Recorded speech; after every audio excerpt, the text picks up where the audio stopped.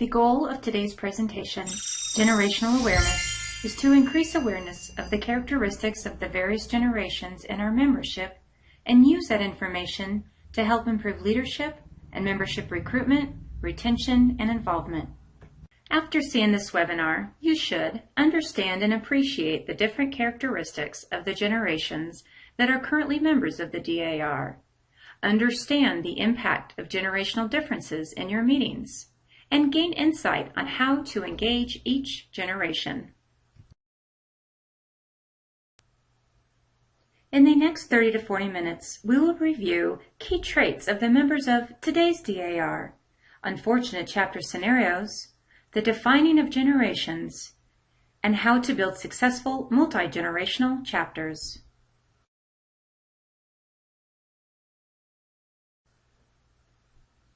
An English family doctor named Ronald Gibson began a lecture on generational conflict, citing a couple of sentences.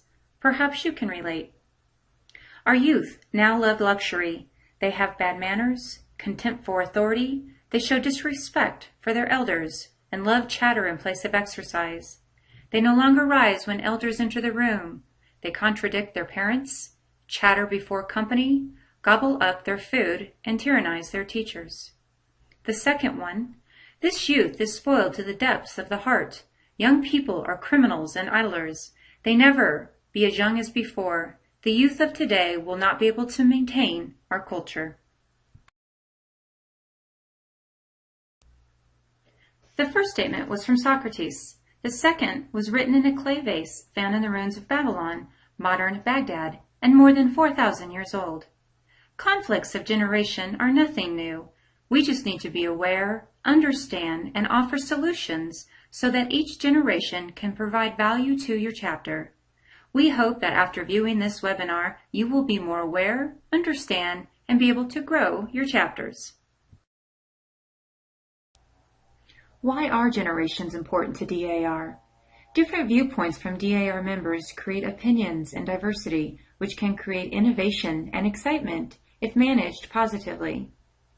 If not managed positively, different viewpoints based on multi-generations can turn negative, which result in misunderstandings, poor communication, silos, and conflict within our chapters, state, and national society.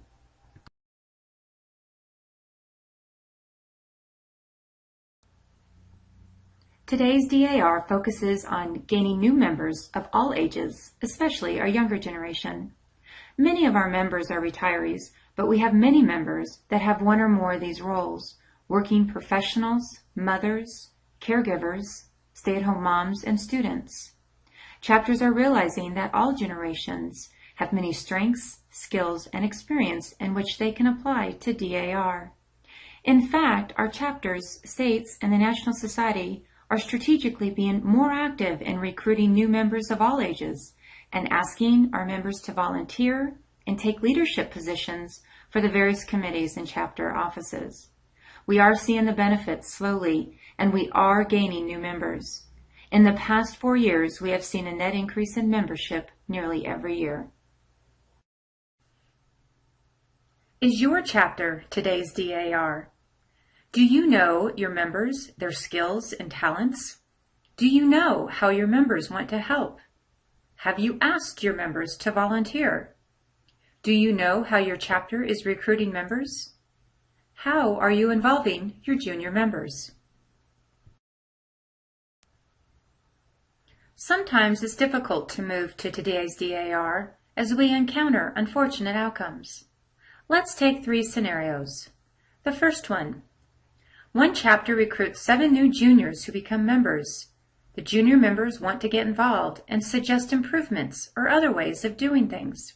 However, they are told, "No, we always do it this way," or they are ignored.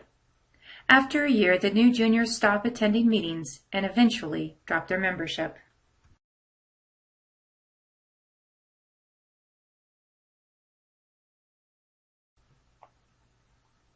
In this first scenario, we see that enthusiastic juniors are recommending changes to the chapter, but are being ignored.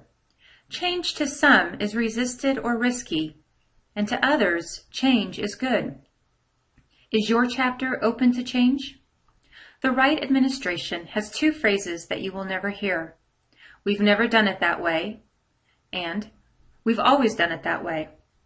President General Wright continues, quote, "While we may continue a process, it will be because it is the right or best way to do it. While we may develop new or alternative processes, it will be because it is for the good of the organization. All decisions will be made considering what is best for the entire national society. Will we always agree? Probably not. However, if we can always come to the common ground, the truth, the space form where the three circles intersect, agreement can occur and our work can proceed." Another unfortunate outcome is when a junior member is invited to a chapter meeting. She meets the members and the members are excited about the perspective. Her application is submitted and accepted, but the junior member never attends another meeting.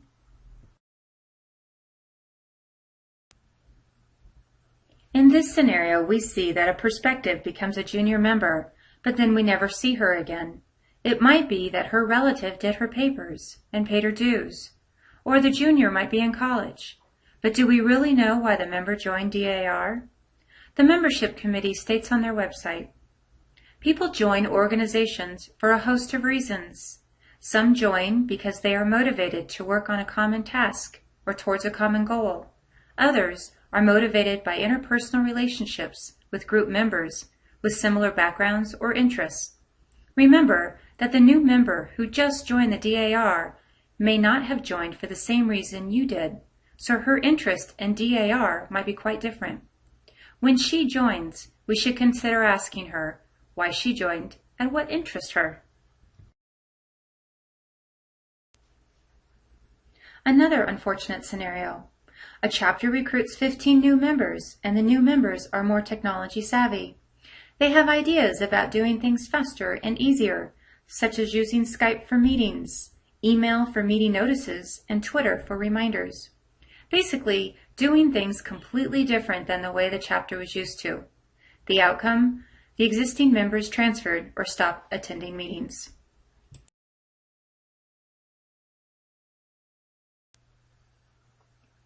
This scenario is about too many changes at once. How does your chapter react to small and large changes? Ken Blanchard, an expert on leading change, writes, "People cannot handle too many changes at once, or large changes in one dose. Many changes that chapters initiate probably all make good sense, but put them all together at the same time and members can become overwhelmed and they stop participating."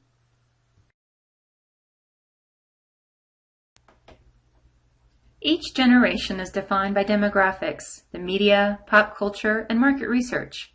Generations are shaped by shared childhood experiences and then defined by early adulthood actions.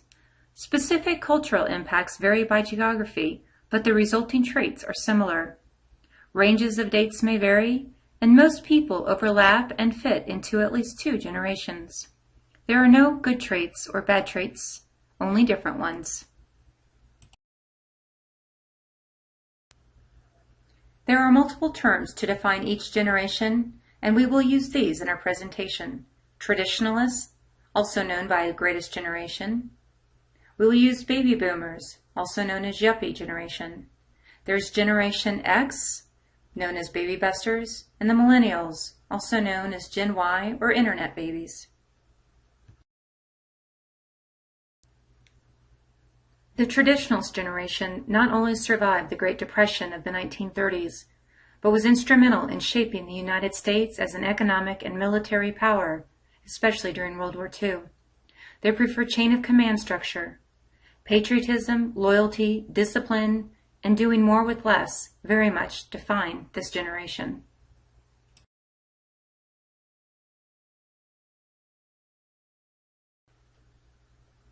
DAR members of this generation are typically the builders of our current chapters. They are the ones we go to for knowledge of DAR. They are devoted individuals who are quick to volunteer. However, this hierarchical system did not work for the baby boomers generation. These individuals, born between 1943 and 1964, challenged the systems.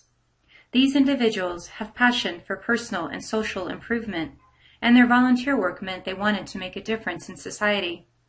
But events like Vietnam, the assassinations of the Kennedys and Martin Luther King, and Watergate changed their perception, and these individuals started to have doubts, all of the while they were raising Generation X.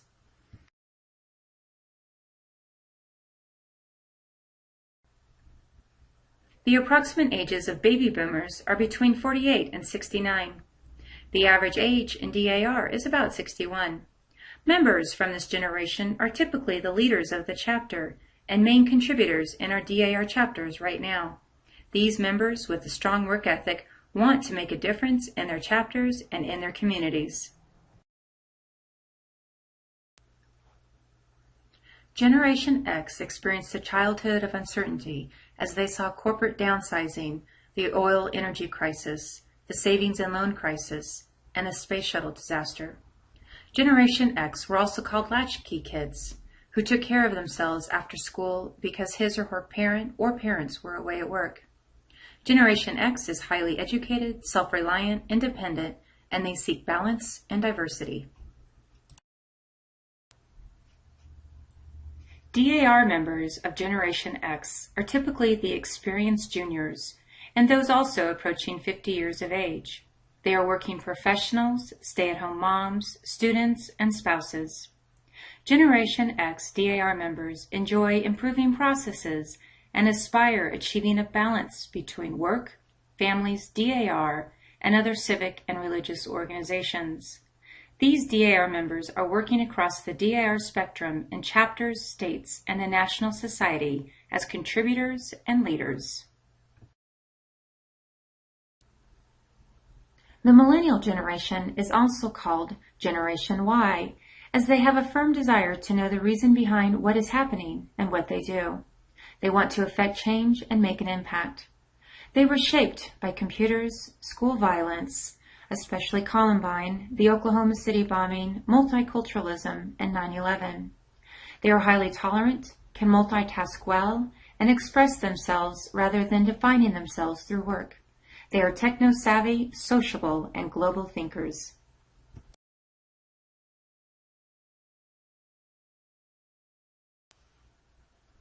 DAR women in this generation are in their late teens to early 30s.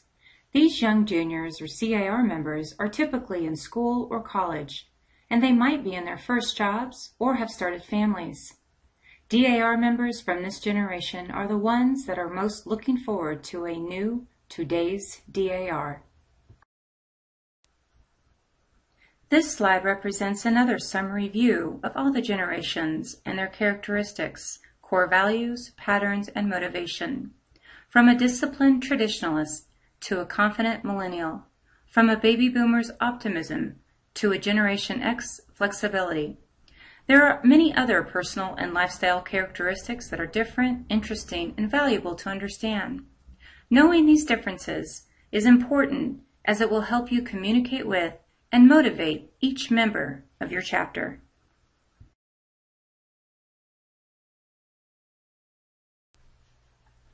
Each generation is different, but DAR members also have many similarities.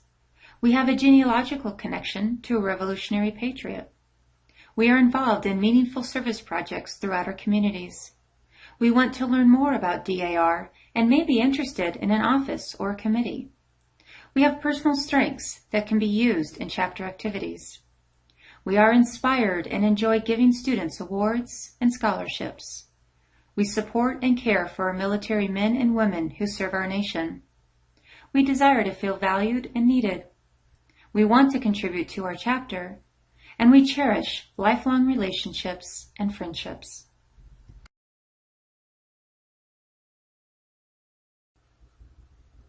Now that you have a basic understanding of each generation, consider using this knowledge when you recruit, involve, and educate new members. When you plan meetings, for example, times, places, programs, and content. Use this knowledge when you communicate. Determine chapter goals and chapter projects. Seek new ideas and changes for your chapter, or question the actions, thoughts of the chapter members. Use this knowledge to identify and develop members with the potential to fill committee and leadership positions. The only way to build a successful chapter is to build a successful multi-generational chapter.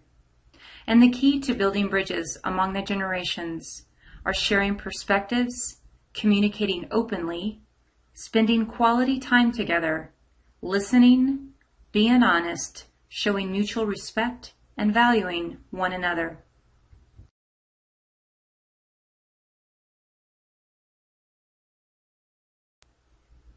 Here are 10 ideas and strategies to build a successful multi-generational chapter.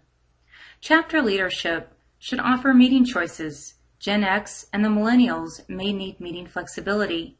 Consider offering different times and dates for various programs and meetings. Talk to them about when they can and cannot attend. Traditionalists and boomers may not need as many choices, but involve them and offer them options as well. Number 2, mix up your programs. All generations like to learn. Have programs that reflect their generation. One program might reflect women in World War II, where another generation might be interested in current and successful women. Number 3, chapter leadership should create dynamic meetings and streamline the chapter meetings. Make sure they are efficient and meaningful. If a working professional, mother, or student is taking the time to attend the meeting, you should take the time to plan your meeting so that it doesn't run over. Number 4, encourage mentoring and teamwork. Members have different perspectives, and all leaders and members should respect that they each have a different view of the world. Leaders should encourage different generations to work on projects and committees together to build relationships.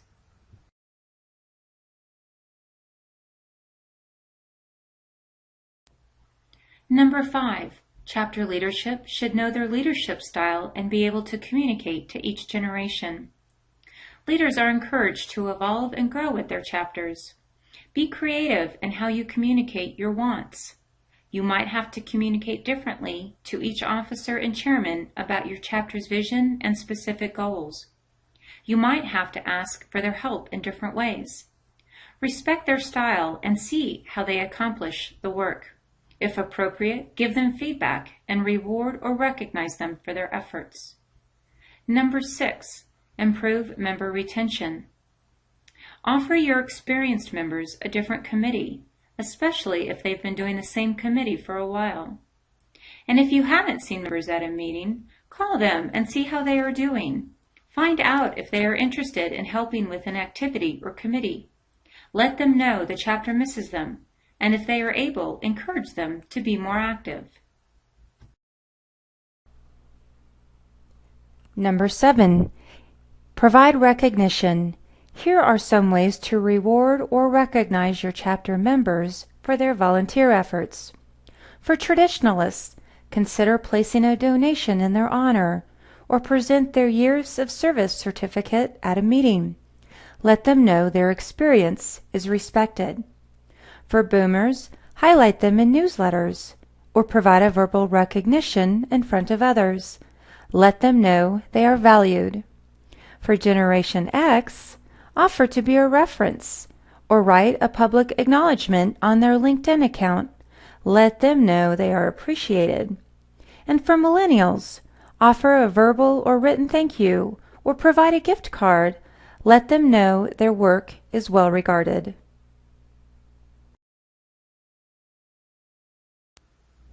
Number 8, bloom your boomers. Boomers have a very good track record of volunteering. Chapter leadership should consider recruiting the help of these members, as they may also bring other experiences. Some are now coming up on retirement or have already retired. Many are and have been leaders in their careers. They might have more time for a chapter officer or being more involved with genealogy, fundraising, or membership activities. Ask these members about their interests to find out exactly what they want. They might want a small volunteer part or something more challenging. They might enjoy co-chairing a committee or enjoy mentoring new members.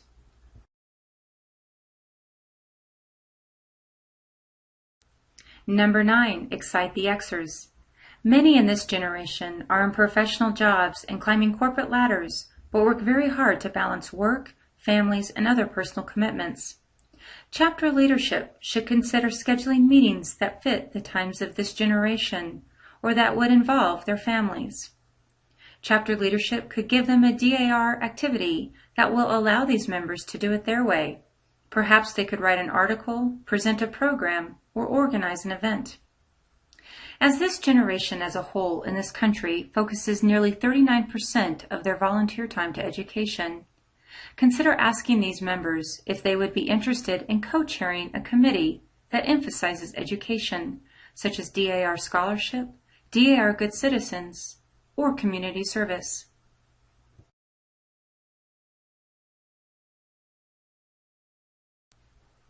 And number 10, try the wise.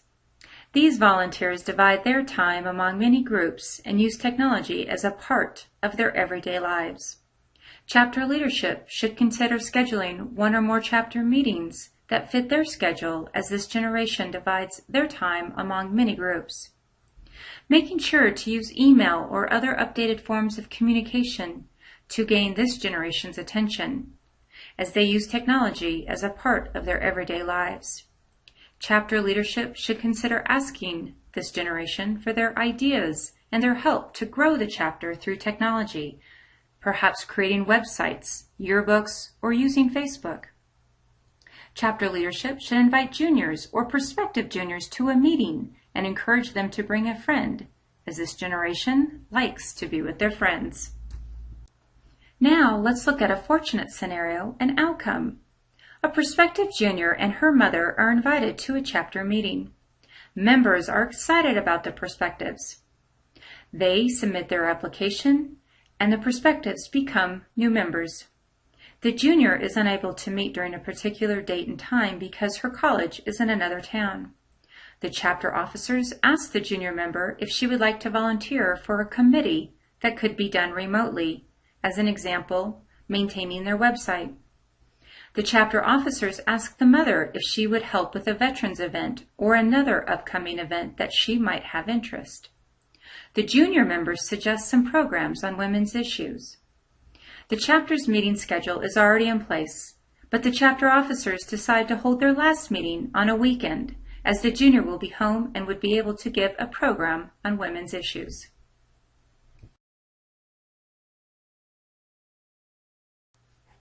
Successful chapters are today's DAR.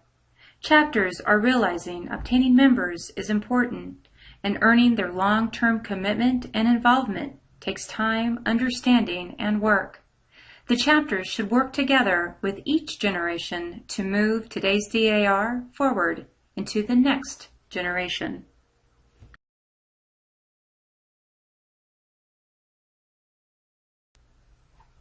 Thank you for attending the DAR Generational Awareness webinar. With this webinar, we hope that we have given you basic information to help you appreciate the different characteristics of the generations that are currently members of the DAR, to understand the impact of generational differences in your meetings, and gain insight on how to engage each generation in your chapter activities. Please remember that many people can cross generations and have different beliefs, and that generations don't define a person or their personality. There has been a lot of research on generations and their impact in the workplace and the communities. A list of references is included for your information. Feel free to do your own research on the internet. I would also like to thank Saren Roach and Susan Gillette-Meir for their input and guidance to this webinar. If you have any questions, please contact me at leadershiptraining@dar.org.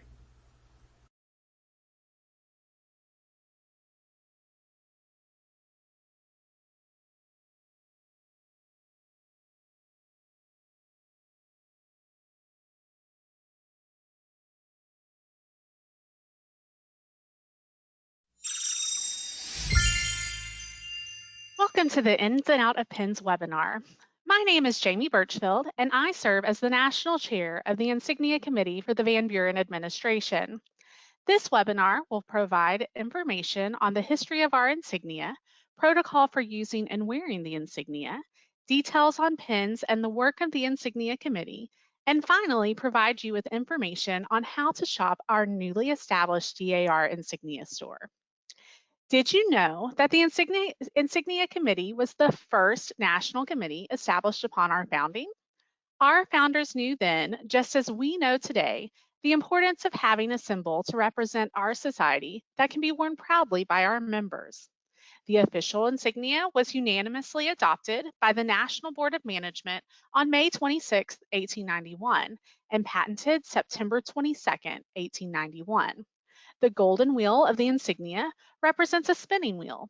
The platinum or white gold distaff represents flax. The blue rim and the distaff carry the colors of the society, and the stars represent the original 13 colonies. The ribbon with distinctive borders of blue and white is inspired by George Washington's staff. It is important to always observe proper insignia protocol. The insignia is property of the National Society and may not be used for commercial purposes or as an ornament.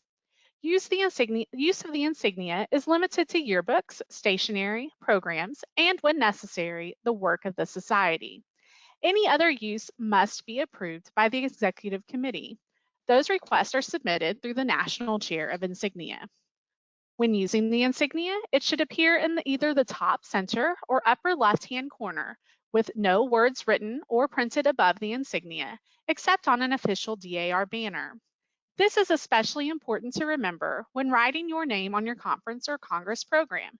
You should never write your name above, but on the bottom of the front side, or even better, on the back of your program in case you misplace it. The insignia should not be used on tote bags, parade banners, etc., or as a decoration on a cake. Use the DAR logo in those circumstances. The newly refreshed DAR logo comes in a variety of formats and can be downloaded under the DAR Logos and Branding section under the Members Resources tab on the DAR members website. Just as important as using the insignia properly is wearing your insignia properly. The insignia is to be worn over the left breast and only by active members. The length of the ribbon shall not exceed 14 inches or expand more than 5 ribbons wide. Please note that 5 ribbons wide is a new change implemented by the Van Buren administration. When placing pins on a multi-wide ribbon, you begin at the top of the ribbon closest to the shoulder, going down and ending with your ancestor bar or bars above the insignia on the inside ribbon. A flag pin may be worn on the left lapel when wearing the DAR insignia. No other jewelry is to be worn on the left side when wearing the insignia pin.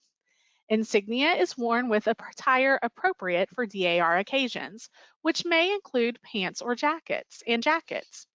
This does not include denim or jeans. Pants cannot be worn when wearing a sash as a state regent or national officer. When determining your clothing for DAR occasions, wear clothing that would be appropriate in a professional setting or attending church with your grandmother. Insignia is worn only at functions of the National Society, state organizations, or chapters. This includes chapter meetings, state conferences and workshops, Continental Congress, etc. It can also be worn when representing DAR in an official capacity, wreath lanes, ROTC awards and scholarship presentations, and community events. Official capacity means you have a specific role in the ceremony or event representing DAR, or that DAR is a sponsor or organizer of the event or ceremony. For example, you should wear your insignia if leading the Pledge of Allegiance at your city's Flag Day ceremony as a representative of your DAR chapter. You should not wear your insignia if attending your city's Flag Day ceremony and DAR is not an official sponsor or participant. You may wear your insignia during the dedication of a grave marker for a deceased daughter and at the funeral of a daughter, which also includes visitation or calling hours for the daughter. Insignia should not be worn on the street, in a restaurant, cocktail lounge, or other public places unless a DAR or allied function is taking place. For example, when at Continental Congress, it is permissive to put on your insignia in your hotel room and then wear it while taking a cab or Uber to DAR headquarters. You should not wear your insignia if walking from your hotel to DAR headquarters. You might lose a pin on your journey. Now that you know how and when to wear your pins and insignia, let's talk a little about the pins themselves. All daughters are eligible to purchase and proudly wear the NSDAR insignia and pins. Each daughter chooses which pins she purchases and wears. I like to think of the insignia as a visual resume of your DAR service and passion. Some daughters choose to fill their ribbon with as many pins possible, and some carefully consider which pins they display. When making your first insignia purchase, most daughters go with the starter set: insignia, chapter bar, and ancestor bar. When purchasing these together from the DAR insignia store, the pins will come on an 8-inch ribbon, which leaves plenty of room for growth before moving on to a larger ribbon. The next usual step for most daughters is to purchase their state pin. You are eligible to purchase multiple state pins: the state in which you hold full membership, but not any states where you are an associate member, and the state of your ancestors' service.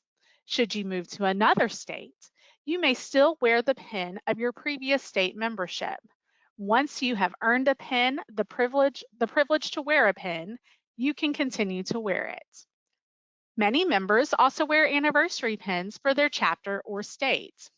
Any daughter can purchase their state's centennial pin, regardless of whether they joined as a member at that time or not. To be eligible to wear chapter anniversary pins, you must have been a member of that chapter during the designated anniversary. The DAR Insignia Store is proud to offer new chapter anniversary pins that commemorate the 25th, 50th, 75th, and 125th anniversaries to complement the chapter centennial pin already offered. There are 4 types of pins: service, club, donation, and commemorative. We will now discuss each of these categories. Service pins represent positions, appointments, and work done through committees promoting the objectives of the National Society. These pins are placed first on your ribbon, beginning with your highest office or position. Always refer to the DAR placement of pins form for proper order. Some common service pins are shown. The chapter officer pin is for all chapter officer positions except for chapter regent, which has its own pin. You may purchase bars to have the specific office positions engraved, but are not required to. You may place the engraved bars in protocol order or in order of the year served. The state vice chair pin may be engraved, but as you will notice, the space is small, and most daughters wear one state vice chair pin to demonstrate all positions and years of service as a state vice chair. There are 2 state chair pins, one for the state chair of a national committee and one for state chair of a state committee. While not presently offered, daughters will continue to have the option of adding national committee bars to the Eagle State Chair pin as they have in the past. Many choose to add the bars rather than purchasing individual pins, as to use as little space on their ribbon as possible. The state chair of a state committee pin, or oval state chair pin, is engraved with the state, position, and years. This pin now comes with loops to add engraved bars for additional state committee chair service. You can still purchase individual pins for each position if you choose. Some daughters opt for the bars to save space, just like with the state chair pin for national committees. This is just a sampling of our more than 90 different types of service pins. Club pins show your membership in our many social clubs that you often qualify for the different types of service. Most clubs are at the state and national level. The national clubs are the Executive Club, National Officers Club, Vice President's General Club, State Regents Club, State Vice Regents Club, National Chairman's Association, National Vice Chairman's Association, 50-Year Club, and the Outstanding Junior Club. The National Officers Club was the first to organize in 1916, and the newest club is the State Regents Club, organized in 2001. Some states have several social clubs, some very few, and some none. Social clubs typically meet during conferences and provide an opportunity for daughters to network and build relationships with other daughters with similar service. The District of Columbia Page Club and the Louisiana State Officer Club pins are shown here. Regional and local Regents Councils are also classified as social clubs, with the Florida Regent Council of the Palm Beaches pin shown here. How cute is that flamingo? Donation pins may be purchased and worn after making a qualifying donation. Donation pins can be worn by non-members and may also be worn off the official ribbon. The Office of Development processes all donations to these funds. Currently, there are nearly 30 different funds and giving initiatives for daughters to choose from.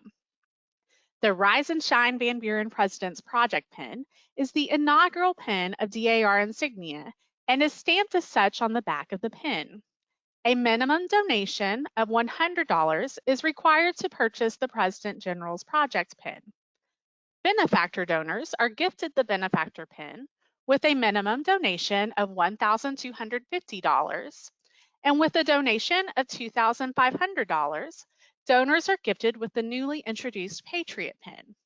When placing the benefactor and/or Patriot pin on the official ribbon, it is worn above the corresponding President General's Project pin, or can be worn in lieu of the President General's Project pin. The Sustaining Supporter Program allows daughters to contribute to the funds of their choice with as little as a $5 monthly donation. Daughters purchase the pin and the Development Office sends the milestone charms complimentary as each milestone is achieved. Many committees have Friends Funds which support various initiatives and work done by the committee. Qualifying donations vary, but are typically $100 or $200. Friends of the DAR School and Friends of Veterans Fund pins are shown here. Additional qualifying donations to these funds confirms your Best Friend status. The Best Friends pin may be purchased with separate bars engraved with the name of the Friends Fund supported. Commemorative pins celebrate anniversaries and historic events in American history. Like donation pins, they may be worn by non-members and off the official ribbon. There is no eligibility requirement to purchase commemorative pins. Many daughters choose to honor loved ones who fought in specific wars and conflicts by wearing the corresponding commemorative pin, or show their love of American history and specific events by purchasing and wearing commemorative pins. I am delighted to show you the newest commemorative pins introduced during the Van Buren administration. The America 250 pin kicks off a special series of commemorative pins celebrating historic moments leading up to the American Revolution and the founding of our nation. The second in the series is the Boston Massacre pin, which is inspired by Paul Revere's famous engraving. This series is also stamped on the back, indicating the number in the series. Many daughters ask how many pins will be in this special series, and the answer is, we don't know, as the America 250 celebration will span across multiple administrations, but you can certainly expect more to come. The NSDAR Ordinary Equality Pin celebrates the 100th anniversary of the 19th Amendment and has been incredibly popular with daughters. It is the second most pin sold by the DAR Insignia store, with the Rise and Shine President General's Project pin being our most popular pin. For many years, the National Society has made a special effort to recognize foreign patriots and governments who supported the American Revolution. The Patriots Abroad pin honors all patriots from abroad who supported the colonists in the American Revolution. The POW MIA pin honors all prisoners of war and missing in action since the cause for liberty was declared during the American Revolution to the present day. The Pilgrim Mother pin commemorates the 100th anniversary of the dedication of the Pilgrim Mother statue in Plymouth, Massachusetts, honoring this time of female triumph, as well as Plymouth's 400th anniversary celebration with a nod to the women of the Mayflower. There are several helpful resources available on the Insignia Committee webpage on the members' website. The placement of DAR insignia and pins on official ribbon tells what order pins should be placed on the official ribbon. This form is updated as new pins are approved, and daughters are encouraged to reference this form anytime they purchase a new pin.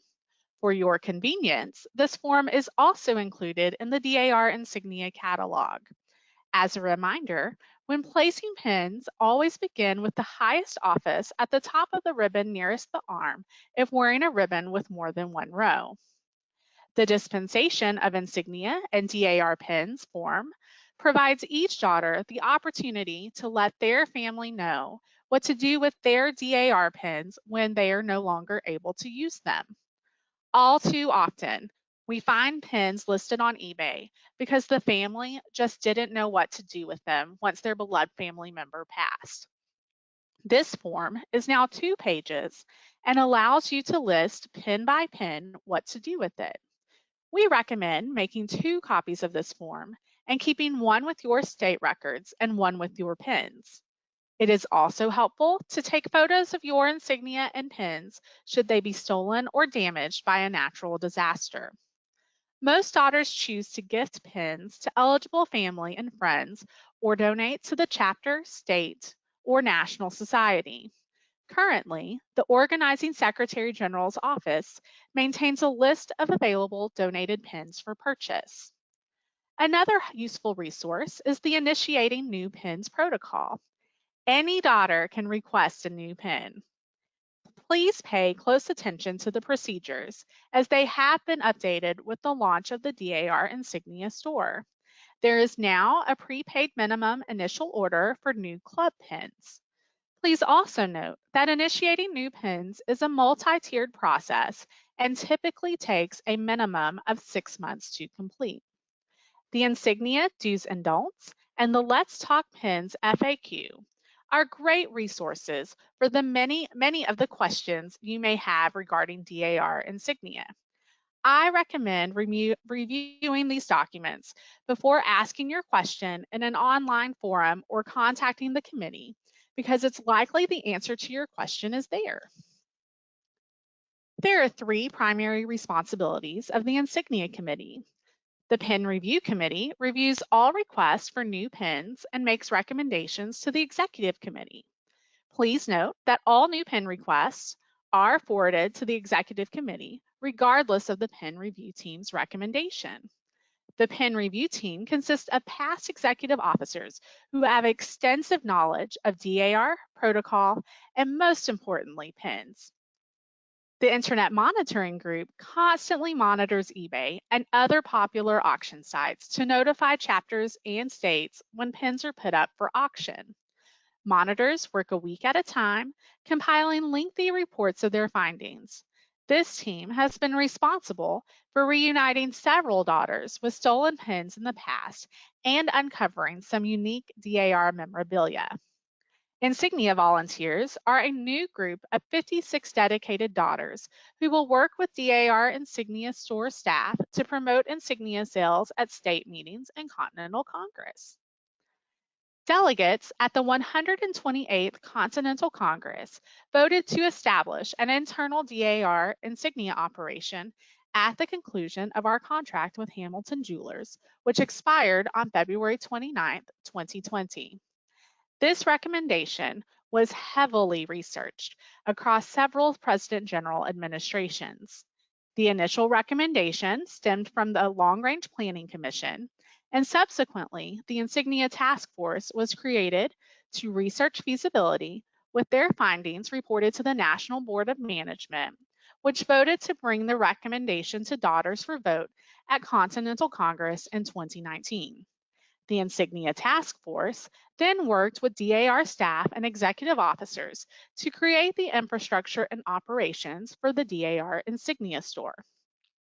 The DAR Insignia Store launched online during the virtual 129th Continental Congress in 2020 and is your go-to shop for all of your DAR insignia needs, such as pins, DAR magnetic and non-magnetic ribbons, ribbon cases, and sashes. NSDAR has contracted with American manufacturers to create jewelry quality insignia that our members can be proud of. The DAR Insignia Store has a beautiful online store that will offer all 750 plus official DAR insignia pins. COVID-19 closures have led to a temporary reduction of inventory, but new pins are added each week. Check on Tuesday mornings for the latest offerings. The insignia department is now housed in a newly renovated Auburn room in the basement of the DAR administration building, where Congress registration has previously been held, and not to be confused with the Auburn Gallery located off of the DAR library. The DAR store has also moved to be housed next door and received renovations to enhance the shopping experience and expedite the processing of orders. The insignia department features an expansive safe to house our inventory and an on-site engraving machine with staff trained to work the equipment. As we continue to deal with COVID-19 related closures, occupancy restrictions, and delays related to shipping, we ask for your patience. While at this time, engraved orders can take up to 14 weeks or more to receive, our staff is committed to reducing that wait time to 6 weeks or less as resources are made available and restrictions are lifted. These wait times will hopefully soon be a story of the past in relation to our experiences during the COVID-19 pandemic. To purchase DAR insignia, visit shop.dar.org/DAR-insignia-store. Pins available for purchase can be viewed by category or simply by clicking on in-stock pins. You can also make purchases from the DAR store and DAR Museum at the same time and check out just once. The Coming Soon section allows you to see pins that are anticipated to be available soon, but not indicative of all of the coming inventory. And you can start a wish list. Please note that in order to save your wish list, you must create an account and you will still need to purchase any pins on your wish list once they become available, as orders are not automatically fulfilled off your wish list. A catalog with a complete listing of pins is available for viewing on the website. This is a great resource for checking to see if any pin you wish to order will be offered in the future by the DAR Insignia Store. It is also helpful to know that no pins were discontinued in the transition from Hamilton Jewelers to the DAR Insignia Store, and any pin currently available not currently available for purchase is due to not being in stock. A call center is open to take orders via phone and answer questions at 888-327-1890. This is a separate number from the main DAR number and should be used for any DAR insignia related questions. The main DAR number is not always monitored due to occupancy restrictions, and as you can imagine, receives a high volume of calls on a variety of DAR related topics. You may also email DAR Insignia Store staff at insigniastore@dar.org with questions about your DAR insignia orders or pins. DAR Insignia staff welcome inquiries from our members and are your best resources for any questions regarding your order. Staff does not have access to any social media groups or pages, so you will not get the answers you need there. When supporting DAR Insignia, you are supporting the DAR mission with your purchases, as they now fund our mission-driven work. We hope that you will wear your DAR insignia proudly as you display your support and accomplishments on your official ribbon. This concludes the ins and outs of pins presentation, and we will now open to questions. And boy, do we have questions for you, Jamie. I am just going to dig in. All right, hang on one second while I get this. Thank you. That was super, super informative. Okay, let's jump in. First question. Can I wear a branch bar with other lineage organizations' pins while wearing my DAR insignia? The answer is no. You can either wear your branch bar pin or your DAR insignia, but you cannot wear both at the same time. Okay.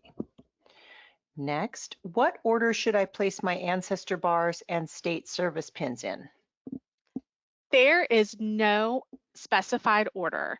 Some daughters choose to list them in order proven, so starting with their ancestor that they entered DAR first and going down through their supplements. Some choose to list them alphabetically. Some choose to list them by state. It is completely up to the daughter as to how she would like to list those pins. All right. Can commemorative and donation pins be worn off the official ribbon?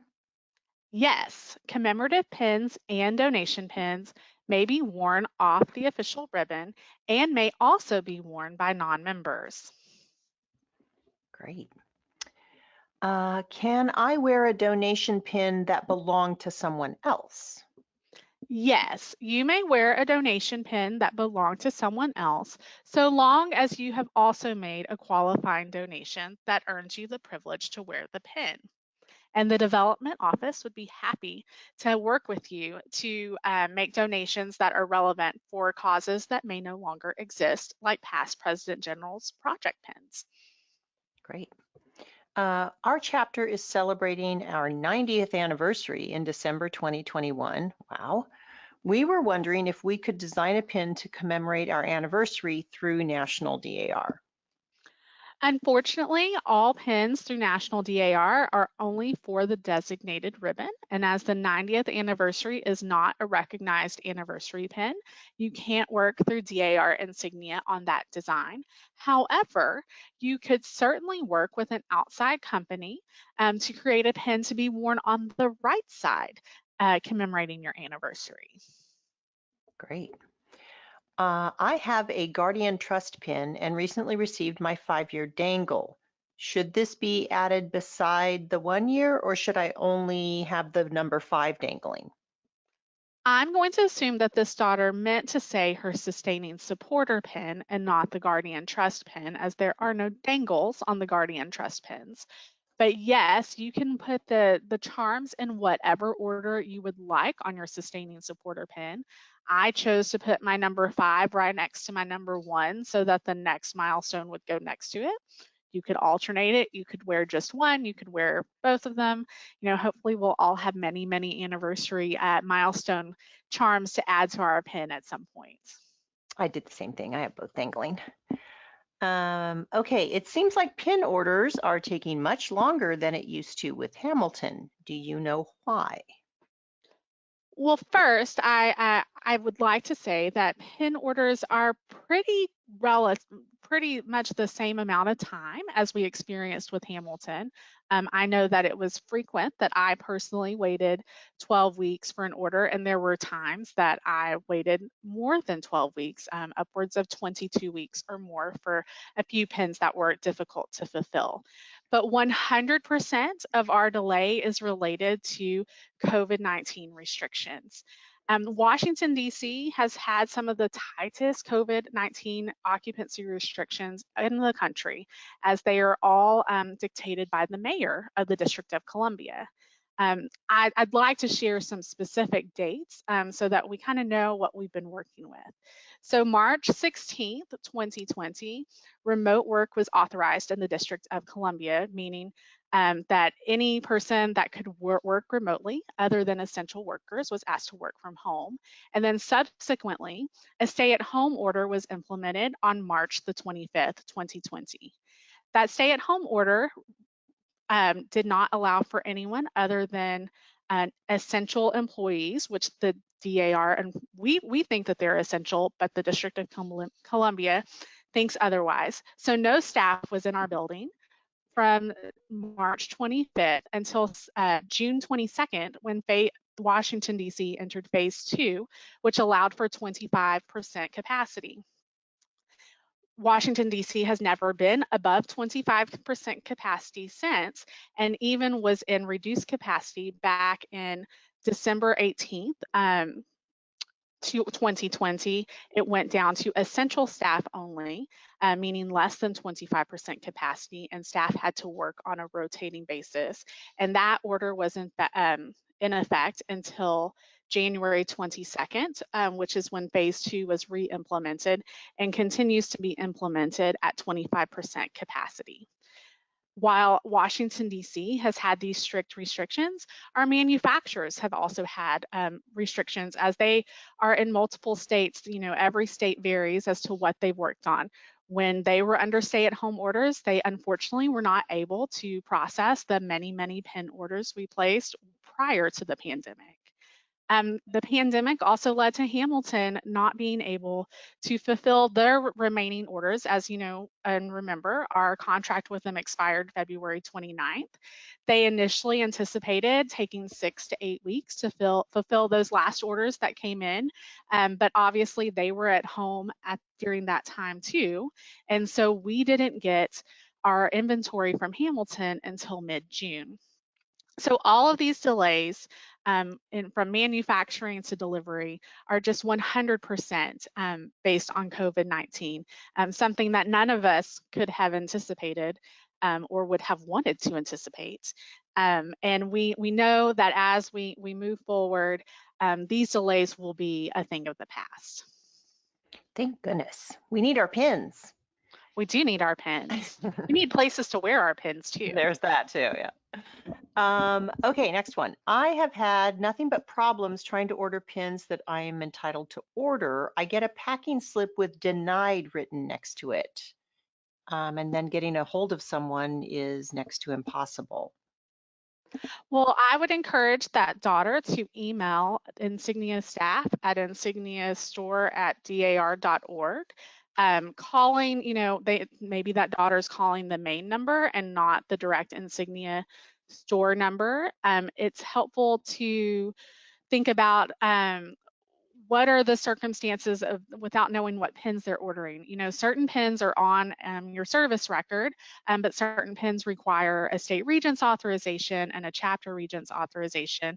And it's possible that you've just confused a pin and the staff doesn't know that if you ordered the state vice chairman's club pin, but really you meant to order the state vice chair pin, they just have to take at, you know, that you meant to order the pin that you ordered. Right.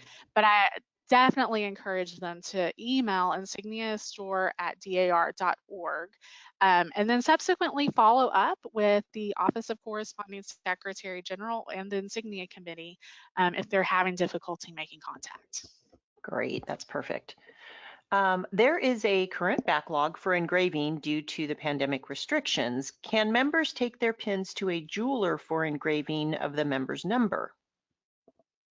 For the back of the pin, you certainly can try it. I would encourage you to, one, only use a jeweler of which you know well and is reputable, and two, know that our pins are small and delicate in nature, and an outside jeweler may not feel comfortable engraving your pin. Okay, good to know. How do I order the honorary regent's pin that requires documented member approval? I have the minutes of the meeting, but I don't know how to submit them and order the pin. So you submit them to the Office of the Organizing Secretary General. The contact information can be found, and I wish I had that contact information in front of me. But the minutes are submitted to the Office of the Organizing Secretary General, and then staff updates that member's e-membership service record to reflect that she has been elected as an honorary chapter regent. Once that is reflected on her service record, the pin can be ordered and will be available as quickly as possible. Great. When pins are engraved with a member's number and arrangements are made to sell the pins to fellow daughters following the member's death, does the engraved number remain on the pin? In most cases, yes. Depending on the type of pin, especially depending on the size of the pin, sometimes it is, and also the quality of engraving, sometimes it is possible to buff out the original national number. But in most circumstances, and most daughters that I know who have purchased pins or wear pins given to them by other members, they keep that first national number as a keepsake. You could always engrave your national number above or below if space allows. All right. Sorry, I got lost in my numbers here. Could you please advise on estimated delivery of a Patriot bar ordered in January? So currently the DAR store is processing working on orders from October 6th. So you have a little bit of time, but we are trying to stick within that 14-week window currently. All right. What is the procedure for requesting pin repairs? Contact the DAR insignia store directly. Now, we will advise you that if you purchase the pin from Hamilton, you should reach out to Hamilton first, as it was their product, and they may be able to fix it. However, if they are unable to fix it or unwilling to, certainly contact DAR insignia store. The best way is to contact by email or by phone. And they can set up a way for you to ship the pin for repair. Okay. How do I get a pin order history? Hamilton, I asked them and they refused to provide it. A pin order history. I'm going to try to understand what that means. So I think just a history of all the pins she's ordered. I would maybe, we unfortunately do not have access to any of Hamilton's records, as that's proprietary information for their business and technically illegal for them to share with us. So none of that information transferred. I would suggest maybe going through credit card receipts if you're really wanting to build a specific history of when you ordered pins. All right. I have some concerns about the Facebook conversations implying the quality of our pins, gold filled versus plated, breakage within a year of purchase, cloisonné chips, etc., has diminished, but the prices keep increasing. Would you address the quality control and support post-purchase? Yes. So one, I will tell you that DAR researched heavily and interviewed heavily all of our manufacturers for which we have contracted with, and that we are committed to providing jewelry quality insignia that our DAR members can be proud of and pass down through the generations. Now, rising costs are often directly associated with the cost of gold. We all know that the cost of gold has gone up recently and may continue to do so. And so that is a direct relation as to the price of our pins. I will tell you, I have several gold filled and I have several gold plated pins. When manufactured well, you really can't tell the difference. And I will also say that sometimes, these pins are made in batches of hundreds, if not thousands at a time, and occasionally mistakes will happen. Sometimes, I had several pins that lost the enamel off of them that were created by Hamilton, and they were always willing to replace the pin for me. And DAR will hold true to that as well. Now, I can't say specifically if we will be able to do a no-cost substitution or replacement if the pin was a Hamilton or Caldwell pin, but we will work with you to ensure that you are pleased and proud of the pin that you wear. Lovely. Got this question a couple of times. What is the process for trading up to a higher pin in the Heritage Club? So that process, which is currently not available, because please understand that most trade ups occur in person at a state conference or Continental Congress. Usually you would walk up to the Hamilton table and say, I qualify for the next level of this pin. That being said, DAR Insignia Store staff has been working from the beginning of the establishment of our business to offer those trade ups online. Obviously, with the Heritage Club, there is usually a cost associated as the value of the gems on the pin increases increase in value as you move up the Heritage Club rung. But please just be on the lookout, or expect to be able to do those trade ups in person. And the same can be said for the Continental Congress NSDAR page pin, which is the other most heavily traded up pin. Great. All right. I have the Eagle State Chair pin and have more chairmanships that I want to add. Can the new ones be soldered onto my pin? And then how many bars can be added in total? So yes, we will offer being able, the DAR Insignia store plans to offer that service in the future. However, that is currently not an option. As you know, our inventory varies, and right now we just don't have that inventory in stock. But I don't know of a limit of the number of pins.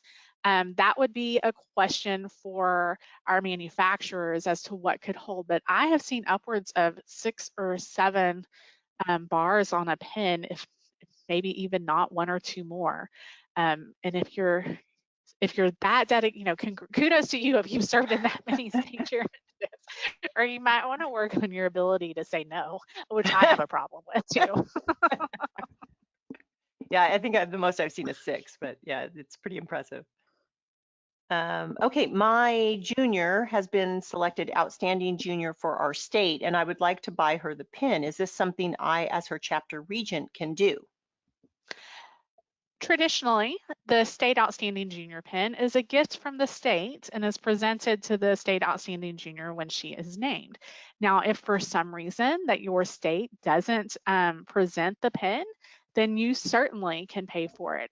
Often, it varies by state if the winner is made a national finalist. There's no real protocol for the finalist bar being purchased, and that can be purchased. That's often purchased by chapters, if not by state. But then also the National Outstanding Junior and National Runner-Up pins are gifts of the National Society. But if your member has been named her State Outstanding Junior, check with your state before making that purchase. Great idea. Is there a ribbon available for wearing pins on the right shoulder? Not presently, but I believe that will be something that is offered in the future. Cool. Some pins in the catalog do not have a photo. Why is that? Because we have more than 750 pins, and can you imagine the size of our catalog if we included the photo of each pin? And also, all of the photos that existed on the Hamilton website were property of Hamilton Jewelers. When I spoke earlier about how we did not get our inventory from Hamilton until mid-June, we were also in the thick of creating the catalog and could only use pins that we had photos of. So that's another reason, but more importantly is the size of a catalog. If we had a picture of all 750 pins, I don't know if you ever, Hamilton didn't have, and J.E. Caldwell have never had a full catalog. They have a brochure that was just a couple of pages. So we're very proud of our catalog. Yeah, it's pretty impressive. Will dimensions of the pins ever be added? We are investigating that. That is information we have, and so that may be added. But please know that there is a standard size for pins, and I should know that off the top of my head. It's like 1 3/4 inches. There's very specific dimensions, and so you can roughly guesstimate, how much space a pin is going to occupy on your ribbon. Right. Okay, could you please share with us if the miniature insignia will be available both with and without the diamond? Yes, it will be available both with and without the diamond. Wonderful. And which pin goes at the very top of the innermost ribbon? At the very top. So you start on your outside. So it's going to vary. So I'm guessing maybe that person got confused when writing the question, because you start at the top of your shoulder, on the outside of the shoulder, and you start with your highest position. Now, if you don't have a position, you just start with the highest pin on that placement pin form. You don't need to jump up ahead. Your chapter bar doesn't need to anchor it if you don't have any officer positions. You just go by that pin order and place them in pin order. So therefore, as you're working down, depending on how many ribbons you have, depending on how, what pins you have the most of, I can't really speak as to what would be on the top of your innermost ribbon. Right, it's going to vary, and every time you redo them, it changes. It changes. And your fingers are bleeding. And your eyes are crossed. And your eyes are crossed. Is there a one-page flyer for new members? Not currently, but I believe that there, I can't speak to that specifically, but I believe that there is intention for insignia information to be made available in the new member packet if it's not already there. Great. Why is there a holdup on the legacy pin? The legacy requests are handled by the genealogy staff. I'm guessing that they're wondering about the holdup on the request for legacy status and not necessarily pin status. Mm-hmm. And all I can tell you, because I don't know specifics, but I know that they were overwhelmed with the number of daughters that were interested in having legacy status. And if you can imagine a hereditary organization that has many, many members that have multiple generations, those requests were sent in. Now, staff works through those, but they also work to approve new member applications and supplemental applications. And so there's a fine balance as to how many requests they can get through. I believe I saw that they just, from posts I've seen on Let's Talk Pins, I think they're somewhere in the September, October status, and that they have been picking up. I did also notice that our new member application reviews are under a month right now. And so I think just as they have time, they get through as many of those requests as possible. Now, please note that new member applications are automatically sent through the legacy process. So it's just the backlog of the many, many generations of members. We have 185,000 plus members. There's probably a lot of legacy requests there. Right. Yeah, definitely. I'm waiting on mine because I figure I'll overwhelm them later. I got mine right before Christmas, and I only did it because I was getting so many. I get emails literally every week, someone emailing me to request legacy status. And so then I thought, well, I should probably do mine. And I got mine right before Christmas. I didn't think to do my mom at the same time, but she doesn't wear insignia, so it's fine. Oh, that's actually smart. I'll do everyone at once. Do we have to buy what is on our wish list when those pins become available? Absolutely not. It's your wish list. It's your wish as to when you purchase it. It's your wish as to when you have family or friends purchase it for you. It's just a way for you to track the pins that you're interested in. Maybe you think a pin's really pretty and you want to figure out how to earn it, so you put it on your wish list so you don't forget to figure out, what kind of service it is. But there is no there's no requirement that you purchase any pin on your wish list. Okay, that's good to know. Is there a barred pin that can hold many insignia from multiple societies? Yes, that is called the branch bar pin. I know DAR Insignia is not currently offering the branch bar pin, but I'm sure that is something we will carry at some point in the future. But there are other jewelers that carry, if you're a member of multiple lineage organizations, the jeweler for those organizations may already offer a branch bar. Okay. How far ahead of my 10-year anniversary may I order my 10-year pin? You should not order your 10-year pin until you meet the anniversary, because the anniversary pins, and you won't be accepted until you meet the anniversary, because anniversaries aren't based on their cumulative service. So if you've had a break in membership, we can never tell when someone's going to resign. So you won't be able to order that pin until you meet that threshold. That makes sense.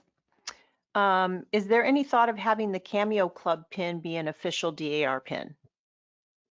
That is a question that I have, a conversation that I have had in the past, and for the likes that we cannot figure out why that pin was not on the official ribbon. I mean, I know someone knows, but it is not of this size. It's too big to go on the insignia pin.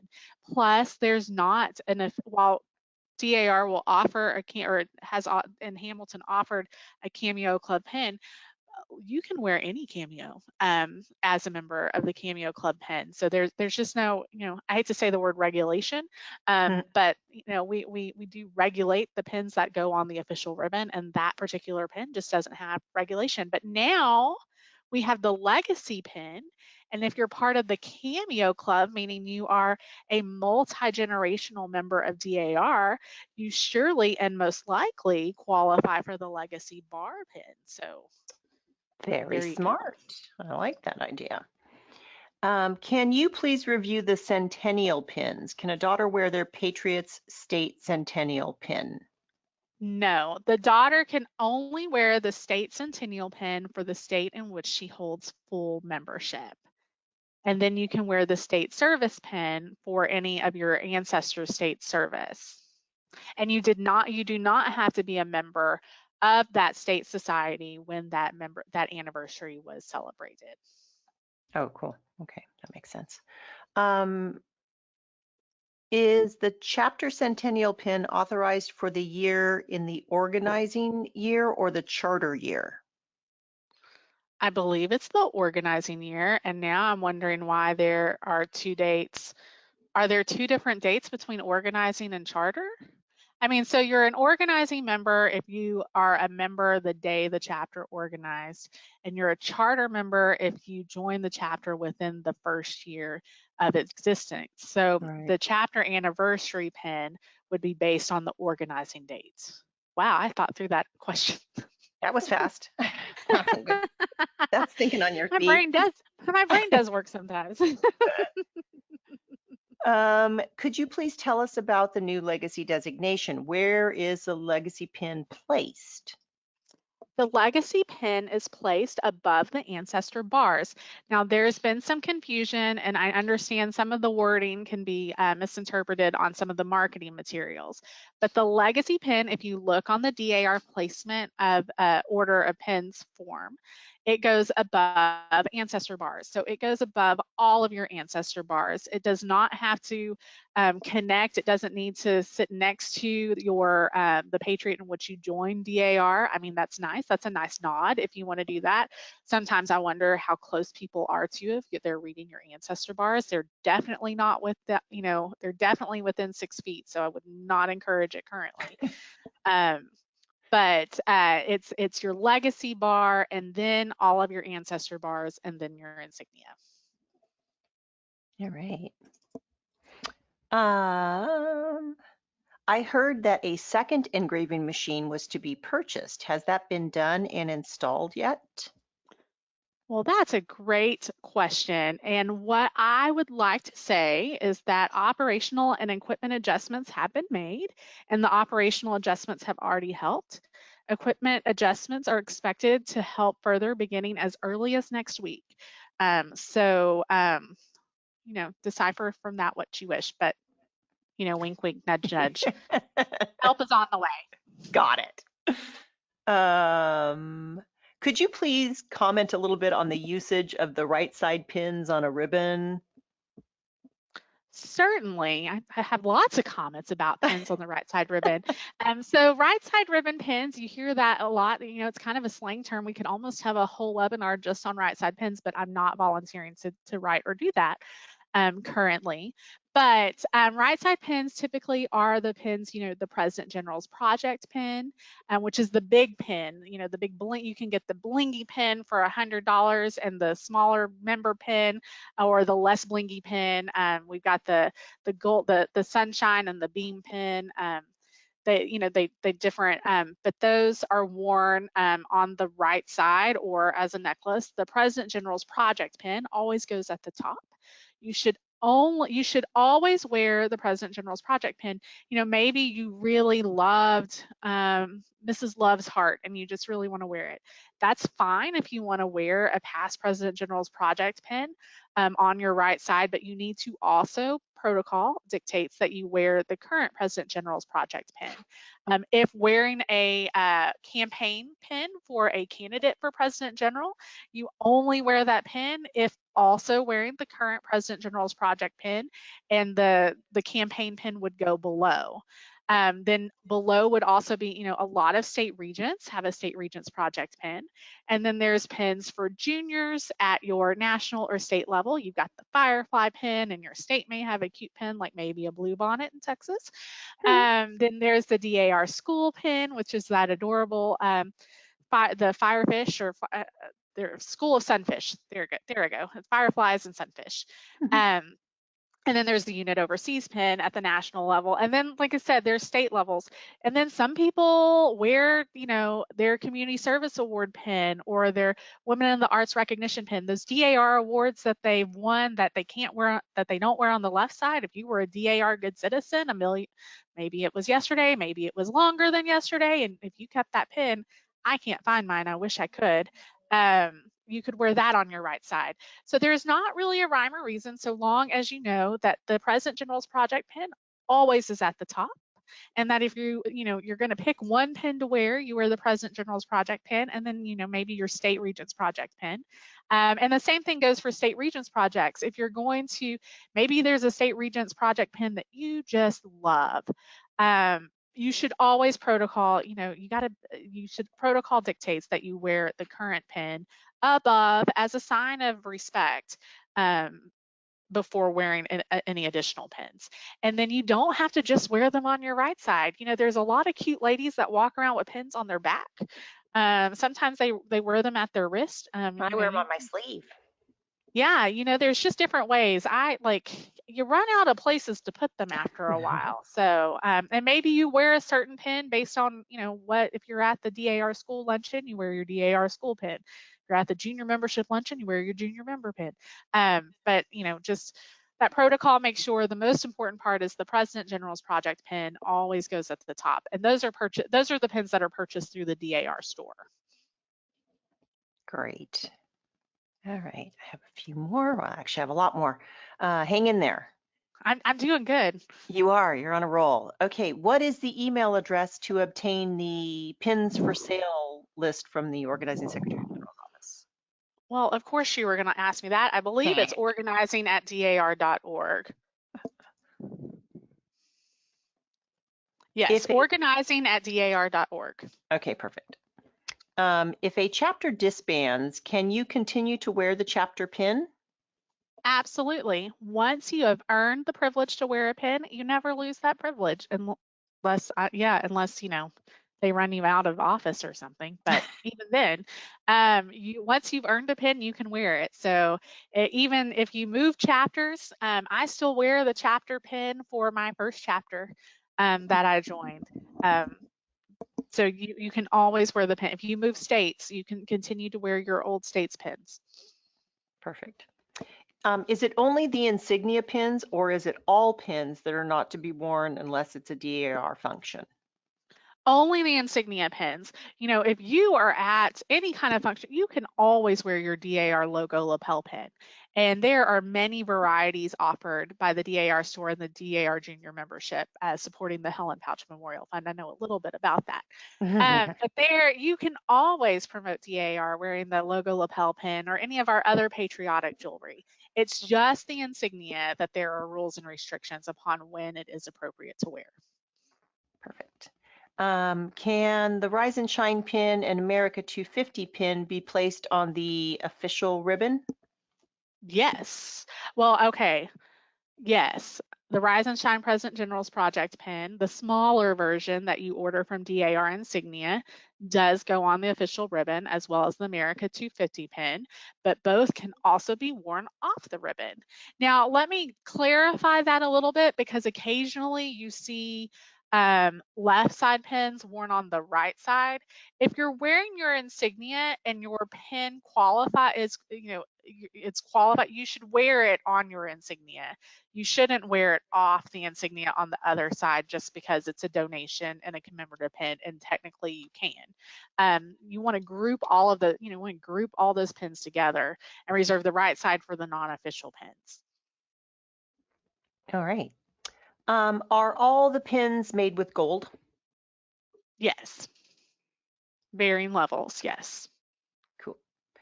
Can you wear your DAR anniversary pin on your ribbon? I'm going to get, if it's the chapter anniversary or the membership anniversary pin, yes, the only place you can wear it is on your ribbon. There you go. All right.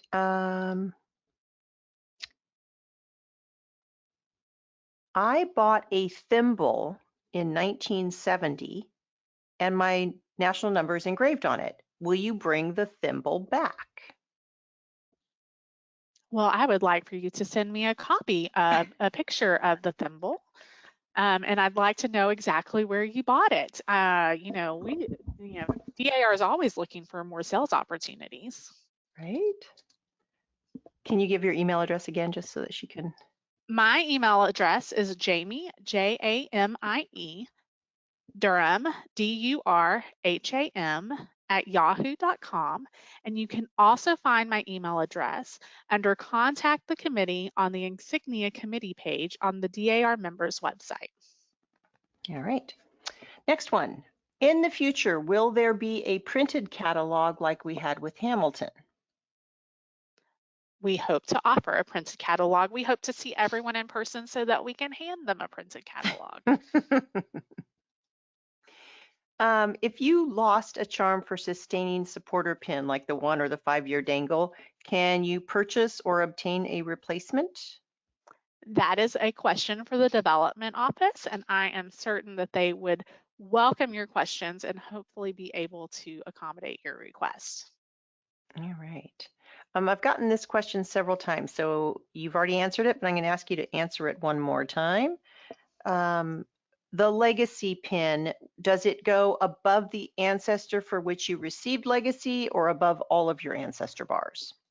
It goes above all of ancestor bars, which may include being above the one you received, that you received your legacy status from. It just depends on what order and that you choose to place your ancestor bars, assuming that you have lots of ancestor bars. All right. Oh, here's a good one. If there is a 14 to 22 week shipping delay, then is our credit card charged at the time of the order or at the time of shipment? Cash flow question. That's a good question, and I actually learned the answer to this question very recently. So our platform does not allow us to hold on to credit cards for longer than 30 days without charging. So we charge your card upon order, simply because otherwise, if it goes outside that month, we'd have to contact you again for your credit card information, and that could really slow us down. I will tell you right now, non-engraved pins are shipping within 2 weeks, and we really do anticipate a time in the future where your engraved pins will ship. Our goal is to get your pins to you within the month that you order them. Okay, next one. When do you believe that the majority of the 750 plus pins will be available? I wish I could tell you. Can you get out your crystal ball? Yes, and anticipate no more hiccups in this pandemic coming. I live in Texas, and we just spent 9 days in our houses because there was snow on the ground, and I've never seen snow on the ground for more than 1 day in Texas in my length of life. So, crazy things happen all the time. But we are hopeful that in the future, we are working just as quickly as possible. Our manufacturers are working just as quickly as possible. We want you to have the ability to purchase all of your DAR pins that you wish. We want to be able to provide that. We fully anticipate being able to provide that soon. But it just is 100% dependent on factors that I can't control. Who would have thought that the world would have shut down and that we would be experiencing a pandemic like, very few people can remember 1918. So it's new for all of us, but just know we're working to get them to you just as quickly as we can. And there are 750 of them, and And I know because I wrote a description for each one for our database. Nice. Can I have a jeweler add loops to my state chairman of state committee pin that I've already ordered, and then I can add the dangles? You certainly are welcome to take it to a jeweler to see if that is something they are willing to do. I will once again encourage you, when using an outside jeweler, you have to be wary of what product, there could be damage to your pin, and some of our pins, outside jewelers don't feel confident making changes to, but you certainly, there's no harm in asking. Yep. Is there a place where I can get the history of the design of any of the pins offered, state pins or any other pins? So we have a database of rulings that talks about, when pins were introduced and when they were approved. But unfortunately, that doesn't always include a lot of history. The approval process for pins has varied from different offices. And at times, before DAR was the official jeweler, a lot of that information was dealt with at our jewelers, J.E. Caldwell and Hamilton Jewelers. I think that's a great, the Historian General's office sometimes has information on history of pins, but sometimes it's best to go to the root of where that pin started. So if it's a Regents Council pin, maybe start asking around on your Regents Council is when did it organize and how did they come up with the design. I'm a member of the Capital Area Regents Council in Austin, and our pin has the state capitol on it because we're in the state capitol. And I'd love to know why the Palm Beach Regents Council has a pink flamingo, because that one's just my favorite. You need to join it somehow. I know, I've got to figure out, do they allow, some region, you bring up a really good question, because sometimes they do. If you're an associate member or something, you can join. There you go. There you go. There you go. Finagle that. You got to figure that out. I got to figure it out. Do you know when the chapter centennial image will be shared? It's been coming soon since last June. So we have to have that pin. We have to actually have that pin in stock so that we can take a photo of it, because prior pins were by Hamilton. The photos were taken by Hamilton, and that's their proprietary that's their property. But as soon as we have that pin in stock, you'll see an image. All right. And along those lines, that's a good question. Are the pins that are not available at this time on the list discontinued, or are you just waiting for them to be remade? So we have discontinued no pins. No pins. There may have been like the one-offs of a committee that hasn't existed for 20 years that we're not going to order because we don't anticipate anyone wanting to buy that pin, because no one's qualified for it recently. But no pins were discontinued in the transition from Hamilton Jewelers to DAR insignia. So any pin that you don't see on the coming soon section, when it's listed on the coming soon section, that means we have a delivery date for that pin, of an estimation of when we think that our manufacturer has told us it's on the way. So that's when it goes into the coming soon section. It's not indicative of all of our pins that we will carry at some time. All right. Always refer to the catalog if you are really, and always, yeah. And don't just look for the picture of the pin, because as we talked about, there's not a picture of all of the pins. So go state by state. It's possible, it's a pretty thorough catalog, so you should be able to find the pin you're looking for. Perfect. Are all of the pins being made in the USA? Yes. 100% of our pins are being manufactured in the United States of America. Okay. Oh, here's a good one. My chapter provides the regent with a ribbon and pin to wear when serving. I have a personal ribbon and pins. Can these be worn side by side? No, you should only wear one insignia ribbon and pin.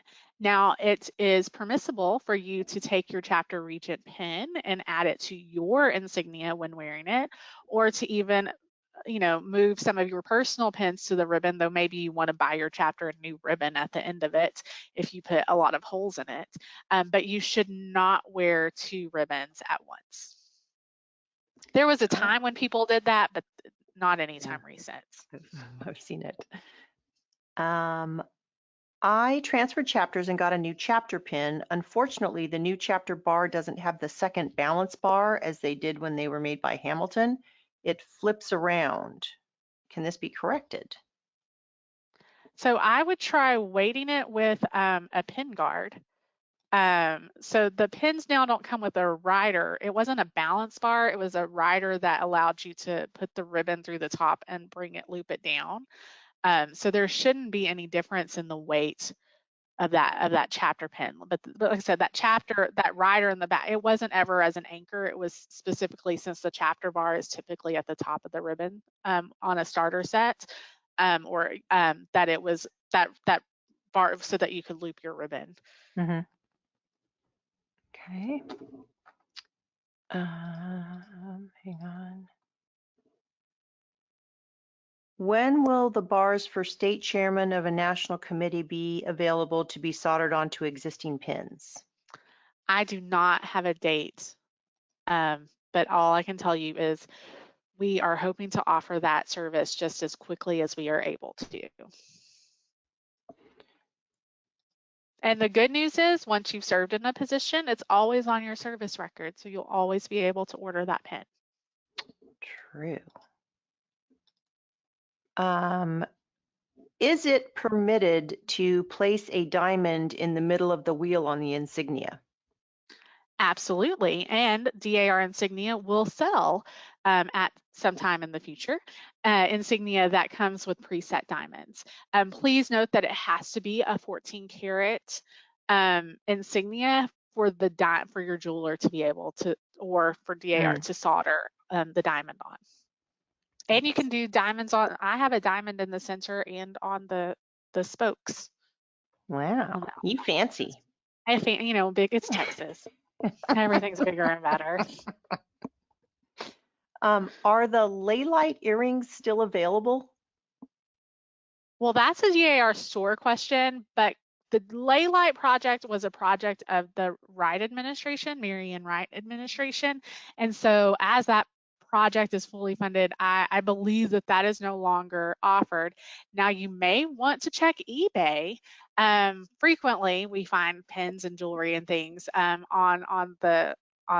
eBay. And I want to say I recently saw ley light earrings on eBay. It may just be that I have the image in my head. It was in the Let's Talk Pins. Somebody was talking about it. I just saw it. I saw the same thing. I don't remember now. Okay, next question. If you made a qualifying donation toward the Friends of the DAR schools in 2020, but the pin was not available in 2020, can you still order the pin in 2021, assuming it will be available? Yes. Your donor record is maintained for life with the development office. You can actually print off for your own personal records a personal donation history through the development office portal. So once you have earned the ability to wear a pin, same as like any position that you've held, you can always order that pin in the future. Pins like that will always be available. The only thing, if for some reason you were a state chair of a committee that is discontinued in the future, you may want to, if you haven't ordered the pin at that time, you may want to, order it as quickly as possible, because that would be the only circumstance in which based on pin availability. But as long as the fund still exists, and really in perpetuity, there are several past President General's project pins that you can still purchase, either because you made a donation to that President General's project pin, or you've made a similar donation to the operating fund. Okay, are you good with a few more questions? I know it's been a long evening. I am. Okay, let's keep going then. Always, I've yeah. got a ton. For the chapter officer pin, where on the DAR insignia store would you locate chapter bars available to? That's a great question. So the bar for the chapter officer pin, as well as the bar for the national vice chairman's pin, most of the bars, it is the standard bar Just off of the top of my head, it's the chapter. The standard bar is used anytime there's not another specific bar, which usually another bar would be longer or an enamel bar.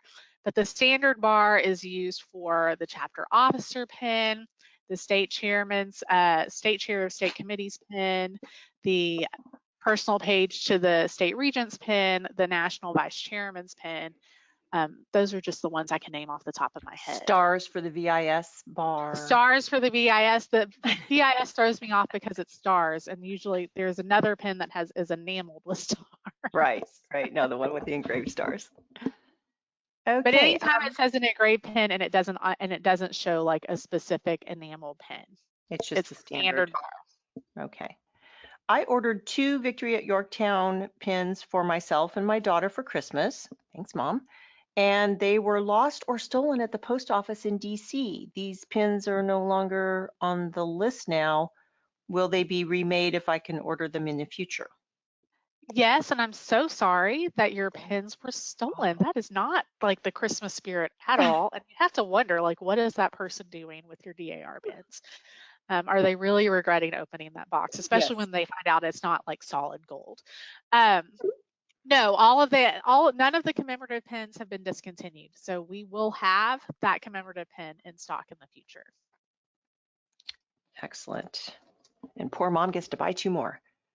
Well, hopefully she was able to get, a refund through her insurance, that there's a reason why the insurance and post office insures packages these days. Right. Oh, here's a nice one. Lucky bird. I recently found my grandmother's insignia pin after she passed. Can I wear it? Absolutely, you can wear it. That's very cool. That's really cool. And it's really special too to find other pins and to find, some of those rare finds on eBay. We all want to get, shocked when it's okay to sell pins on eBay. We do recommend that you let your family know what to do with your pins so they don't sell your pins on eBay. But you can find these really unique finds. Yeah, for sure. Here's just an announcement. Please remind members that in order to order the legacy pin, approval must first be obtained by the Office of the Registrar General by emailing legacy@dar.org. Do not order your pin, then request approval. Yes, because the approval will only be, the DAR insignia store eventually kicks your order back to you. If they can't approve within a certain amount of time, then they close, and that's just a lot of legwork. So please, please, please make sure that you have requested your legacy status at legacy@dar.org and received your legacy status. You won't have to submit any kind of approval to the DAR insignia store when you make that order, because they're looking at your service record like you are that says that you have achieved that legacy status. Right. We won't run out of pins, I promise. All right. Can a newer member purchase a prior President General's pin when the individual, before she was a member? Yes. So as long as the pin is in stock, and it's still offered, which I believe I don't know that they're currently on our website, but I know that Hamilton had some in inventory. Typically, what you do is you make a qualifying donation to the general fund, and that's, in most circumstances, it's a $100 donation, and then you have the ability to purchase the pin and then wear it. And there's no membership requirements for you purchasing a pin for a President General when you weren't a member. Okay. Do you have any information on trading up for pages? Yes. So first, keep in mind that there are roughly 400 pages at Continental Congress, and all of them need to trade up a pin unless they're a first-year page, and then they're buying a pin. And so typically, in most circumstances, the trade up occurs in person because there's no cost associated with trading the pin. It's an identical swap, unlike with the Heritage Club. So we're working to try to provide that trade up service available but it's really indicative, it's a much easier process when it's in person, but that it's coming soon. And there's no, when I say soon, that's air quotes. That's not like date, like it's not coming tomorrow. But it's something that has been, operationally in the works since last Congress. Okay, awesome. Here's a good one. What do I do if I received someone else's PIN order? Contact the insignia, the DAR insignia store at darinsignia@dar.org immediately, please. I have received pins not from DAR, but from Hamilton. I have received other people's pins in the mail before. It happens. They're processing a lot of orders. Yeah, and there is human error in that occurs, especially with as quickly as they're trying to get those orders out. Yeah. Or sometimes, you know what I did? I just let them know, and I sent it to I was able to find the daughter online and just send it to her and let them know. I let Hamilton know I sent this person their pin. Oh, that was nice. Here's a good one. If you could you please go through the difference between the two state chair pins, the eagle versus the oval? Yes. So the eagle pin is the state chair of a national committee. That means it is a committee that is recognized by the National Society and also has a national chair corresponding to that committee. So the Insignia Committee is a national committee. So a state chair of Insignia would wear the eagle state chair pin. Same thing for junior membership, DAR school, VIS, DAR leadership training, et cetera, et cetera. The state chair of a state committee is for state committees that are not nationally recognized. That would be your state regents project. In Texas, we have a junior council, so we have a state chair of the outstanding junior contest. So I have the oval state chair for that pin.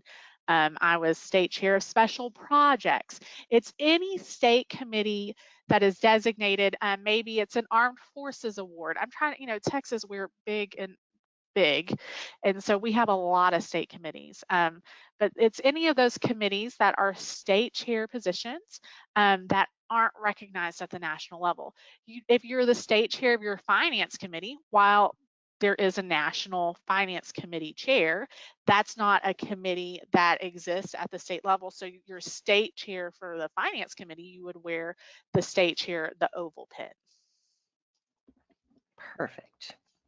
Next one, member for member pin. How many members to get the first pin? To get the pin, I believe you just have to have a member for member. I don't remember. And then the bars. Yeah. I'm pretty sure it's one. Okay. Because I'm pretty sure I'm eligible for the pin, and I have two. Okay. The bars I think are by 5, or the bars are where it does the math. All right. My order shows as awaiting approval. Whose approval? What's the process of getting my pins approved? So that can be a little misleading, because oftentimes the approval is garnered quickly, and then it's not always updated that it's awaiting for engraving. While that notification is to be helpful in the process, it is not definitive as to exactly where it is. But so a lot of pins do require approval. Many pins are in our Pin Express, which looks a lot like e-membership. And so it's on, any position that's listed in e-membership is also listed in Pin Express. And so that's an automatic approval and recognition. But a lot of pins, like say you're the state chair of a state committee, only your state regent can approve that, because we don't have a list of that at the national level. That's not in our e-membership service record. Or maybe you're a member of your page club. Well, only your state regent or your state page club president can approve your eligibility for that pin, because we don't have access to those records. So there are circumstances in which it has to trickle down, and there is a very elaborate process and communication that is automatically sent in. It's probably little known that one of the busiest jobs and one of the biggest jobs state regents do is approve pin requests. That's not something that I was aware of until the last few years. So thank your state regent for approving your pin request. That occupies, depending on your state, that can occupy a lot of our time. Wow. So just because it says awaiting approval, don't get nervous. You will be contacted if there's an issue with the approval. Either you'll be asked for more information, or it'll say it couldn't be approved, and then you'll be able to take alternatives. But in most cases, that is approved pretty quickly, and then just not always updated to reflect that it's awaiting engraving. Okay, perfect. A little note from Karen from a little earlier. The legacy requests are currently in December. So if you're, oh, they moved on. See, I think I said October. So there you go. Yeah, we're lightning speed. There you clipping go. right along. Okay, what can one do if the pin clasp of the ribbon breaks? The pin clasp of the ribbon. So I'm guessing it's a large safety pin. You Some can have that the little gold pin, the gold pin at the bottom. That's something that a seamstress could replace for you. Those hooking on, those little things, like you could I wouldn't recommend sending your ribbon to DAR, and honestly, I'd maybe recommend just getting a new ribbon at that point. It may be showing its wear, and its age, but those little, those can be bought at Hobby Lobby, like the little thing, and then sewn on. Okay. Okay, starting at the top of your ribbon and going down with the pins, when you get to the bottom, so you're over on your far shoulder, you're going down. When you get to the bottom, do you go up to the top of the next ribbon, or do you start at the bottom of the next ribbon? That's a good question. You go to the top of the next ribbon. You always go from top to bottom, top to bottom, top to bottom, top to bottom, top to bottom. You said that 5 times. I know, because you can wear a 5 wide now. I don't have the shoulder span for it, but I am anxious. Ladies, if you're still here and you have a 5 wide ribbon, can you please send me a picture? I've yet to see one in person. See one in the wild? Yeah, I haven't, it doesn't help that we've all been in our homes and it's hard to see other people's pins from your house, but I really want to see a 5 wide ribbon. Here's a clarification. Earlier, we were asking about chapter organization and chapter charter.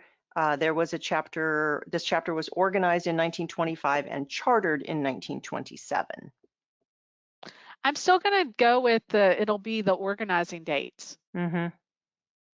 I still really think it's the organizing dates. All right. But the Office of Organizing Secretary General, organizing at dar.org, could help clarify that if you don't believe my interpretation. All right, next one. Where does the life member pin go?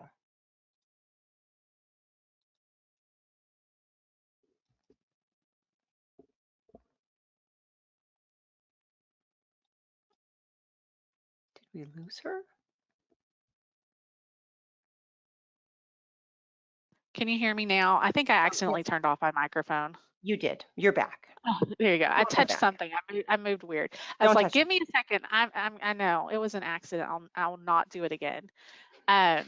Give me just placement of pin. I'm looking at the form because while I know a lot, I don't always know it all. So it's your refresh my memory. What am I? It's the chapter. It's the where's the life member? The life member pin, I think, actually goes on your survey under life member pin. It goes directly below your year member anniversary, like your 10-year anniversary pin, which is also directly below the chapter regent pins, and then above state parliamentarian or your state chair of an eagle pin, state chair eagle pin.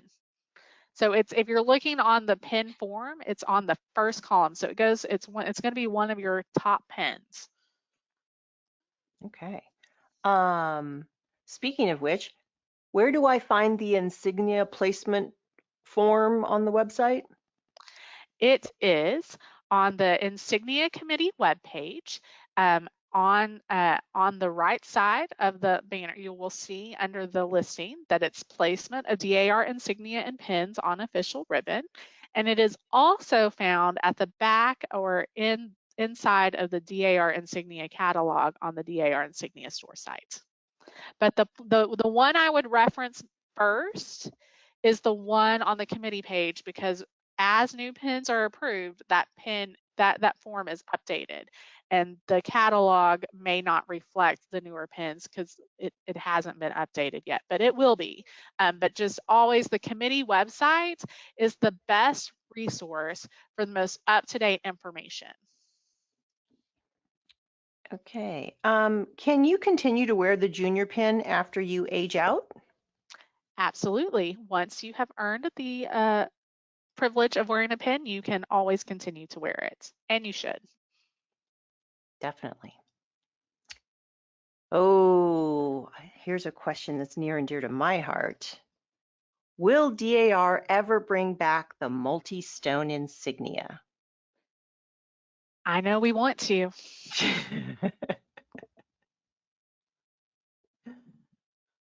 All right.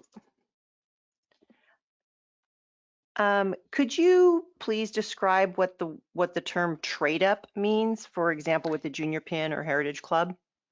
Yeah, so trade up means that pin, so as for the Continental Congress page pin, you earn stars based on your years of service. So it's a small star for the 1, 2, 3, 4 year, and then for every 5 years, there's a large star. So you can literally count how many years a daughter has paged at Continental Congress by looking at the stars on her pin. So you obviously aren't going to buy a new pin every year. That would not be economically, sound or make a lot of sense. Or you wouldn't wear that pin, you wouldn't wear. I just completed my 19th year of service as a page. Yeah, so I'm not going to wear 19 page pins. So you trade up. There's no cost associated with trading up a Continental Congress page pin because the pin is essentially the same.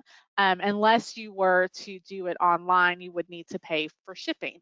But that trade up typically takes place at Continental Congress in person. Once you've paged your minimum 3 sessions, you fill out a form. You have a form that's filled out that the page committee verifies, and then you can go trade up your pin, and you just walk up and you hand them your form, and then they hand you and you give them your pin, and they give you a new pin.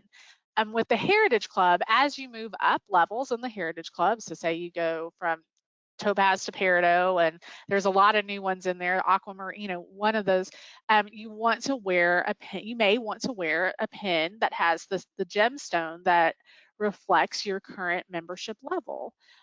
There is often a cost associated with trading up a Heritage Club pin, just because a ruby is more valuable than a pearl. A pearl is more valuable than topaz. The higher up you get into the Heritage Club level, the value of the gemstone goes up. And so the cost associated with that is directly related to the cost of the gemstone. Once again, a lot of these trade ups happen in person at state conferences or Continental Congress, and they can be a little confusing, and so that's why you're not seeing them present, and also requires you to have all of the stock of the pins that you need, so why you aren't seeing that online right now. I will tell you, because I got this question just in the last few weeks. Someone said, I had my pin engraved, I had my national number engraved on the back, so I want my jeweler to replace the stone. Well, a jeweler is not going to replace the stone because it's a very fragile pin, and they don't want to ruin the pin and trying to solder, taking off a stone and then putting a new stone on. And DAR is not going to do that because we don't have gemstones just laying around. They come to us, intact from the manufacturer. If we had diamonds just laying around, we might might have some problems because they're teeny tiny. They're teeny tiny. Right. Tiny. Have you ever dropped something really small and had to find it on the ground? And we don't, our staff are not trained, licensed, certified jewelers. So they don't have the expertise, nor do we have the equipment to do that. So if you're in a circumstance where you got your pin engraved, then maybe just wear that pin in perpetuity, or buy a new pin and keep one just as a keepsake. But that's kind of what the trade-in process entails. Great. Thank you, Lee McFadden, for telling us that the Leylight earrings are in the museum shop. Ah, there you go. I don't ever think to shop the museum shop, but apparently they've got good stuff. They got some great stuff. I get in enough trouble with the DAR store. All right. And forget about Junior Shop. Well, okay. And now you can shop all of them and just check out once with your credit card. I mean, how helpful is that? So nice to make it so easy on us. Mm-hmm. Could you please add a link to the placement of pins form in the DAR insignia store page? It's too hard to find it. I will send that along. Okay. Now, I do know. Go ahead. I'll say I do know, like, while you think that they're all interconnected, our DAR store pages are e-commerce sites, and then our website is a different site. I'm not a techie person, that's why I have you, Lisa. But if it's not available, I would assume that's the reason. Or no one thought of it. It should be doable, as far as I know. Quite possibly no one thought of it. Can I purchase a pin from the state that I am a member, or must it be an approved ancestor? So if you hold membership in a state, so say you're a Virginia daughter, you can, and you're in, I can't think of a chapter off the top of my head, but you're in that chapter and you are eligible to purchase that state pin. You can also purchase the pin for the state in which your ancestor served. So my ancestor is from North Carolina, so I wear the North Carolina state pin. But you can wear basically two pins, and it can be more depending on how many ancestors you have. But the state in which you hold full membership and the state in which your ancestor served. And I interestingly saw this. Someone said, "What if your ancestor served and has certified service in 2 states?" Then congratulations, you get to purchase 2 state pins. You don't have to pick. You can pick one, or you can wear both. It's that's a pretty neat feat to have accomplished. And then also, like I said in the presentation, if you move states, so you're a Virginia daughter and you get the blessings to move to Texas, then you can wear your Virginia state pin as well as your Texas state pin. Awesome. All right. What about if you're an associate member of a chapter in another state? You are able to purchase the associate member pin, but you are not able to purchase any pins associated with that state. Okay. And can an associate member get that chapter's centennial pin? No, only members who hold full membership in that chapter may purchase the anniversary pin.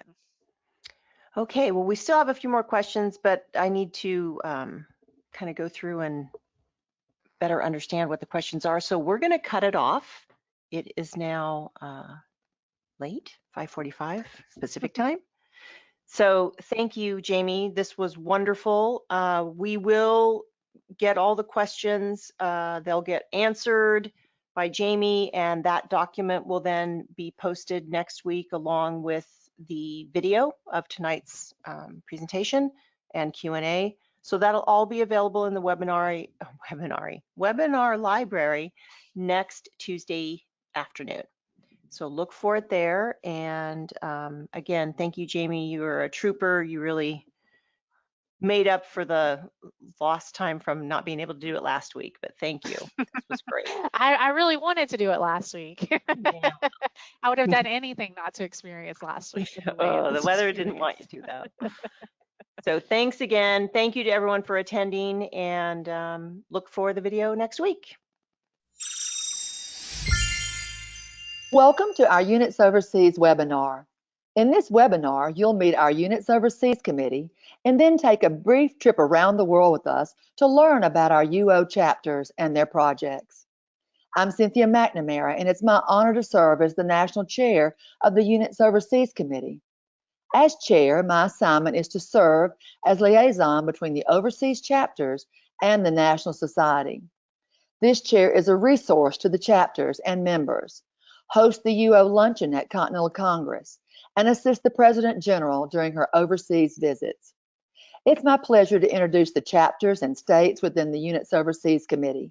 But first, let me take a few minutes to introduce you to the vice chairs and share what they do. The UO chapters function in many ways like our stateside chapters, though their tasks and projects are often complicated by local regulations and travel distances. Additionally, stateside chapters have state officers and chairmen to assist them. Only the state societies of Mexico and France have these resources. This makes the work of our vice chairs vitally important to the chapters. Each vice chair has a specific job to assist chapters in fulfilling their national requirements. Meet Kathy Chrisman, Vice Chair, Chapter Master Report. This vice chair sends CMR instructions each year to the chapter regions as they prepare for the upcoming year to ensure they and their chapters can achieve the requirements of DAR. Diane Cohn is vice chair prospective members. Using the PMD, she keeps a constant watch for names of women interested in joining an overseas chapter as a member. This vice chair is tasked with finding the best chapter for the prospective member and then contacting the chapter with the prospective's information. Rebecca Smith, Vice Chair of Contests, functions almost as a state chair, judging the winning contest submissions from all the Units Overseas chapters and then submitting the winners to the Eastern Division for judging. UO chapters often participate in contests such as the American History Essay Contest. Donna Nash, Vice Chair of Finance, handles the expenses of our Units Overseas Luncheon and Bazaar. She also assists UO chapters with any financial questions they might have, such as filing their dues with National or other concerns. Our Units Overseas Luncheon and Bazaar is the second largest Continental Congress hotel event. Overseeing it is Karen Carbonneau, Luncheon Chief. She plans the menu, table decorations, designs and mails the invitations, and then orchestrates the setup of the International Bazaar. She is ably assisted by Ruth Mitty, Vice Chair Tickets. This Vice Chair is responsible for setting up an electronic platform for the large volume of tickets, tallying them, and then organizing the seating at the luncheon tables. The enormous scale of this event requires that our Luncheon Chief has a team, and she is greatly assisted by Luncheon Vice Chairs Gladys Van Otteren and Dee Williamson. Our UO members, their associate members, and other interested daughters can't wait for these tickets to go on sale. The beautiful luncheon presentation ensures that it will sell out within a few weeks. It's exciting for UO members to see the big picture of DAR while at Congress, and for stateside members to get a bit of international flavor by shopping at the bazaar. Our bazaar is a huge undertaking as all UO chapters bring specialty items from their home country to sell. Due to fundraising restrictions in their own countries, this international shopping spree funds many of their chapters' projects. What a fabulous time our guests have shopping around the world in just 80 minutes. Keeping up with our UO members, associates, and interested daughters is the job of our media team. Kara Cavanaugh is Vice Chair of UO Media. She's the administrator of our Facebook page and assists the chair in preparing webinars and any other publicity-related items. Molly Long is Vice Chair of the Daughters Abroad newsletter, which is published every 4 months. It gives each UO chapter a chance to shine their light on their individual accomplishments, and stateside daughters a chance to catch up on the wide world of DAR. Look at the global presence of DAR. We have chapters in 11 countries, spanning across all time zones. The sun shines continually during a DAR day. beginning in the beautiful islands of Guam, far out in the Pacific Ocean, and ending on the stunning west coast of Canada. I'm often asked, why do we have chapters abroad? And who are these members? Our members live overseas for academic, military, foreign service, and business reasons, or they can be native-born expats, descended from American patriots. But you might be surprised to know about another group of daughters who are foreign-born and descended from foreign patriots. Today, many of the descendants of those patriots who helped secure our independence belong to the DAR in one of our overseas chapters. Now it's time to meet the most important part of our UO committee, our chapters and their regents. Our first tour stop is Australia and the Captain James Cook chapter, named for the famous English explorer. Formed in October 1984, this chapter meets in Sydney. As we proceed, when you see the like symbol on their slide, this denotes that a chapter has their own Facebook page, and we invite you to follow them. They support ongoing wildlife conservation projects and emergency response efforts. The chapter also purchases school uniforms for Indigenous students. Let's meet the Captain Matthew Flinders chapter. They meet in Melbourne. It's named for the first English explorer to circumnavigate and name the continent of Australia. They support the life-saving work of the Royal Flying Doctors, who provide emergency care to the remote areas of the Australian bush, as well as the Victoria Guide Dogs. From Australia to Austria, the Blue Danube chapter meets at the Cafe Museum, a classic Viennese cafe located in the historic district of the capital. Founded in 2007, today they have 38 members living throughout Austria. Here you can see the chapter volunteers participating in a DAR Day of Service. They chose to clean and restore a 300-year-old historic Jewish cemetery in Vienna, damaged during World War II. Let's head to the shore and meet the Bahamas chapter. Working alone or with other service groups, the members of the Bahamas chapter are always ready to assist those affected by tropical storms and hurricanes. Every year, they also provide school uniforms and supplies to disadvantaged children living in their area. Let's head north to Canada to the Heritage chapter, located in Calgary, Alberta. It has 55 members. This is the very first UO chapter established in Canada. It holds an annual breakfast meeting during the Calgary Stampede, which is a rodeo festival held every July. They also participate in Remembrance Day every November. Heading out to the beautiful west coast of Canada, we find the New Caledonia chapter, located in Vancouver, British Columbia. This chapter continues to grow due to the hard work of its membership team. The chapter members fully support the National Society's initiatives by giving significant financial gifts to the Next Act renovations in Constitution Hall. This chapter also supports efforts for local veterans and members of the First Nations on Vancouver Island's west coast. Traveling east, we arrive in Toronto to meet the Upper Canada chapter. Located in the land of two languages, this chapter was organized in 1989 and has 41 members. Many are snowbirds living between Ontario and other sunnier locales. Literacy is a high priority for this chapter. They purchase school supplies and backpacks for disadvantaged children and have donated over 2,000 books. Heading to Ottawa, we meet the members of the Bytown chapter. It was formed in 1985 as the Victoria chapter. A year later, it was renamed the Bytown chapter. It currently has 37 members. They come from as far away as Peterborough and Montreal to meet in Ottawa. For the past 5 years, they've awarded an annual $1,000 scholarship to an American history major at Carleton University. Keeping our French theme, let's travel on and meet the state region of France. France is honored as a state society because of its many patriots who aided in the American Revolution. In 2017, the State Society generously hosted then-President General Ann Dillon, her executive board, and our regents for the very first Units Overseas conference. Let's meet its only chapter, Rochambeau, largest of all our overseas chapters. They hold their meetings in Paris.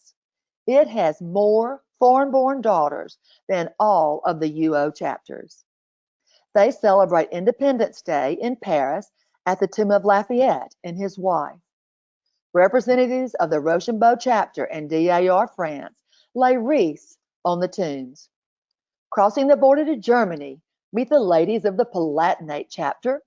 Palatinate daughters travel from all around the country, but often meet in southwestern Germany near the military installations. At Thanksgiving, the members stuff themselves with turkey and then stuff coveted Christmas cards for their associates. Funds raised support 2 Fisher houses available for patients' families near Landstuhl Hospital. We're going to crisscross the globe for a few minutes to the Mariana Islands chapter located on Guam. This chapter was organized by a 4th generation DAR member after she and her husband retired there. This is the only Units Overseas chapter located on U.S. soil. Every year, the chapter places a flag at the Asan Beach in honor of those who gave their lives liberating the island from the Japanese. Recently, they began donating personal care products to disadvantaged young girls. Chapter members often bring baked goods to single sailors. In 2020, they also purchased personal care items and snacks for thousands of sailors quarantined on the island. Let's head over to one of the oldest cities in the world and meet the Pax Romana chapter. Although located in Rome, members are spread out from Venice to Milan and even down to Sicily. The chapter is pictured here in front of the elegant Villa Aurora, where they usually hold their chapter meetings. They're active in preservation projects at the historical 18th century non-Catholic cemetery. They also enjoy sponsoring activities for the young residents of a Catholic children's home in Rome. Half a world away, let's travel to Japan to meet the Sasebo chapter. Although the city of Sasebo is in southern Japan, they meet in Tokyo. Chapter funds support an indoor park for children affected by the Fukushima nuclear disaster. They also support relief from typhoon and other disasters. Let's hop over the Pacific one last time to Mexico. Mexico is the only other state society in the Units Overseas. Its 4 chapters extend invitations to all of their associate members to attend their fabulous midwinter state conference in sunny Mexico. Let's meet the John Edwards chapter, located in Mexico City. This was the very first UO chapter in Mexico. The chapter gives a full scholarship to a student seeking a career in the hospitality industry. Staying in Mexico, meet the ladies of the James Hogue chapter. They hold their meetings at the beautiful Hotel Colonial in Alamos, Sonora. With the money earned from the bazaar, they support a traveling library for the children of Alamos and give funds for the Children's Community Garden. And right next door, in the same state of Sonora, is the San Carlos chapter. This chapter sponsors a student throughout their college education. Our last stop in Mexico is the Thomas Paine chapter. This chapter is located in Chapala, Mexico, and it's named for the author of Common Sense. Pictured here are chapter officers and the second-year dental student, Edlyn Gomez, whom the chapter sponsors. Her goal is to become an orthodontist. Let's say adios to Mexico and hola to the ladies from España. The España chapter, which meets in Madrid, is one of the most active chapters abroad. This chapter represents DAR throughout Spain in such activities as the Christopher Columbus and Galvez conferences. The chapter also attends commemorations with the Spanish government and the U.S. Embassy. Let's cross the channel and meet our remaining chapters. In the UK, first we'll meet the St. James chapter. Many members live in other parts of England and Scotland and travel to Westminster and London for their meetings. St. James chapter sponsors numerous British charities, including wildlife and veterans groups. They also arrange the annual Remembrance Day service at the Brookwood American Military Cemetery. Our last chapter is with the Walter Hines Page chapter, which meets in London. This is the oldest of the Units Overseas chapters still in existence today, having been organized in 1925. They support the Stafford Children's Center, as well as many other historical preservation projects. They also support the prestigious Frankly Speaking debate competition, an annual debate hosted by the United States Embassy and the Benjamin Franklin House. And now it's my privilege to introduce you to our newest chapter, the Pacific Dogwood chapter, formally organized in August of 2020. Members plan to meet in Metro, Vancouver, BC. They're currently meeting by Zoom with great participation and enthusiasm. We're thrilled to have them join our Units Overseas committee.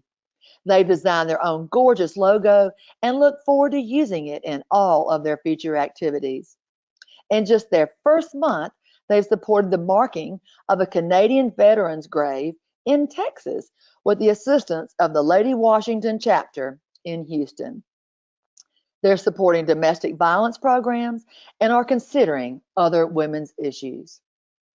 This concludes the World Tour portion of our webinar. We've enjoyed showing you a bit of what goes on in DAR around the world. Joining any or all of these chapters as an associate member entitles you to purchase the lovely Units Overseas official insignia to be worn on your official ribbon. Each associate member is able to purchase an attached bar engraved with the chapter's country. We know there are questions about joining as an associate member and purchasing your pin, so please stay with us for the Q&A at the end of the webinar. There are many ways to learn more about the Units Overseas. If you need information right away, go to our UO committee page on the Members Only website.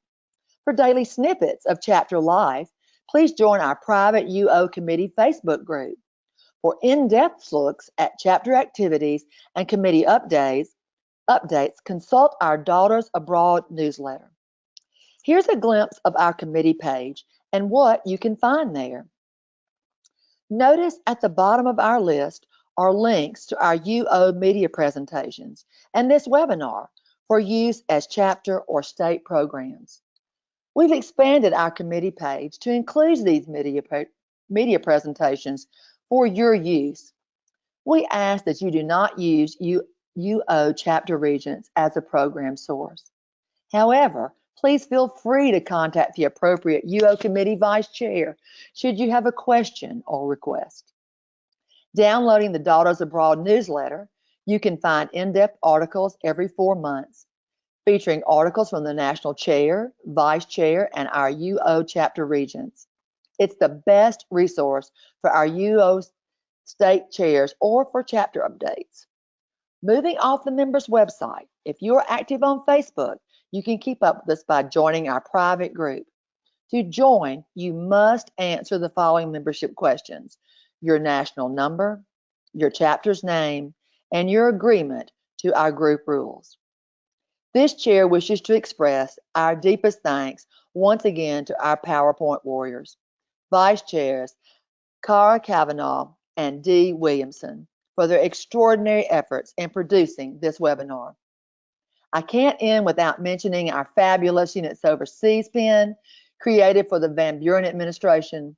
All daughters can purchase this pin, which swivels showing both hemispheres. This pin can be worn on your right side ribbon or alone. Let me send our sincere appreciation to each of you for taking the time to join us. We've loved having you. Thank you, Cindy. That was wonderful. And we have lots of questions, so I am queuing them up quickly as we speak, or as I speak. Okay, first question.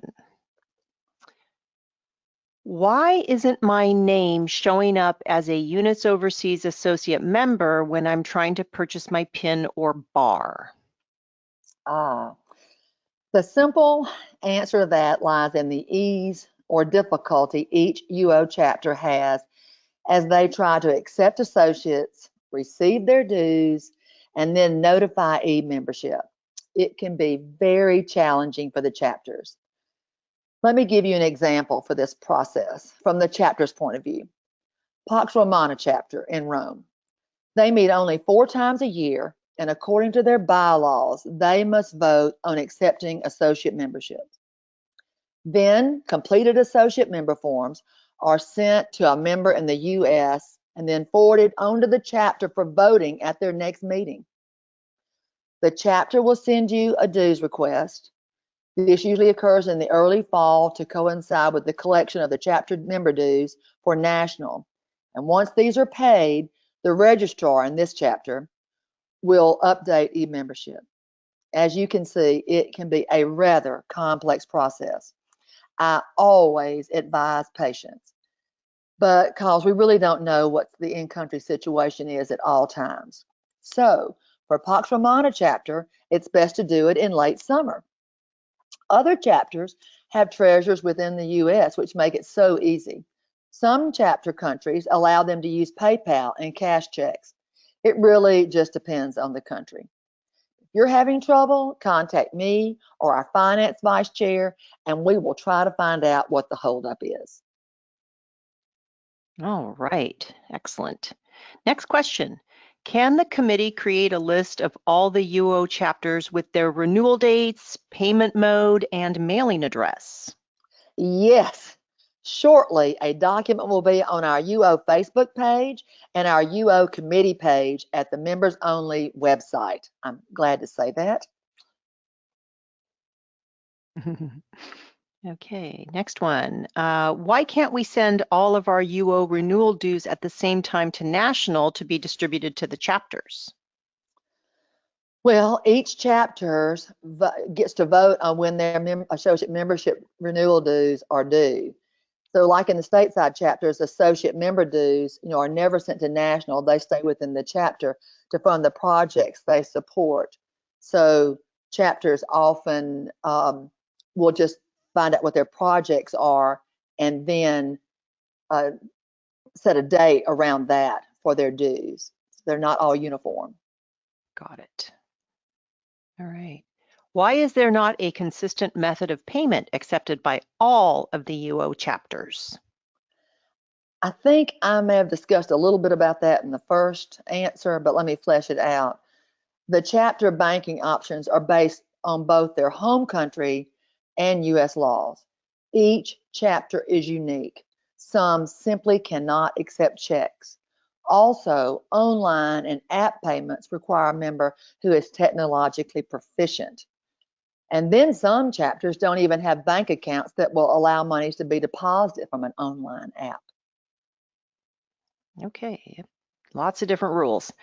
My chapter wants to collect items to send to a UO chapter. Why do they not want our donation of physical items? Well, the cost to the overseas chapters includes local duties and taxes for incoming mail, which often exceeds the value of the shipment. Also, the logistics for these chapters to receive, store, distribute items in their own homes is really difficult. The most efficient way is to send the chapter funds so they can purchase items locally for distribution. Makes sense. What percentage of chapter members must be living in the overseas chapter's country? It seems that the majority of the members don't live in the country of the chapter, and since those who live outside the U.S.A, the overseas chapters are the only way they can really be active in NSDAR. I do not know the answer to that question, but I will have that answer for you in the final Q&A. That's a great question. Excellent. And that'll be posted next Tuesday evening. Okay, next one. I live in Virginia, but I am from Calgary originally, and I've tried to connect with them, but have had difficulty reaching someone. Their website's not functioning. So how is it best to reach most of these Units Overseas chapters? They have a contact on our Units Overseas page, and that's the best way, is to use that email. But if you are continuing to have problems, contact me. That would be probably the fastest way, and I'll be happy to help you and get you to the right person as quickly as possible. Okay. How do we join the new Canada chapter as an associate to support them?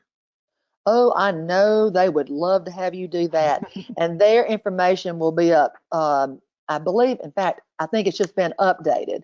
So they will be on shortly on the members only website. You can go there. Their new organizing regent, Nancy McLean, will be glad to help you out in that project.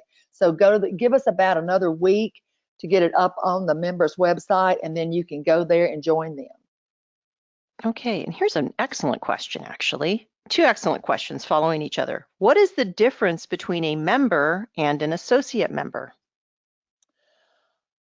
I may know the answer to that. Let me just sit here and think about that. But you know what? I'm not really sure I do know the difference, because I know people, as they said, people who live here that are members in this country.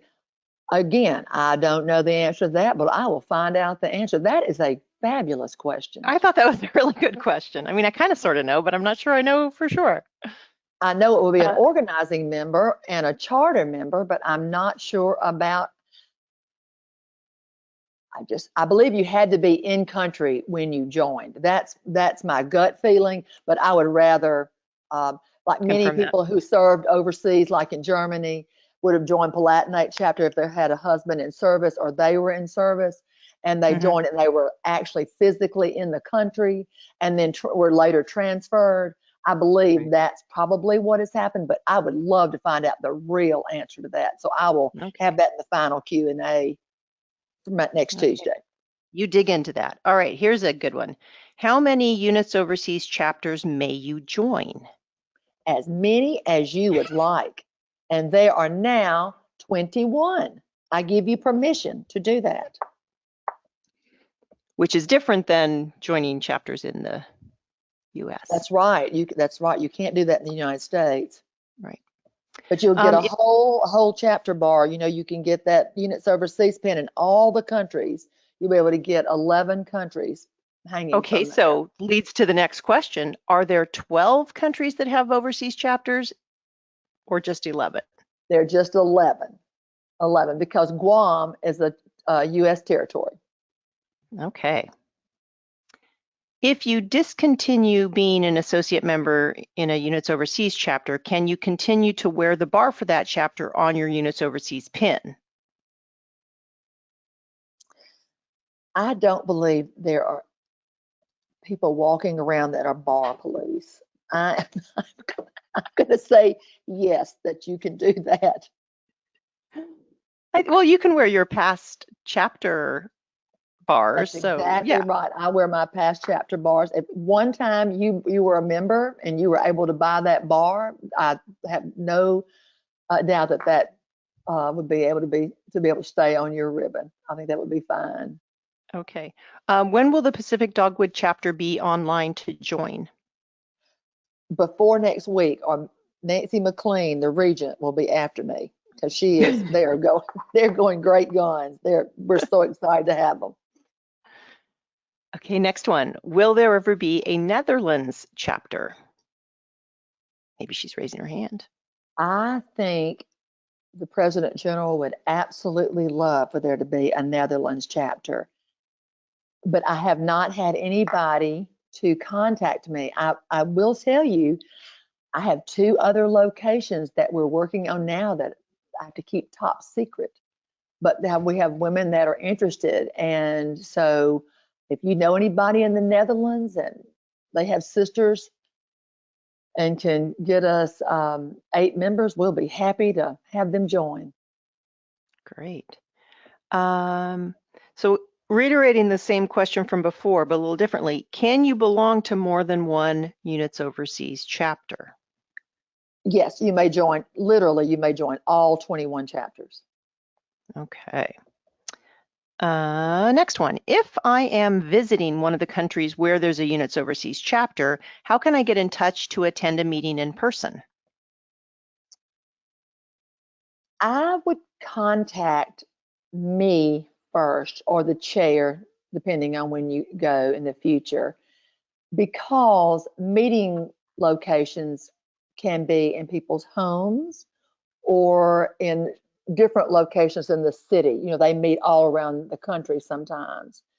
And that might be a little more politic for us to get some advance notice and make sure we don't embarrass the regent because they're not able to have someone come. Right, right. Well, here's just a side note. Cynthia, you are so knowledgeable. There you go. That was not from me. That was from a comment. I mean, you are, but. Thank you, Lisa. Is there a list available for all Units Overseas members within a particular chapter or state? Yes, if you have e-membership, you can see that. But you cannot see it without having accessibility to e-membership. If you join that chapter, you can get a directory from them. Mm-hmm. But I think this would be a list of everyone who's members of a UO, right? Oh, the reverse. I think. No. Is there a list available for all UO members within a particular state? Yeah, I think it's pulling a state list of everyone who is a Units Overseas associate member. No, and I must say this is something that I wish was available, but it is not currently available. Yeah, a list of associate members. She just clarified. So a list of associate members of Units Overseas. No, that is not available. Okay. Next one. May we join the Facebook page if we are not a member yet to see which one we might like to join? Absolutely. We would love to have you join our Facebook page. Yeah, and be careful because then you'll end up joining all of them. Yeah, they can get the swivel pin. You can get the swivel pin, remember, without even being a UO associate. Right. Oh, here's an FYI. If you're living on a military base in a foreign country, you're not legally living in that country. You are still in the USA. Even the spouses. That's it. I did not know that. Okay. How does one contact you with questions? My email is on the members only website under the UO committee. Go to committees. Units Overseas committee is an administrative committee, so go to that section and punch units UO. I think it actually is spelled out, Units Overseas committee, and on the right hand side there's a menu bar and you can punch contact the committee, and my information is right there. All right. Why are there no questions in the CMR for stateside chapters to count their members? I'm assuming who are associate members.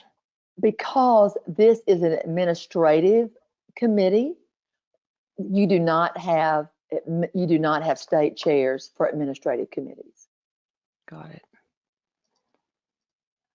I mean, they're not, you do have them because states have chosen to do this, and boy, do we love our state chairs, but they do not have to answer to the CMR. It's a better clarification. Right, okay. As other state chairs have to do. Right. When will notification go out for the Units Overseas Luncheon 2021? Because you have drummed up some interest for it in this presentation. I certainly hope so. I have to have everything due to Washington day after tomorrow. So we'll start drumming up hype on that on our Facebook page probably in February. And then we'll probably put the invitation out. It'll be, of course, it'll be in the April issue along with everybody else's. It'll be on the line and you can get it there. But please keep up with our Facebook group. Karen Carbonneau does a fabulous job. She and Ruth Mitty of keeping up with the Facebook page, people who are interested in the luncheons and anything to do with Units Overseas. So if you're interested in attending, please go on and get on our Facebook private group. And remember the 3 things you have to do: national number, chapter name, and to sign our group rules. That's it. Okay. When will the swivel pin be available? I've just looked on the NSDAR website and don't see it. It is in the DAR store. It's in. It's not part of the official. No, wait. She's talking about the swivel pin. Yes, the swivel pin is not part of the official insignia part of DAR store. It is just in the regular DAR store, so it should be there. And if not, they'll be reordering it. Okay. Does NSDAR send the overseas or any NSDAR pins to members overseas? I think I get the question. I think the question is, do the units overseas also get the pins, insignia, and all that good stuff? Oh, yes. They get everything. Even my gorgeous swiveling pin they can get. I think this pertains to the luncheon. It's not clear by the question, but the question is, do associate members get prior notification before reservations are open to everyone else? I assume that's for the luncheon. That would be sadly no. No special treatment. Are fees for members and associate members different? Okay, say that again. Are fees for members and associate members different? I think there's some confusion. We're really just talking about associate membership of the units overseas. Okay, the different chapters, do they have different amounts? Right, right. Yes, and they do.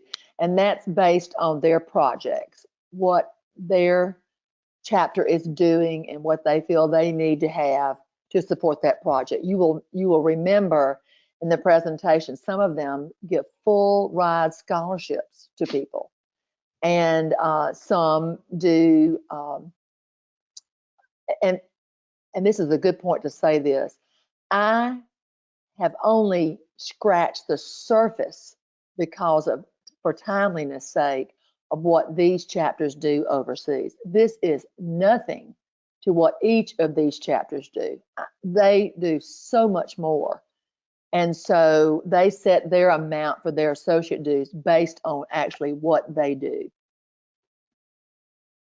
Okay, that makes sense. Got a clarification on an earlier question. So the question about sending pins was, does the store send or mail pins to overseas members?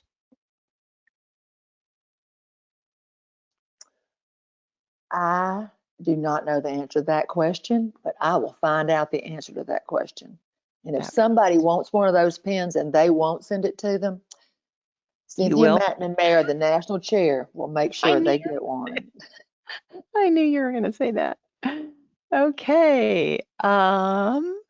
Oh, what is the Facebook page called? How do I find that? Oh my goodness. Did I stump you? Because everyone who knows me knows how much I do Facebook. I cannot believe I do not know the answer to that, but I do not. Hang on. I will give you the answer to that because I am a member. So it's Units Overseas, Units Overseas NSDAR. I am a member. You are so sweet. Units Overseas, comma, NSDAR. Units Overseas, comma, NSDAR. Yep. Okay. All right. And just a comment from someone, but the newsletter, the Units Overseas newsletter, is where the best information is to read about all the various chapters and their projects. Right. Which is true. The newsletter is wonderful. And it has 10 years of archives in case you want to find out something about how a chapter was formed or when it came on. There's 10 years worth of archive newsletters on our committee page. Wow. Okay. That is it, madam. Lovely job. Thank you very much. Thank you. And thanks again to all those who joined us today. I really appreciate that. And I know the Units Overseas chapters and my vice chairs would want me to say thank you for them as well. Absolutely. Do keep in mind that we will have this video will be posted next week. So next Tuesday, and along with the final Q&A that Cindy will get all the final answers, and we'll get that posted, script and the video, so you can share it with friends and your chapters, and it'll be up next week in the DAR Leadership Training webinar library, and then it'll also eventually be posted to the Units Overseas webpage. All right, that's it. Thank you very much.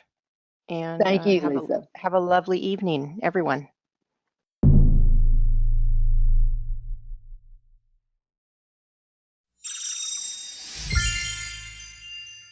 Welcome to the 2017 National Committee Online Presentation Series.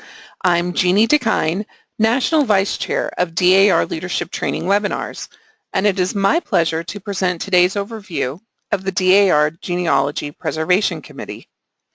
This presentation will give you an overview of the goals and history of the committee, its past and current projects, an actual example of categorizing an image, the results of the current project, and how to volunteer and be an active member of this committee. The national chair for this committee is Gail Stetson-Terry. Mary Frisch, Registrar General, is the executive liaison. There are 3 national vice chairs, Janelle Lewis, Ann Martz, and Patricia Milnes. The goal of the DAR Genealogy Preservation Committee is to index the DAR genealogical, organizational, and membership information into computerized, searchable databases. The work of this committee assists in preserving our records while enhancing the application approval process, as well as the record retrieval process. The committee's website gives an overview of the committee's projects from its beginning in September 2003 through the current project. Several projects have been completed by this committee, with the largest one being the Descendants Project. During the Descendants Project, the lineages from all available applications and supplementals were transcribed. The results of the work accomplished during these projects were used for the creation of the Genealogical Research System, or GRS, and made Build an App possible. Available on the committee's website is everything you need to know for volunteer for and work on our current project, which is the supporting documentation project. The project instructions, example documents, terminology tips, and webinars are available online via links on our website to provide training for our volunteers. The work of this committee is completed using a special online program available through e-membership. To participate, all a volunteer needs is a computer with internet service. A volunteer is assigned a set of images. Each set consists of the document submitted with a single application or supplemental application. The sets vary in length from 1 to over 100 images, but most are comprised of less than 25 images. A volunteer can assign her own set whenever she has time to work on the project. We ask the volunteer to complete the set within 7 days. Most sets take under an hour to complete. Let's look at an image and categorize it. The image on this screen is the 21st image in a set of 25 images. There is only one document on this image, so the volunteer would select Single Readable Document and then click Next. Next, the volunteer would read the entire document and determine it is a marriage record. She would select Vital from the drop-down menu, as this is a legal marriage record. Then the volunteer clicks Next. On the next screen, the volunteer would select Marriage from the drop-down menu and enter the year of marriage. Then the volunteer clicks Next. On the final screen, the volunteer would verify that the information selected is accurate and click on Confirm, and the categorization of this image is finished. Let's look at the results of the work of this project and how it benefits our national society. This is how a member supporting documentation appears before the document submitted, with her application or supplemental have it been categorized. If the genealogist at National were looking for a marriage record, they would have to click on each image until they found the one they wanted. Imagine how long that could take if there were over 100 documents in this set. This is how a member supporting documentation appears after the documents have been categorized by our committee. As you can see, if the genealogist were looking for a marriage record, they would only need to click on one image to find the document they needed to look for. What a time saver. To volunteer to work on this project, a member can click on the volunteer link on the committee's website and fill in her information, or she can contact the committee by writing to darprojects@nsdar.org. The volunteer should include in the email her national number, name, and chapter. Remember, any member who has access to a computer with internet service is welcome to participate in this project. Please visit the committee's website and learn more about the work of this committee. Almost no typing is required. The work can be done at any time of the day or night, and it can be accomplished from the comfort of your home. It is a great way to help our national society. All questions regarding the categorization of images should be sent to darprojects@nsdar.org, which is monitored 7 days a week. Joni, Ann, Pat, and Gail are available to answer your questions throughout the day, and sometimes even late at night and early in the morning. The committee wants to hear from you. Please send your questions and share your experiences and ideas. We hope you have enjoyed today's presentation. For more committee presentations, visit www.dar.org/committee presentations. If you have any questions or feedback, please contact the DAR Leadership Training Committee at leadershiptraining@dar.org. We look forward to your participation in the next webinar in the 2017 National Committee Online Presentation Series.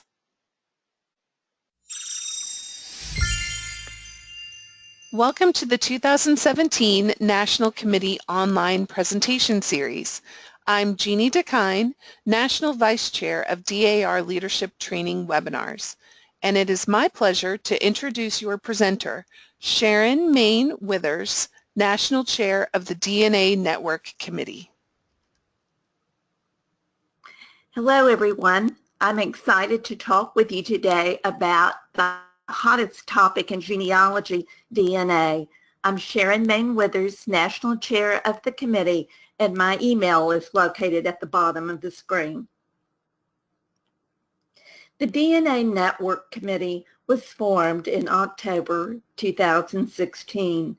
The goals of the committee are to educate the membership on the use of DNA for genealogy, including what it cannot do, to encourage members to submit DNA samples to the Family Tree DNA NSDAR DNA group, to work with the staff and FTDNA to make the DNA database user-friendly.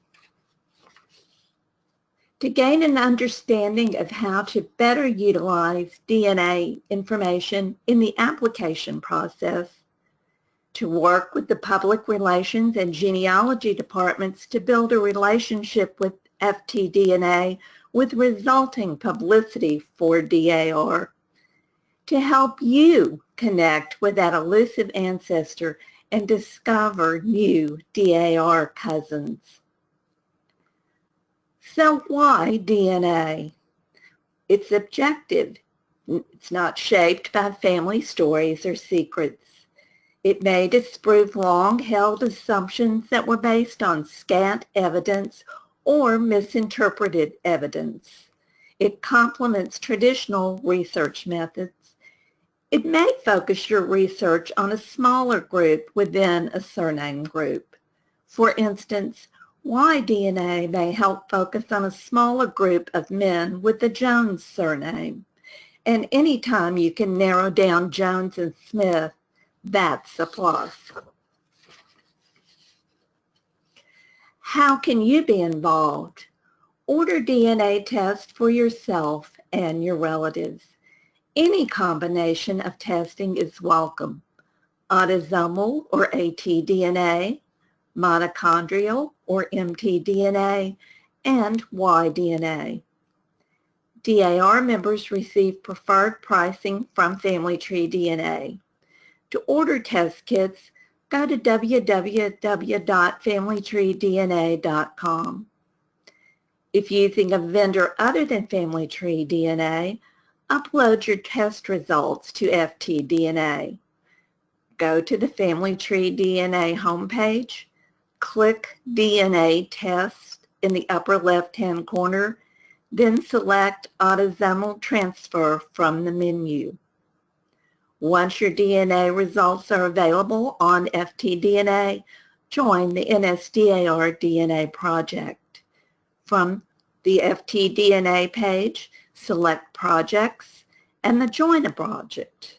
Type NSDAR in the search box, click the project link, and then select Join. You can reach me at smwithers@twc.com with questions about this new committee. Do you have a DNA success story? Send it to the National Chair. We'd love to post it on the website. Visit the NSDAR DNA project at Family Tree DNA in the Groups menu, and visit our committee website, which will be coming soon. Thank you, Sharon, for your presentation. For more committee presentations, visit www.dar.org/committee presentations. If you have any questions or feedback on today's presentation, please contact the DAR Leadership Training Committee at leadershiptraining@dar.org. We look forward to your participation in the next webinar in the 2017 National Committee Online Presentation Series. Welcome to the 2017 National Committee Online Presentation Series.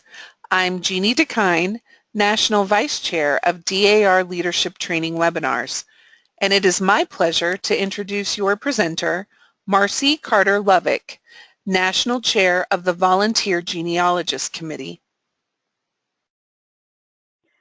Thank you, Jeannie. It's a pleasure to join you today to share information on the Volunteer Genealogists Committee. This committee supports the staff of the Office of the Registrar General and their critical role to verify new member and supplemental applications. The committee's mission is to provide training for members on current verification standards of applications and to provide direct assistance to chapters in need. I'll provide more detail on how the Volunteer Genealogists Committee fulfills its purpose in a few minutes, but first, I'd like to introduce the National Committee team. As Executive Liaison, Registrar General Mary Frisch guides and directs the committee and is very much appreciated. In addition to the National Chair, there are 8 Division Vice Chairs for this committee.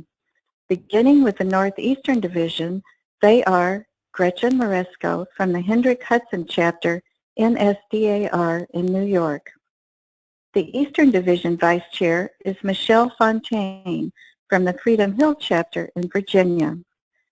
From the Southeastern Division, we have Billy Breedlove of the James Gilliam chapter in Mississippi as the Vice Chair. Charlotte Blair is the Eastern Central Division Vice Chair. Charlotte is a member of the Colonel Augustine Dellabond chapter in Indiana. In the North Central Division, Alice Ellingsburg, CG, of the Dakota chapter of North Dakota serves as Vice Chair. Marilyn Taylor Henry serves the South Central Division as Division Vice Chair. She is from the Henry County chapter in Missouri.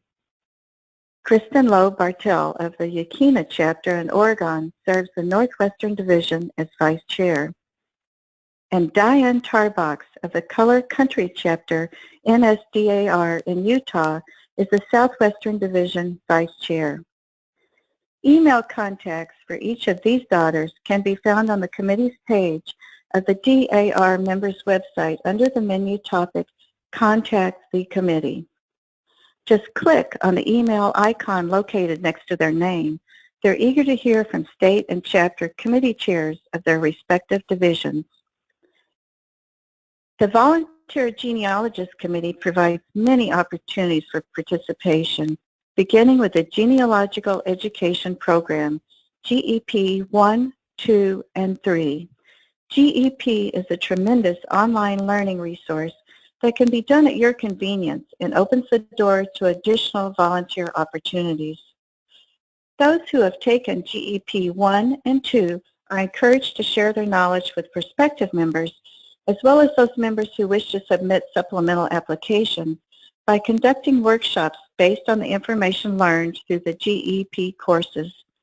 Preliminary results from the 2016 Chapter Master Report indicate more than 15,000 members and prospective members attended a workshop conducted by a DAR-trained genealogist during the past reporting year. Training on current verification standards of applications can be provided in many formats and venues in addition to traditional workshops. DAR-trained genealogists are holding regularly scheduled training days at local libraries and paper parties where hands-on help is provided to complete application papers, such as this one hosted by the Georgia State Society. At this Georgia paper party, volunteer genealogists manned roundtables dedicated to specific areas of expertise to field questions and help complete applications. Graduates of GEP 1 and 2 are also eligible to participate as an assigned volunteer field genealogist to assist a designated chapter other than their own with applications and training.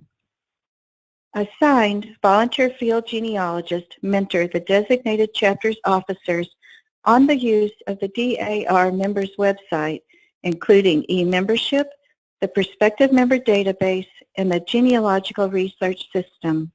The volunteer field genealogist trains at least one chapter member to prepare applications according to current DAR standards. She also assists with the completion of 10 verified applications for new members. Volunteer field genealogists have image access to facilitate their role. Daughters who have completed GEP 1 and 2 and wish to serve as an assigned volunteer field genealogist should contact their state chair of this committee to volunteer. The State Chapter Development and Revitalization Commission may recommend a chapter as one that would benefit from assistance with training and prospective member applications, or a chapter may initiate a request for assistance.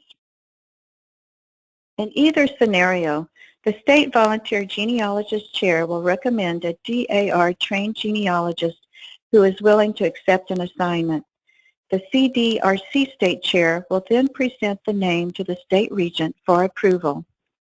The State Regent will make the assignment of the volunteer genealogist to the chapter.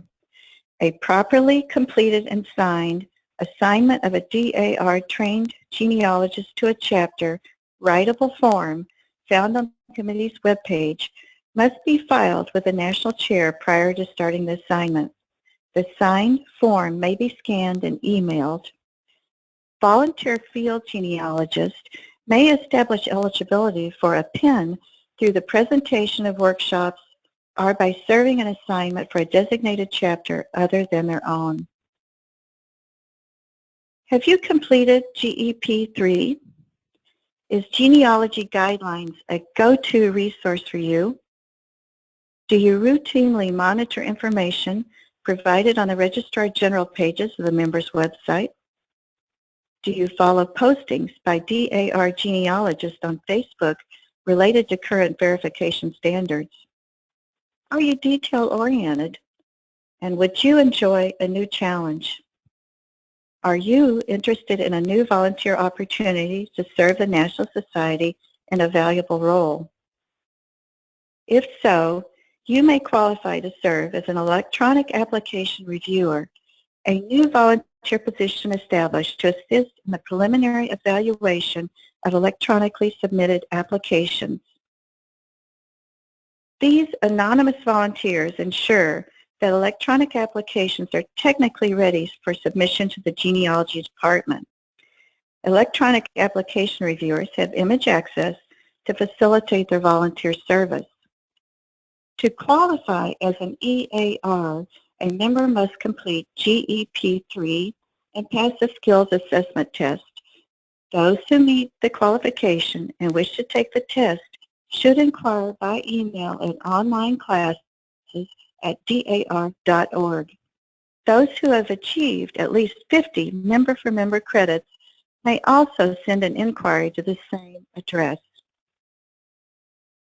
The Volunteer Genealogist PIN may be earned through volunteer service as an electronic application reviewer by forwarding 100 electronically reviewed new member applications to the Genealogy Department. At least 90 of the applications forwarded must be verified by the Genealogy Department without generation of a query letter or an additional information request. As you can see, this committee does indeed offer many opportunities for participation, the most important of which are at the chapter level. If you would like additional information on the Volunteer Genealogist Committee and how you may participate, please go to the DAR members website, where you'll find several pages providing information on the work of this committee. If you have questions, your state chair, division vice chair, and national chair are all happy to provide answers. Contact any of us at your convenience, and let's move forward in service to America together. It's time for the most important message of this webinar, and that is to say thank you for everything you are doing at your chapter, state, or division level as a volunteer genealogist. You and your work are greatly appreciated. Thank you. Thank you, Marcy, for your presentation. For more committee presentations, visit www.dar.org/committee presentations. If you have any questions or feedback on today's presentation, please contact the DAR Leadership Training Committee at leadershiptraining@dar.org. We look forward to your participation in the next webinar in the 2017 National Committee Online Presentation Series.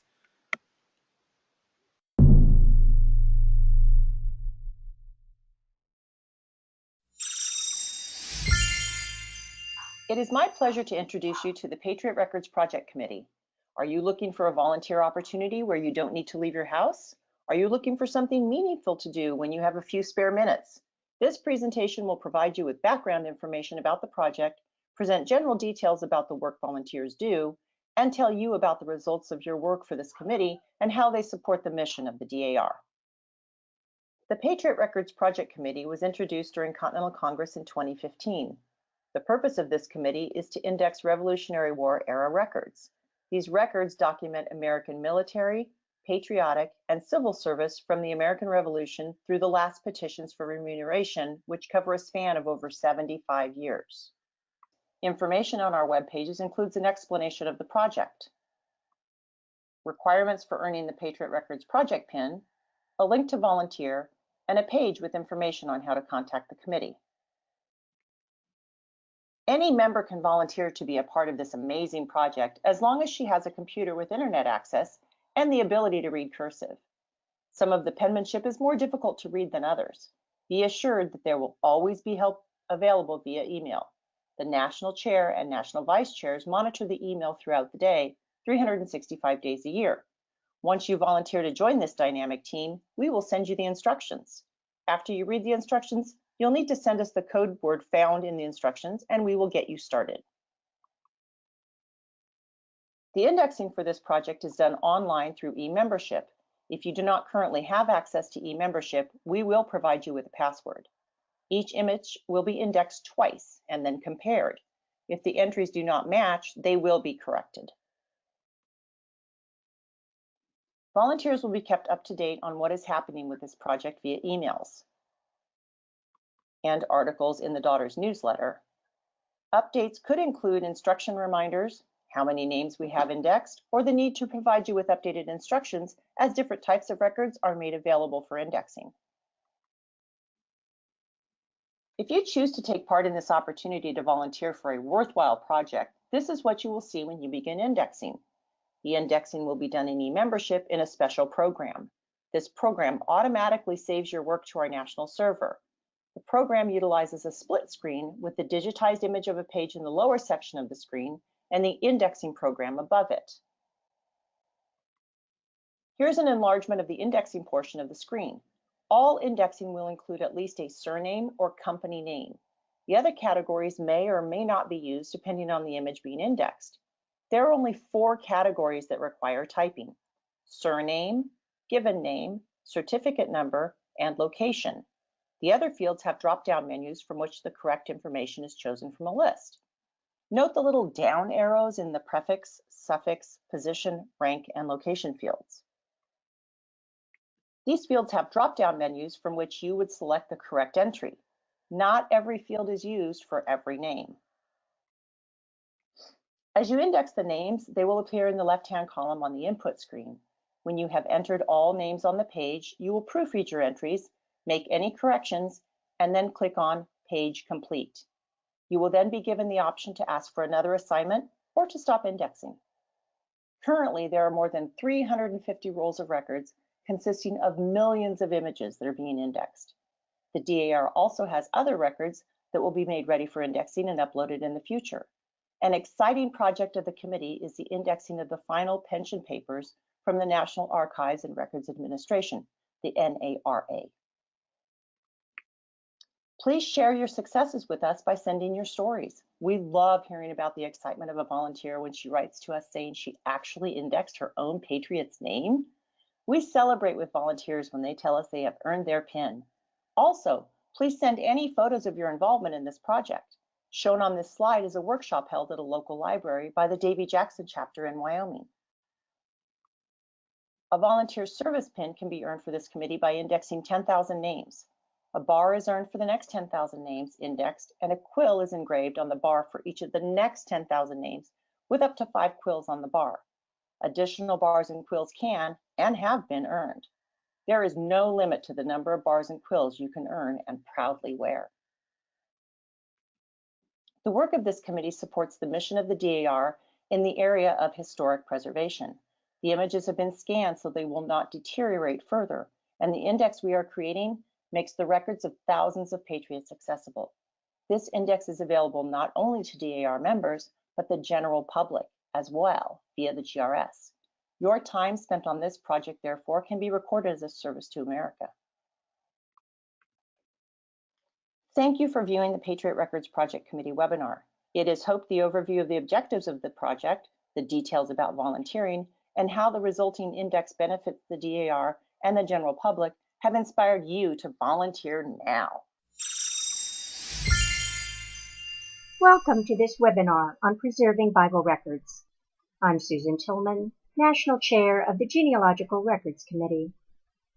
Bible records have long been a family's way of recording special moments in the lives of themselves and their loved ones. Young couples were often given a Bible upon the occasion of their marriage, And because of this very special gift, the very first record to appear in the Bible of this brand new couple is the date of their marriage. Some Bibles have been handed down through families for generations. These family records are priceless, for they tell, in the very handwriting of our ancestors, the story of their lives. Our beloved Bibles are now disintegrating. To keep our memories and our family histories alive, we must preserve them. This webinar is going to step you through the process of identifying, copying, transcribing, and compiling Bible records for submission to the DAR library. Discover the age of your family's Bible by checking its title page or its copyright page for the copyright date. The older the family Bible, the greater is its risk of complete deterioration. We are particularly interested in rescuing the information from Bibles from 1929 and older. Occasionally, Bibles have no copyright, but such information may often be deduced by knowing who published it and where it originated. Although family records were kept in the Bible, this wasn't the Bible's main purpose. Bibles were used daily, and as a result, the binding on the Bible you have may be broken and the first page is missing. If this is the case, check for the title page of the New Testament in the middle of the book. Remember, the Bible is 2 books in one, and each has its own title page. Do you have family record pages that have been torn out of a Bible and the Bible was thrown away? In this case, many times there is no title or copyright page. Although the title and copyright page is missing, these family records may be submitted to the Genealogical Records Collection. In this case, the submitter would need to provide information on how the family record pages came into their possession.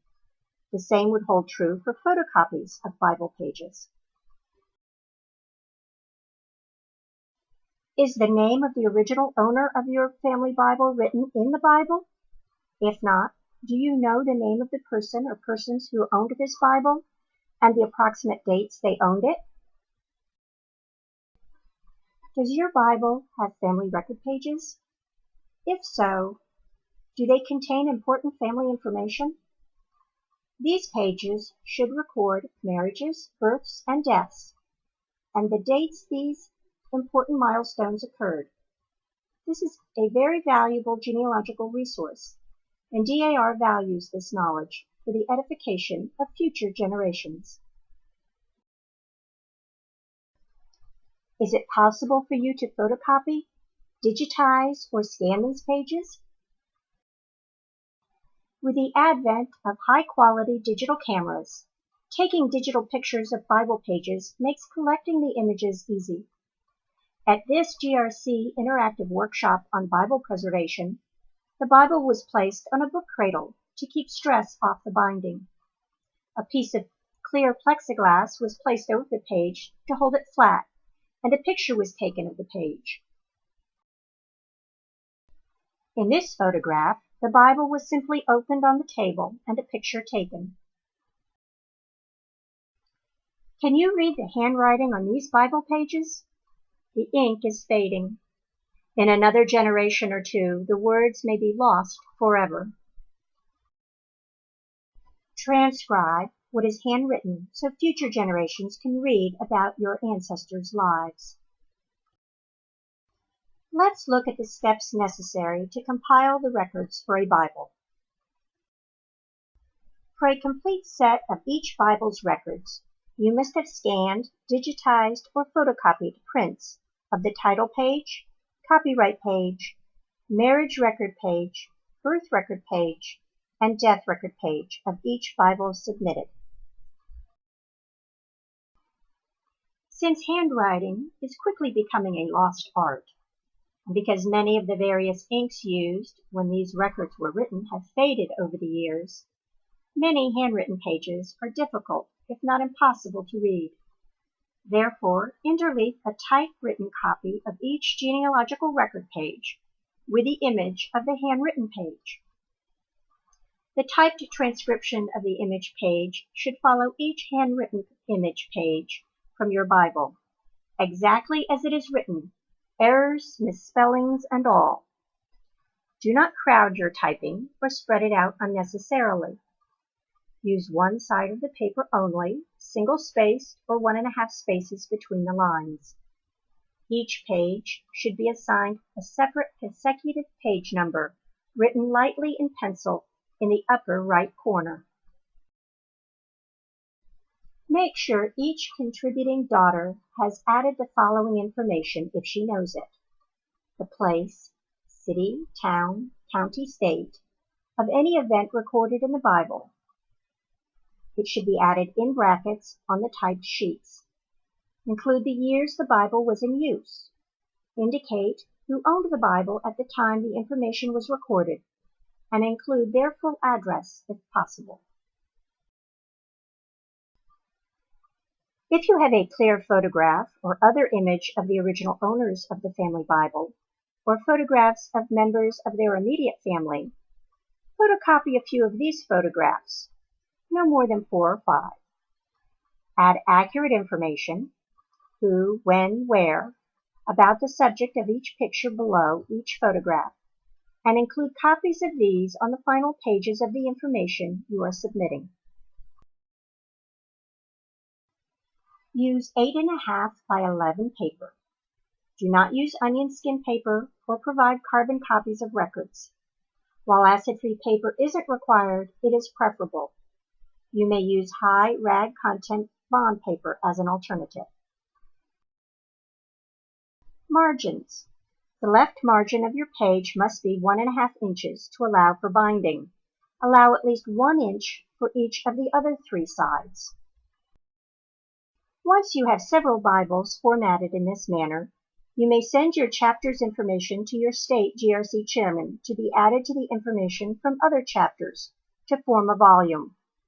However, if you have at least 100 pages, then you can submit an entire volume from your chapter. Before submitting your records to the state chairman, lightly pencil in the page number in the upper right-hand margin area. To submit an entire volume of 100 pages or more, the pages need to be indexed using the GRC online indexing program. For more information on how to index a volume, see the instructions on the Genealogical Records Committee page on the members' website. Please check with your state chairman to see how many copies of the records she requires. A printed, unbound copy of your Bible records will be sent to the DAR library in Washington, D.C. to be digitized. Some states also place copies in their state library or state archives. Remember, each chapter and state chairman is required to maintain a list of the records which were sent to the national office, and must pass that list along to her successor in office. Much of the material presented here was obtained from the instructions for copying source records and their preparation for library use, a copy of which can be found on the Genealogical Records Committee page on the members' website. If there are questions regarding any of the steps involved, please contact the National Chair, Susan Tillman. Once submitted, the records are available to search online under the GRC tab on the Genealogy Research System website. Join these ladies in making sure your Bible records are preserved and accessible for future generations. Welcome to the 2017 National Committee Online Presentation Series. I'm Jeannie DeKine, National Vice Chair of DAR Leadership Training Webinars, and it is my pleasure to introduce your presenter, Jamie Durham Birchfield, National Chair for the Junior Membership Committee. Thank you for joining me as we explore junior membership together. The symbol for junior membership during the Dillon administration is the compass. The junior journey is an ongoing search for new ways to grow junior membership and support its causes, which is why our theme is Explore Junior Membership. The compass is symbolic of this journey and something to guide us along the way. The National Junior Membership Committee is composed of 10 national vice chairs and 8 division vice chairs. Each national vice chair oversees an aspect of the Junior Membership Committee, predominantly focused on our work to promote the Helen Pouch Memorial Fund. The division vice chairs serve as a liaison to the state chairs in their division and help to facilitate the outstanding junior contest and state reporting. Before we begin exploring junior membership, let's talk about who are junior members. Junior members are age 18 to 35 and hold full membership in DAR. They are students, career women, mothers, daughters, and spouses, often encompassing more than one of these roles at the same time. A junior member may also find herself identifying with different roles throughout the course of her time as a DAR junior member. Like me, who began my junior journey as an 18-year-old college student and will end my junior journey as a stay-at-home mom of 2 boys. If you think about it, an 18-year-old student does not have too much in common with a 30-something-year-old mother and career woman. Believe me, their lives look completely different. The greatest commonality these women share is that they are in a time in their life when there is the most change. From being out on their own for the first time to beginning their careers to starting a family, they are beginning to forge their path into adulthood. Just like each of us, they seek membership in DAR for a variety of reasons. To connect to their ancestors and family members who may have been previous members. Maybe they had a great aunt or a grandmother who was a member that they've always heard stories about.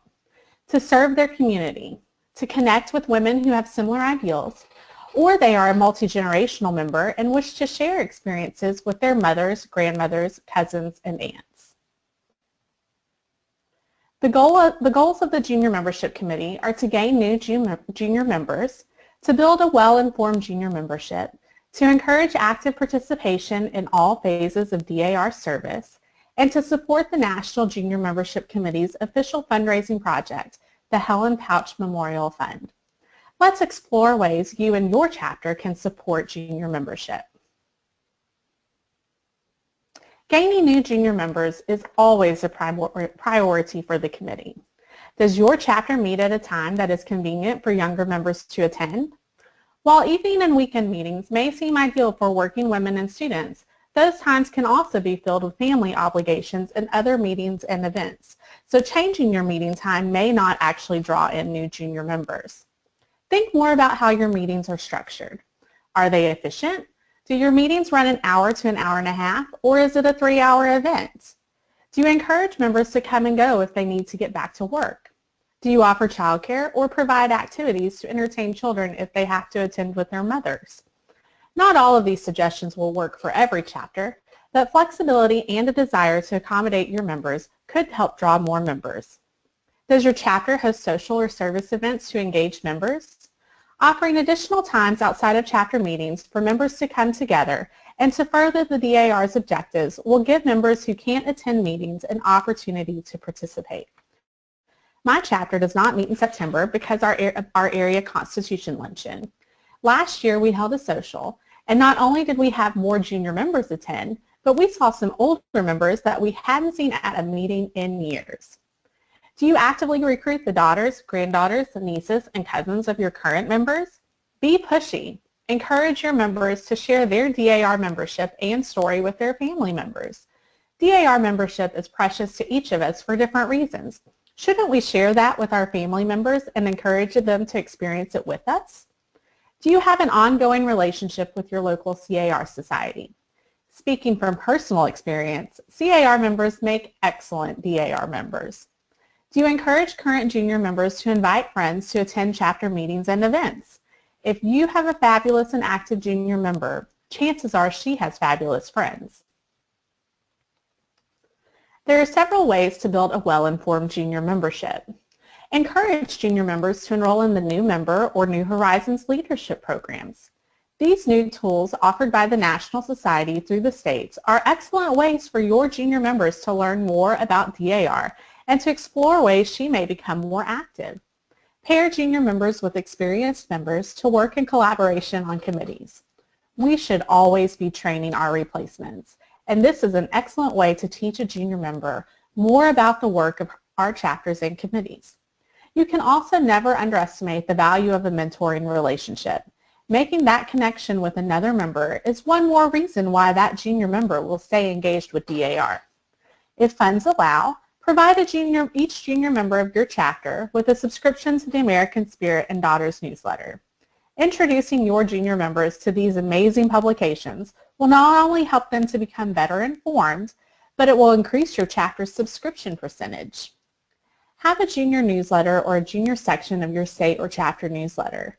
Sometimes juniors aren't involved because they are afraid that they would be the only one. Show them that's not true by promoting the activities of your other junior members. Encourage active participation.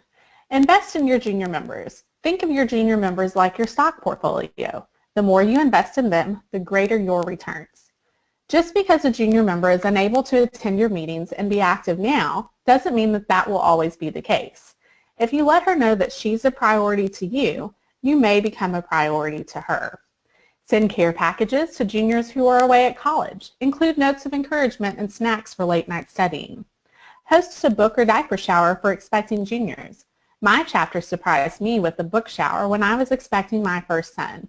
Members signed the inside of each book as they gifted, and to this day I think of each woman when I read the book. Last year we did the same for another junior member expecting a baby. Make an effort to discover your junior members' interests and help them maximize their involvement in your chapter. New members aren't always familiar with everything that DAR membership can offer. A junior with a love of photography could be your next chapter historian. A social media savvy junior could expand your chapter's internet presence. Encourage juniors to attend regional and statewide junior events. Several states host retreats, painting nights, bowling parties, and much more throughout the year. Make an effort to plan events if your state doesn't currently have them. Offer to share rooms and carpool to state conference and/or Continental Congress.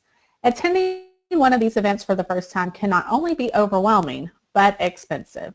Extending an invitation to share in on some of the expenses might be just what your budget-minded junior needs to convince her to attend. Name a chapter outstanding junior every year. If your chapter has at least one junior member, you should name an outstanding junior. Even if she is not active in your chapter, she is active in her community, and her commitment to being a DAR member makes her outstanding. There is no point requirement or deadline for being your chapter OJ. Points and deadlines are only important if she enters the OJ contest. To name a chapter OJ, you just simply input her name into your CMR. It's the first question under junior membership. The official fundraising project for the Junior Membership Committee is the Helen Pouch Memorial Fund. Established in 1938, the fund is named for the daughter of the first national chair and honorary president general who died at a young age. Donations to the fund were so successful that in the first year, the juniors were able to award 3 $100 scholarships to the DAR schools, one to Tomasi, one to Kate Duncan Smith, and a third to one of the DAR supported schools, which there were 12 at the time. Now, nearly 80 years later, the Junior Membership Committee has an annual commitment of $120,000 to the DAR schools. Because we have continued to raise more and more each year for the Helen Pouch Memorial Fund, we are also committed to raising funds for a national project, which was begun during the Young administration. State junior membership committees may propose a project annually that is voted on by the National Junior Membership Committee and approved by the Executive Board of Management each December. The 2017 national project is Operation Freedom, which raises and trains service dogs for physically and emotionally wounded veterans. It takes 2 years and $25,000 to train these dogs to be helpful companions. It is our hope that we will be able to donate enough funds to cover the cost of one dog. We are excited to announce a new classroom grant award program, which will award 51 $500 grants to classroom teachers, totaling $25,500. Each state and the District of Columbia has had the opportunity to recommend a classroom teacher for grades kindergarten through 12th grade for this award. Funding will provide the opportunity for teachers to expand libraries on historical biographies, promote literacy for blind students by purchasing more books in Braille, offer young students flexible seating opportunities to enhance learning, provide scholarships for advanced placement testing for students who cannot afford the fee, and much, much more. A complete list of recipients and their projects will be available after Continental Congress. Let's talk about how we support the Helen Pouch Memorial Fund. Our biggest fundraiser for the Helen Pouch Memorial Fund is the sale of nationally approved junior sales products. These are the items that are found in the junior shop at Continental Congress and at sales tables at state events and some chapter meetings. You can also buy select items online at the DAR store. These items include stationery, patriotic jewelry, apparel, and accessories. Chapters and states can also donate directly to the Helen Pouch Memorial Fund. These donations can be in any amount and are sent through your state treasurer and are considered gifts to the fund. Chapters and states also hold various types of fundraisers for the fund, which we will discuss more in a moment. You can also support the Helen Pouch Memorial Fund by becoming a friend or best friend of junior membership. In the third year of each administration, the interest from this fund is used for a special project determined by the Junior Membership Committee and approved by the Executive Board. In 2016, more than $25,000 was donated to the Guardian Trust campaign with this interest. Your friend or best friend donation can be processed by the Development Office. Let's talk a little about the impact of the Helen Pouch Memorial Fund. Throughout this presentation, I've thrown around a lot of numbers when it comes to our goals in fundraising. In 2016, more than $225,000 in gifts was given to the DAR schools and our supported projects. These gifts included funding for commercial kitchen supplies at Tomasi, student health needs and art supplies at Kate Duncan Smith, an outdoor farm classroom at Hillside, meals for the summer tutoring program at Hindman Settlement School, new cottage furniture at Crossnore, a Gate of Opportunity scholarship at Berry College, and other projects at each school. We also funded our first national project, KISS, Kids in Support of Soldiers, which is a nonprofit started by a young girl who sends care packages to soldiers stationed overseas. The nearly $15,000 in funding for this project will cover the operating costs of this nonprofit for an entire year. Now that you've seen how the funds we raise benefit the DAR schools and other approved projects, let's talk about how your chapter can support the Helen Pouch Memorial Fund. Hold a chapter fundraiser like a bake sale, silent auction, or partner with a local business or restaurant for a give back event. Silent auctions or raffles during holiday meetings can be a fun way to check off people on your shopping list. In Texas, we have had great success by partnering with several Kendra Scott locations where the store will give back 20% of all purchases made during a set time. Invite your state chair to bring or send sales items to sell at one of your chapter's meetings. This is a great way to satisfy your need for DAR bling and supplies if you have members who are unable to attend state conference or your fall meeting. To celebrate the 80th anniversary of the Helen Pouch Memorial Fund in 2018, fill the pouch at each chapter meeting by passing around a jar to collect loose change. Just make sure you change it in at the bank before mailing it, or I will not be the favorite person of state treasurers across the country. Every dollar raised for the Helen Pouch Memorial Fund gives us more opportunities to impact students in need. No donation is too small. This brings us to the conclusion of our presentation on exploring junior membership. I hope you have learned more about the goals of this committee and the important work we do to continue in service to God, home, and country. Be sure to purchase your compass at Continental Congress or from your state junior sales chair so that you will always have a guide on your journey through junior membership and DAR. To stay in the know with junior membership, like us on Facebook at our Facebook page, join the DAR Facebook group, read the Explore, the national newsletter for Junior Membership Committee, which is published 3 times a year. You can always contact this national chair with any questions about junior membership. Keep exploring. Thank you, Jamie, for your presentation. For more committee presentations, we invite you to visit www.dar.org/committee presentations. If you have any questions or feedback on today's presentation, please contact the DAR Leadership Training Committee at leadershiptraining@dar.org. We look forward to your participation in the next webinar in the 2017 National Committee Online Presentation Series. Girls in White Dresses, Continental Congress, Paging 101.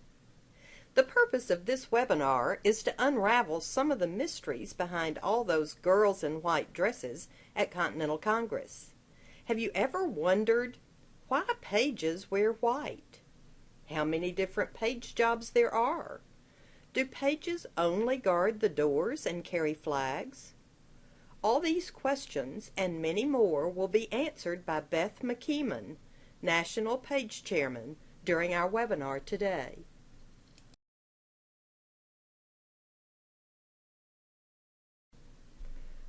Who are pages? The Page Committee dates back to the early days of NSDAR, when 13 young women, one from each of the 13 original states, were selected to act as pages.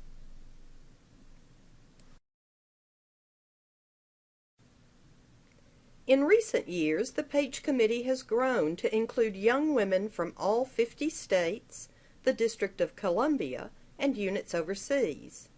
Members eligible to serve as pages during Continental Congress are members in good standing between 18 and 40 years of age.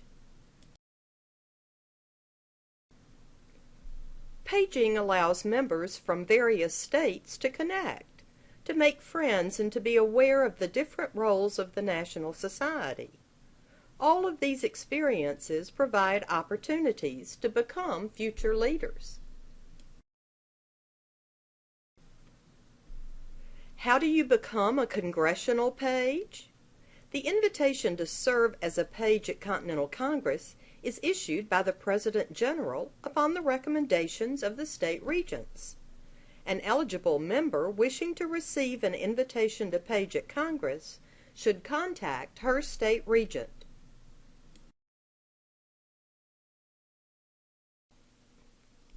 Pages are the helping hands. Pages serve all members of the National Society. The general duties of a congressional page are to assist with the smooth operation of Continental Congress. Additionally, pages provide pageantry in the processional by carrying flags and forming the honor guard. Pages who accept an invitation to serve at Continental Congress are expected to serve during the business and evening sessions. A page's primary responsibility is her congressional assignment.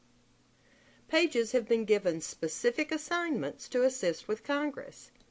A page should not be asked to serve as personal page to her state regent, or as a helper during a luncheon or tea that would interfere with her congressional paging responsibilities.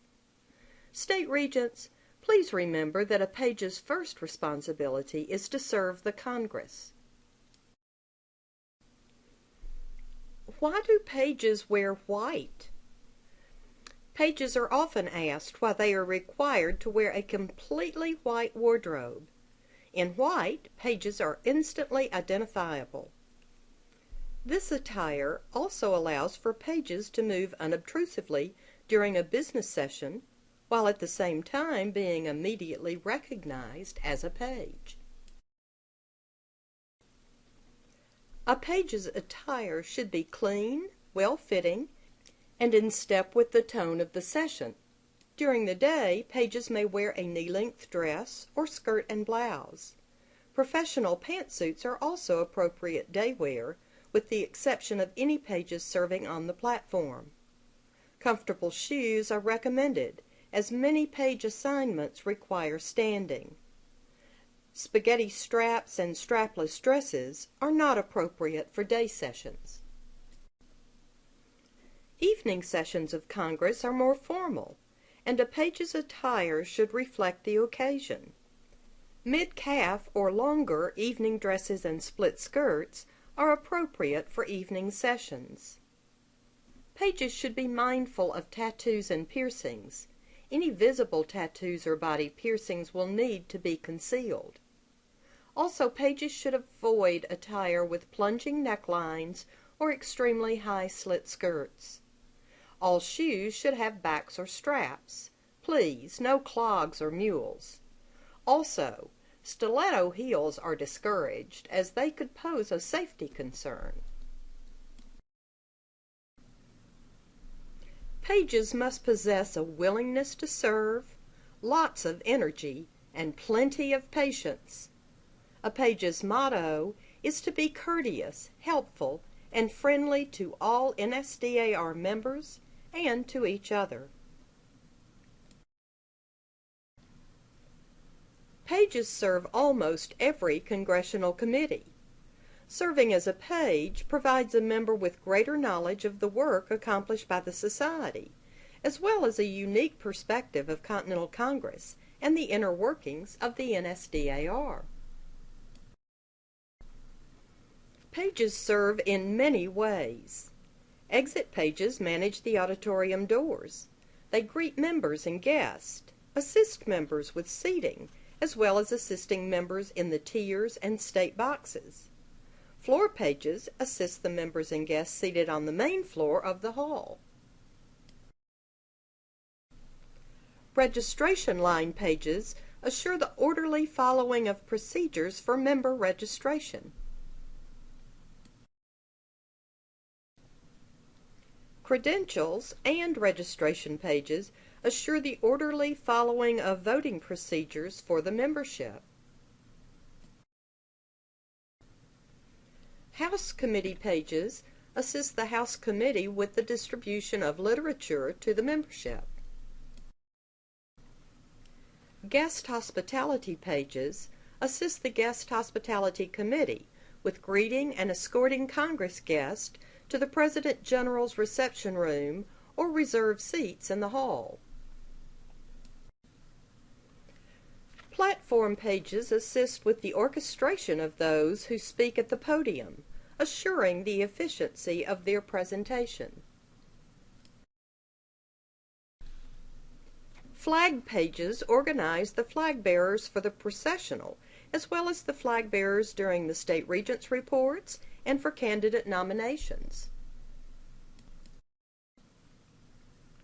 Personal pages are distinguishable by the silver or gold lettering on their sashes. These pages assist specific committee chairmen and officers. Marshal pages assist with the processional. They add to the pageantry and also perform the important task of separating the various groups in the processional.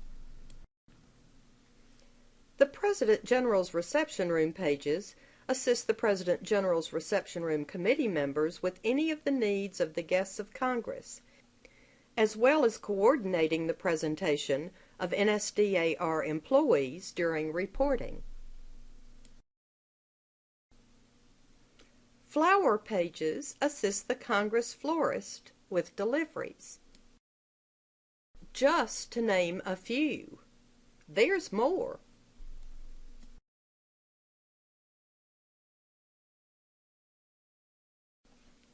As with all branches of the DAR, the Page Committee has a language all its own. Some common terms a page may encounter are flag side and banner side. These terms are used to avoid confusion when referring to the two distinct sides of the platform. Flag side is where the American flag is posted, and to the speaker's right, while banner side is where the DAR banner is posted, and to the speaker's left.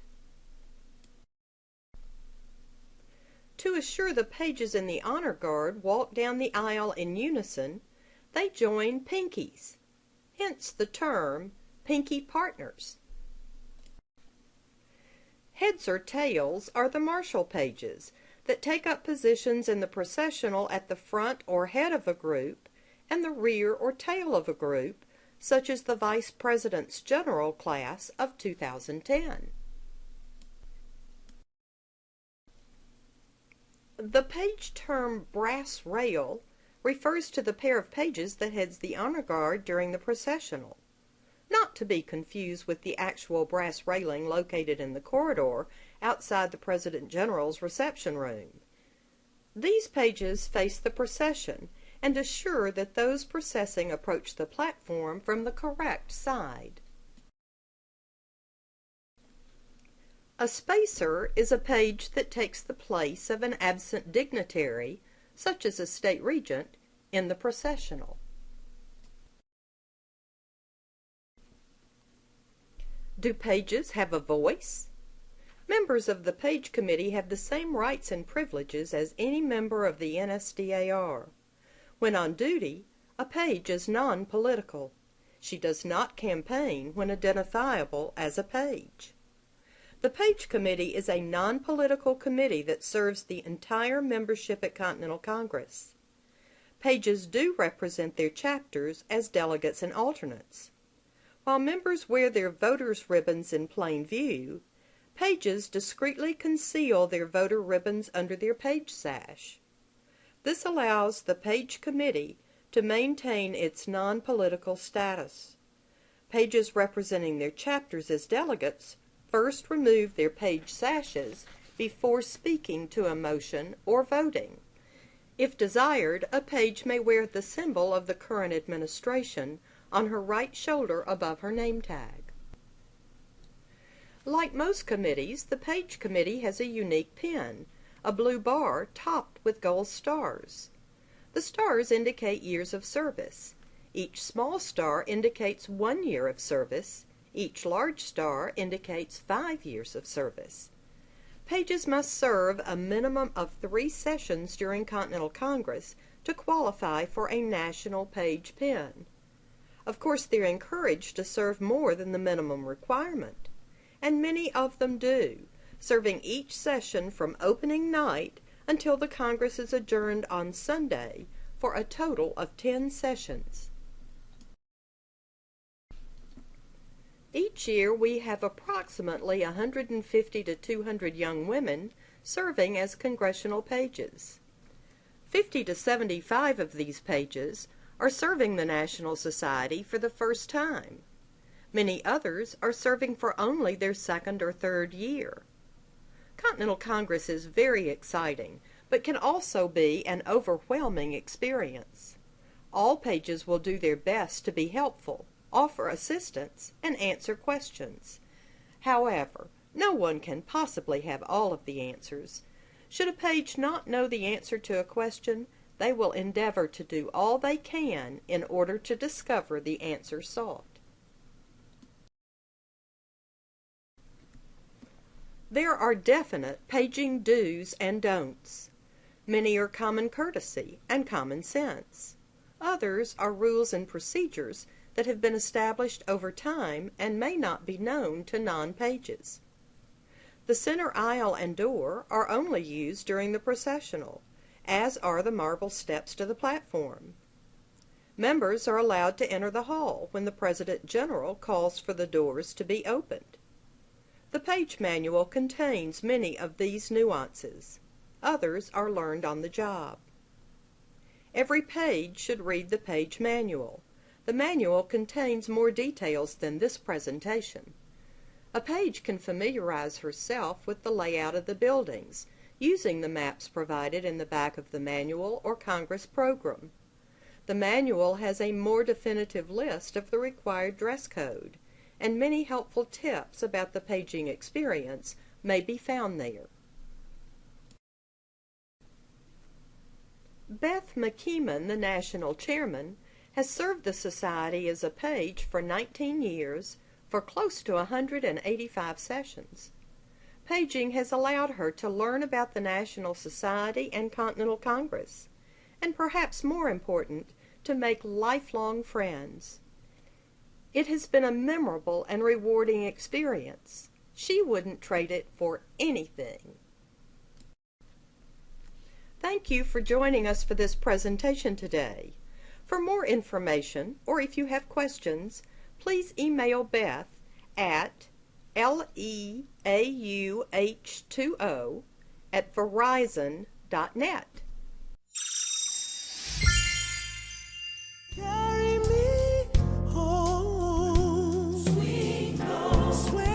There are approximately 50,000 historic cemeteries across Texas. That's a huge number. Historic cemetery is a cemetery that has burials 50 years of age or older. By law, cemeteries are dedicated land only for that use. They cannot be used for any other activity. Texas is blessed with a diversity of historic cemeteries, ranging from a single burial to a hillside filled with markers. The importance of preserving the cemetery history from a genealogy aspect is that residents get to know who their family members are. A lot of people don't realize that the people who are buried in these cemeteries, that they're related to them. Graves are a very important aspect of genealogical research because so often records have been lost, especially in the South. Many records were burned, and you won't have a link to your ancestor. That's why every person's grave is important, no matter who it is. And preservation of monuments and headstones for future generations is a link to the past.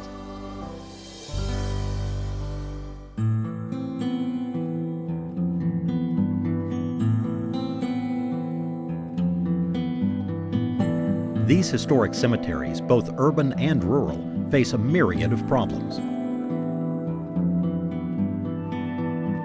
The pollution and the foot traffic and the automobile traffic, it seems to make the headstones deteriorate a lot quicker and a lot faster. You see desecration by allowing cattle to run through a cemetery. You know, there's piles of trash that have been dumped in the cemetery. Just, you know, a period of no respect. In particular, Hollywood, I mean, I look at the, you know, the natural elements, the forces of nature. Hollywood has a ravine, so we have some erosion problem presently, drainage issues. Back then, the graves, you know, there were no liners or vaults as we know of today, so they were wooden caskets. So that's why when you go in a lot of the older cemeteries, you'll see dips or whatever because they have collapsed. The value of these sacred places cannot be overstated.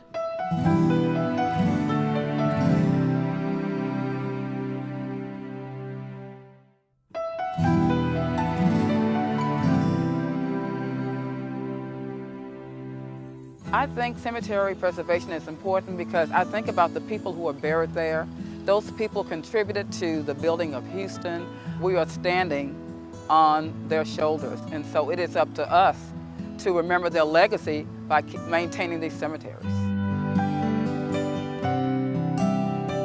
When I go into Hollywood and I'm looking at the entire cemetery, I don't have a favorite spot or a certain grave. I love, you know, to clean any and every grave, you know, show them all a little respect. Many of our members volunteer their time to complete surveys of the graves within a cemetery as a research tool for future generations. This is very important. It's not just the preservation of the headstones, but it's the recording of the headstones. The state of Texas offers guidance for those seeking to preserve historic cemeteries. The RIP Guardian statewide network of cemetery preservation volunteers is one of the newer programs of the Texas Historical Commission. It is one of the services, one of the key services that we offer.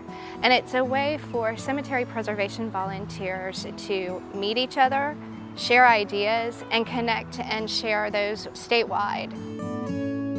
Service organizations such as the Daughters of the American Revolution often support cemetery preservation.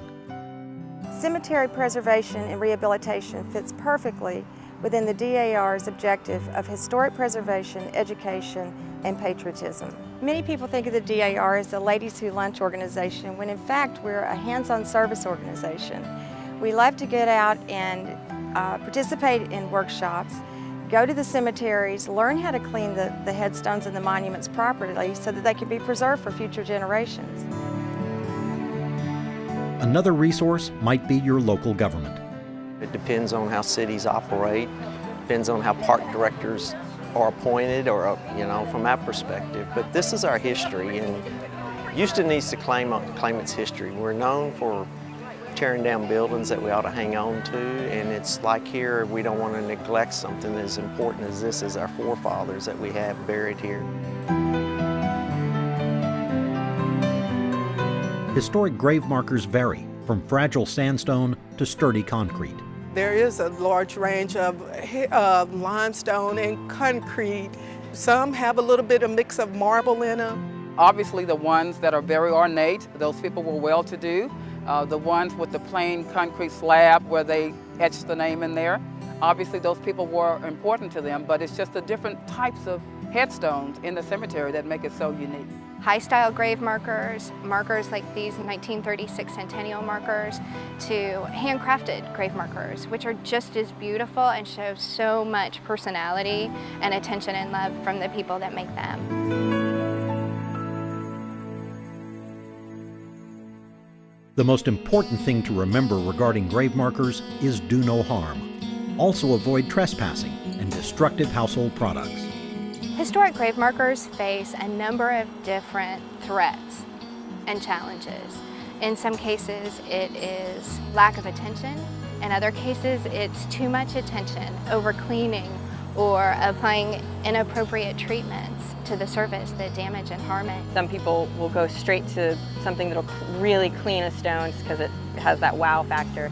Putting bleach on stone will instantly lighten it, but it can irreparably just damage the stone, and there's no conservator who can take it back to where it was. Shaving cream has all sorts of chemicals in it that can be sucked into the stone and do damage, so we definitely don't encourage that.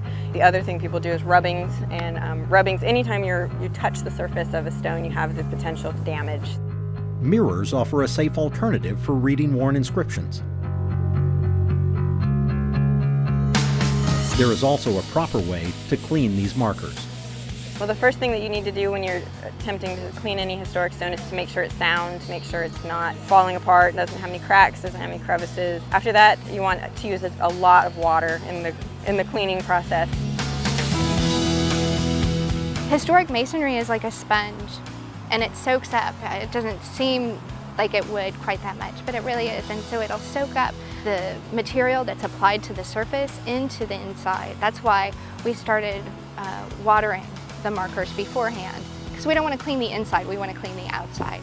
So you would spray it with water, get it really nice and soaked, then put the cleaner on and let it sit for a few minutes. The biocides that we're using are quaternary ammonium compounds. It's very gentle. It works with the biology of the organisms and kills them, and also keeps them off for sometimes up to a year depending on conditions. These products are designed specifically for historic masonry and have been tested in laboratories on all sorts of masonry, and they're good for almost any type of stone. And then just gently scrub it off with a natural bristle brush. As you start scrubbing, you notice any section of the stone kind of loosening, or a crack you might not have seen because it was too dirty. You should back off, make sure that you're not exploiting a crack there. And this is a marble stone, so it's very porous, which is probably one of the reasons why it has so much lichen.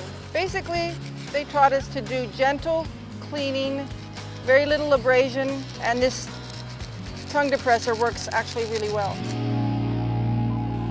Make sure that the stone never dries, because that would mean that the product has dried in it, and we don't want that.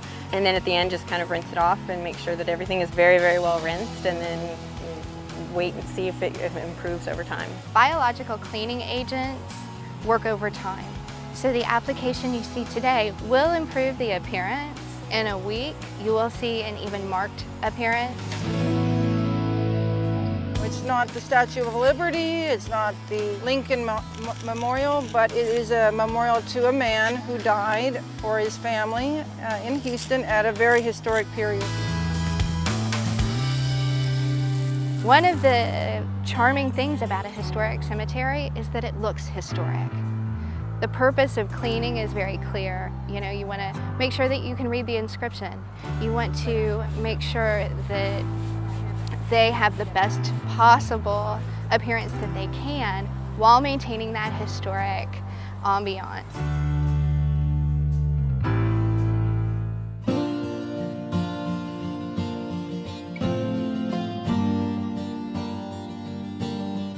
Three Houston cemeteries illustrate the history to be found. The Founders Cemetery was the first cemetery that the city had, and it was on the outskirts, about a mile out. and that's where the first burials took place. In Olivewood's case, there's 2 headstones dated 1869 1871, 4 or 5 years before the cemetery was actually platted. So the organizers had some forethought as to how they planned that cemetery.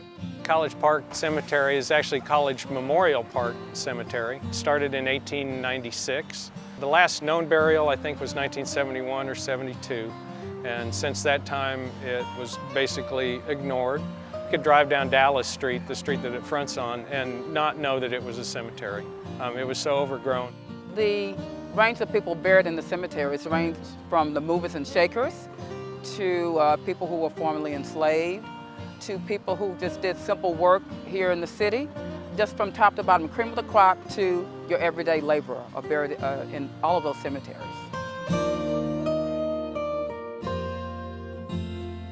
You could actually use this cemetery as the basis for a curriculum of Texas history based upon the people, the experiences that they had. Signers of the Declaration at Bear, people who survived the runaway scrape.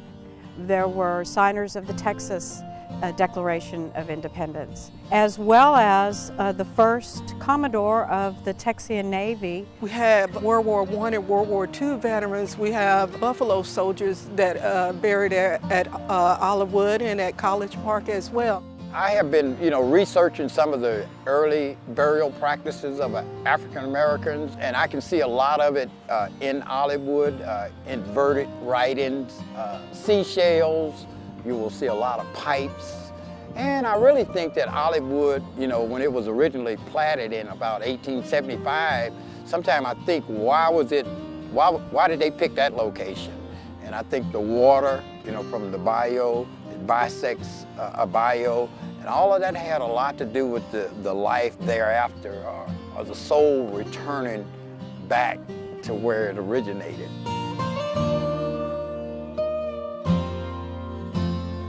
The DAR does focus on revolutionary patriots' graves, and we are very fortunate here in Texas to have many patriots buried in our state. We're very proud of the research that we've done and recorded for the African American patriots, the Hispanic patriots, and the American Indian patriots. They were all a very big force in the formation of our country. The other piece of history that I find very interesting is really the story of the racial prejudice that created the problem for the cemetery since the 70s. No one cared about it. People were there that should have known better. That's a very sad thing, a very difficult part of the history of America, and even that story I think is worth saving so it doesn't get repeated. It's important for those interested in cemetery preservation to utilize available resources.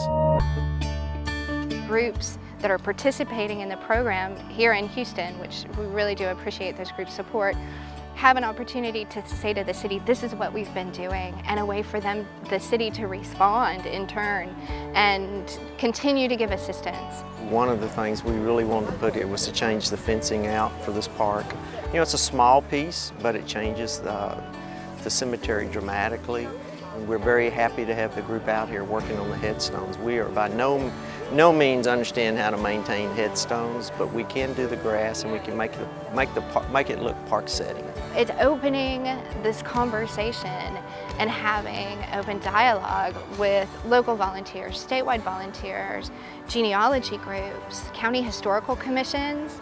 We've found a lot of new friends through our standard constituency, and then we've also found new friends just because they found us and our services on the internet. The backbone of cemetery care is the volunteers.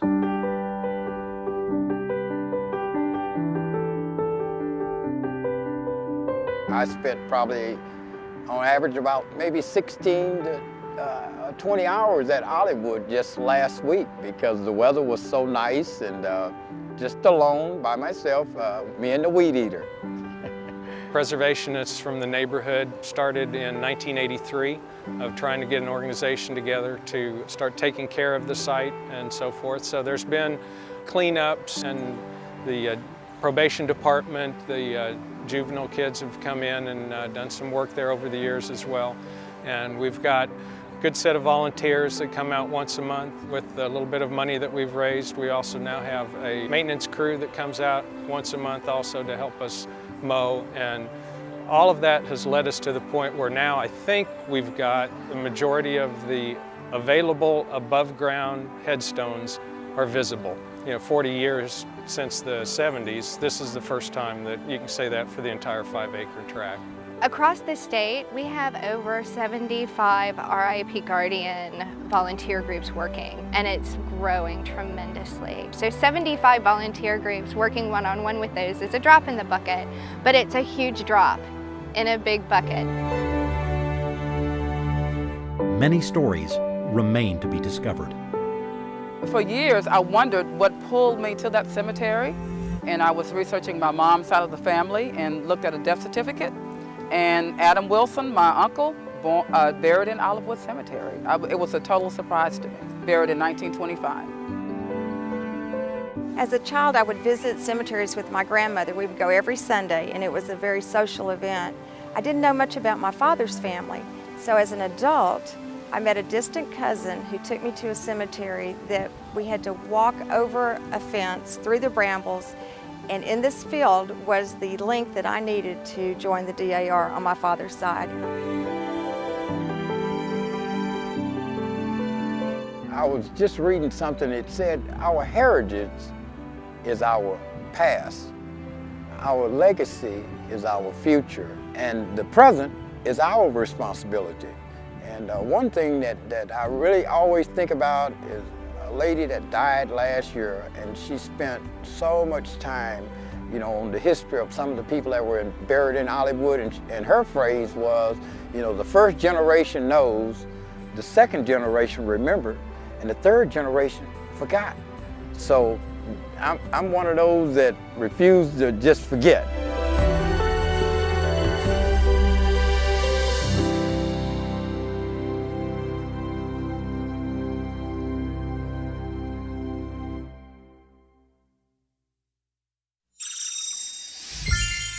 Welcome to the 2017 National Committee Online Presentation Series. I'm Jeannie DeKine, National Vice Chair of DAR Leadership Training Webinars, and it is my pleasure to present today's overview of the American Indians Committee. The purpose of this committee is to promote education, understanding, and support of our American Indian citizens, especially our youth. We accomplish this by encouraging DAR members to be engaged in the history of our Native Americans, to be concerned about current issues, to be advocates for the underserved, to promote understanding, and be supportive by participating in programs and projects, as well as by sharing financial gifts. Here is the current leadership of the National American Indians Committee. There are 3 DAR-approved programs as part of the American Indians Committee. Bacone College is a private 4-year liberal arts college in Muskogee, Oklahoma. As their slogan states, it is a place of value and opportunity. Graduates of Bacone are nurses, physicians, lawyers, entrepreneurs, and more. With a focus on recruitment and retention of students from diverse backgrounds, the college has a record of success in identifying, nurturing, and supporting students on their journey through higher education. The college has strong historic ties to various tribal nations. The Center for American Indians at Bacone is committed to the preservation of the American Indians collections at Bacone, as well as coordinating cultural programs and research. American Indian Studies is one of the premier programs as students study American Indian history and culture and prepare for careers in such areas as tribal government, education, human services, healthcare, law enforcement, environment, and resource management. Bacone College teams, nicknamed the Warriors, compete in numerous sports and have garnered numerous championships, awards, and recognitions. The relationship between NSDAR and Pacone dates back to the 1920s and continues today with various opportunities to support the school and its students.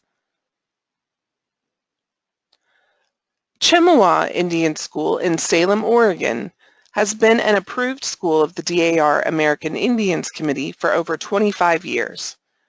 Chippewa, meaning happy home, is a fully accredited high school for Native American students. Over 300 students are served each year.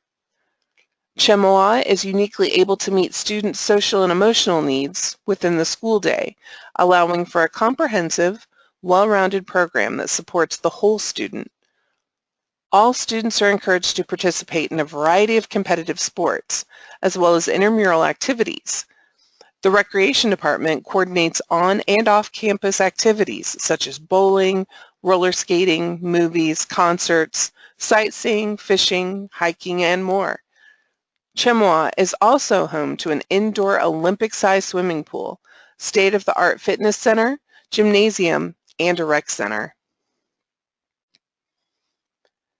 The DAR hosts the Chippewa Christmas Party each year. Caring adults supervise the students and provide instruction in home living skills and encourage students to be academically successful. Students are responsible for doing their own laundry and cleaning. The spirit of Chippewa is in learning about Native traditions. Students participate in singing, dancing, drumming, and classes in Native-inspired art, beading, basket weaving, or drum making. Powwows and a round dance are hosted each year. The students are encouraged to honor their Indian heritage by building leaders for their tribes, nations, and their communities. Indian Youth of America serves Indian children nationwide. It is best known for its summer youth camps, which have served thousands of Indian youth. Currently, 1 week of camp is conducted each summer in Arizona and 1 week in South Dakota. The young Indian campers experience a variety of cultural, educational, and recreational activities under the guidance of Indian counselors and staff, many of whom had been campers themselves. The campers also learn from special guests who come to camp to share their songs, dances, stories, and cultural traditions. The campers take place in volleyball, mushball, and basketball tournaments, paddle boating and canoeing, swimming, hiking, and field trips. There is archery, arts and crafts, healthy living and nutrition, building leadership and teamwork skills, creative writing, storytelling, traditional games, hoop dancing, flute making, and many other activities. IWA Summer Camps has provided Indian children an alternative to spending the summer at home, often with no entertainment, recreation, or job opportunities. The summer camps have provided a variety of positive activities at a time when youth lack supervision and are most vulnerable. Their motto is, "They are young once, but Indian forever." Although the American Indians Committee supports these 3 programs, there is much more to be accomplished. Chapters are encouraged to read an Indian Minute at chapter meetings. They can be found on the committee page of the member's website. Chapters donate time, goods, and money to local entities such as youth centers, schools, and homes for the elderly on reservations. Scholarship information is shared with the local high schools. The National Society has 2 funds which directly support the committee programs. The Friends of American Indian Scholarship Fund and the American Indian Fund are administered by NSDAR through the DAR Development Office. Financial support can also be accomplished by direct support to the schools and camp. To commemorate Native American Heritage Month in November, chapters are encouraged to have a proclamation signed, furnish spot announcements to local radio and television stations, as well as promote Native American education by programs and projects within the chapter and community. A sample proclamation is available on the committee website. The spot announcements could be the Indian minutes furnished for chapter use. The possibilities for support are as vast as the imagination. Together, we can support all Native Americans through the efforts of this committee. For more information on how you can support the mission of the American Indians Committee, please contact National Chair Jacqueline Ullman as listed on this slide. We hope that you have enjoyed today's presentation. For more committee presentations, visit www.dar.org/committee presentations. If you have any questions or feedback, please contact the DAR Leadership Training Committee at leadershiptraining@dar.org. We look forward to your participation in the next webinar in the 2017 National Committee Online Presentation Series. Welcome to the DR webinar, Children of the American Revolution. I am Susan Gillette Meir, National Vice Chair of the DAR Leadership Training Committee. This webinar will provide our DAR members with an account of the beginnings of the official CAR committee, an overview of the structure of the NSCAR organization and its headquarters, a review of the objectives of the CAR, an outline of the structure of leadership for both adults and members, an evaluation of the benefits of CR membership, and an examination of the process needed to start a new CR society. At the end of this webinar, our National Chair of the Children of the American Revolution Committee, Billy Spence, will join us for a question and answer session. So please stay with us until the end of the broadcast. You won't want to miss it. What do DAR members think of when they hear Children of the American Revolution? Why, children, of course, that's right. This is an organization started by the DAR for boys and girls who are descendants of patriots of the American Revolution. Some other things that come to mind include patriotism, or training to be a good citizen, being involved in the community, thanking our veterans for their service and showing appreciation for their sacrifices, learning about the history of our country with others, or through exploration at historical sites, honoring those who came before us who gave so much, becoming leaders and educating others about our great nation, and serving our communities. The CAR is all of these things. Does that sound familiar? Many of the things the CAR members do are the same as what DAR members do. Well, why are these things so similar? These two organizations have much in common due to the historical beginnings of the CAR. Let's take a look. At the Fourth Continental Congress of the NSDAR in 1895, Mrs. Harriet Mulford Lothrop, the regent of the Old Concord Chapter, Massachusetts, delivered a moving speech urging DAR members to join her in helping create a patriotic organization for their children to be called the Children of the American Revolution. The intent was to create good citizens and to prepare the children to enter the ranks of the daughters and sons of the American Revolution. A resolution was made by the society and it was unanimously carried with great applause. On April 5th, Mrs. Lothrop again addressed the National Board and asked that the CAR be under control of the DAR and that its officers should be members in good standing in the DAR. This rule was later extended to include Sons of the American Revolution members and Sons of the Revolution members. And so the CAR began. During Mrs. Lothrop's speech during Continental Congress, she said these powerful words: "What a tremendous thought that some of our boys and girls may be growing up in our very midst with no adequate idea of what it is to be an American youth, claiming a heritage of these American principles. Can we, as American women, rest a moment while the impressible period is swiftly passing on with them?" Even today, the CAR continues to promote the love of the United States of America and its heritage among young people. The NSDAR board members in 1895 included Mrs. Lothrop, seated in the center of this photo, as the first senior national president.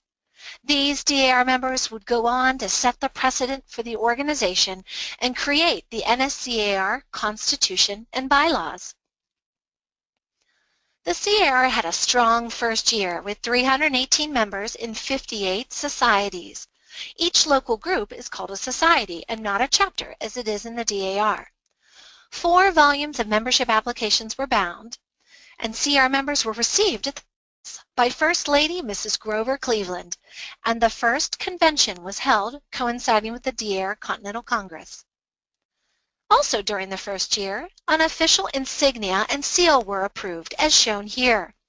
On the left, you will see the design presented for the insignia, and on the right, you will see the design of the official seal of the CAR. Similar to the DAR insignia, the CAR insignia is restricted in its use. Members and seniors are encouraged to use the CR logo with the eagle's head for print use and any other use, as you see here. From the beginning, the DAR offered a place for the CAR to conduct business. Today, the CR national headquarters are located on the second floor of Constitution Hall at DAR headquarters. A large portion is the business office, where records are stored, and the official staff work, including the CR genealogist who reviews all applications. Outside the office area is the NSCR Museum, with the children's room located on the 3rd floor of Memorial Continental Hall. Since the founding of the National Society, donations have been made to the NSCR Museum. The museum was dedicated to the youth of America, and its primary purpose is to help young people understand and appreciate American heritage.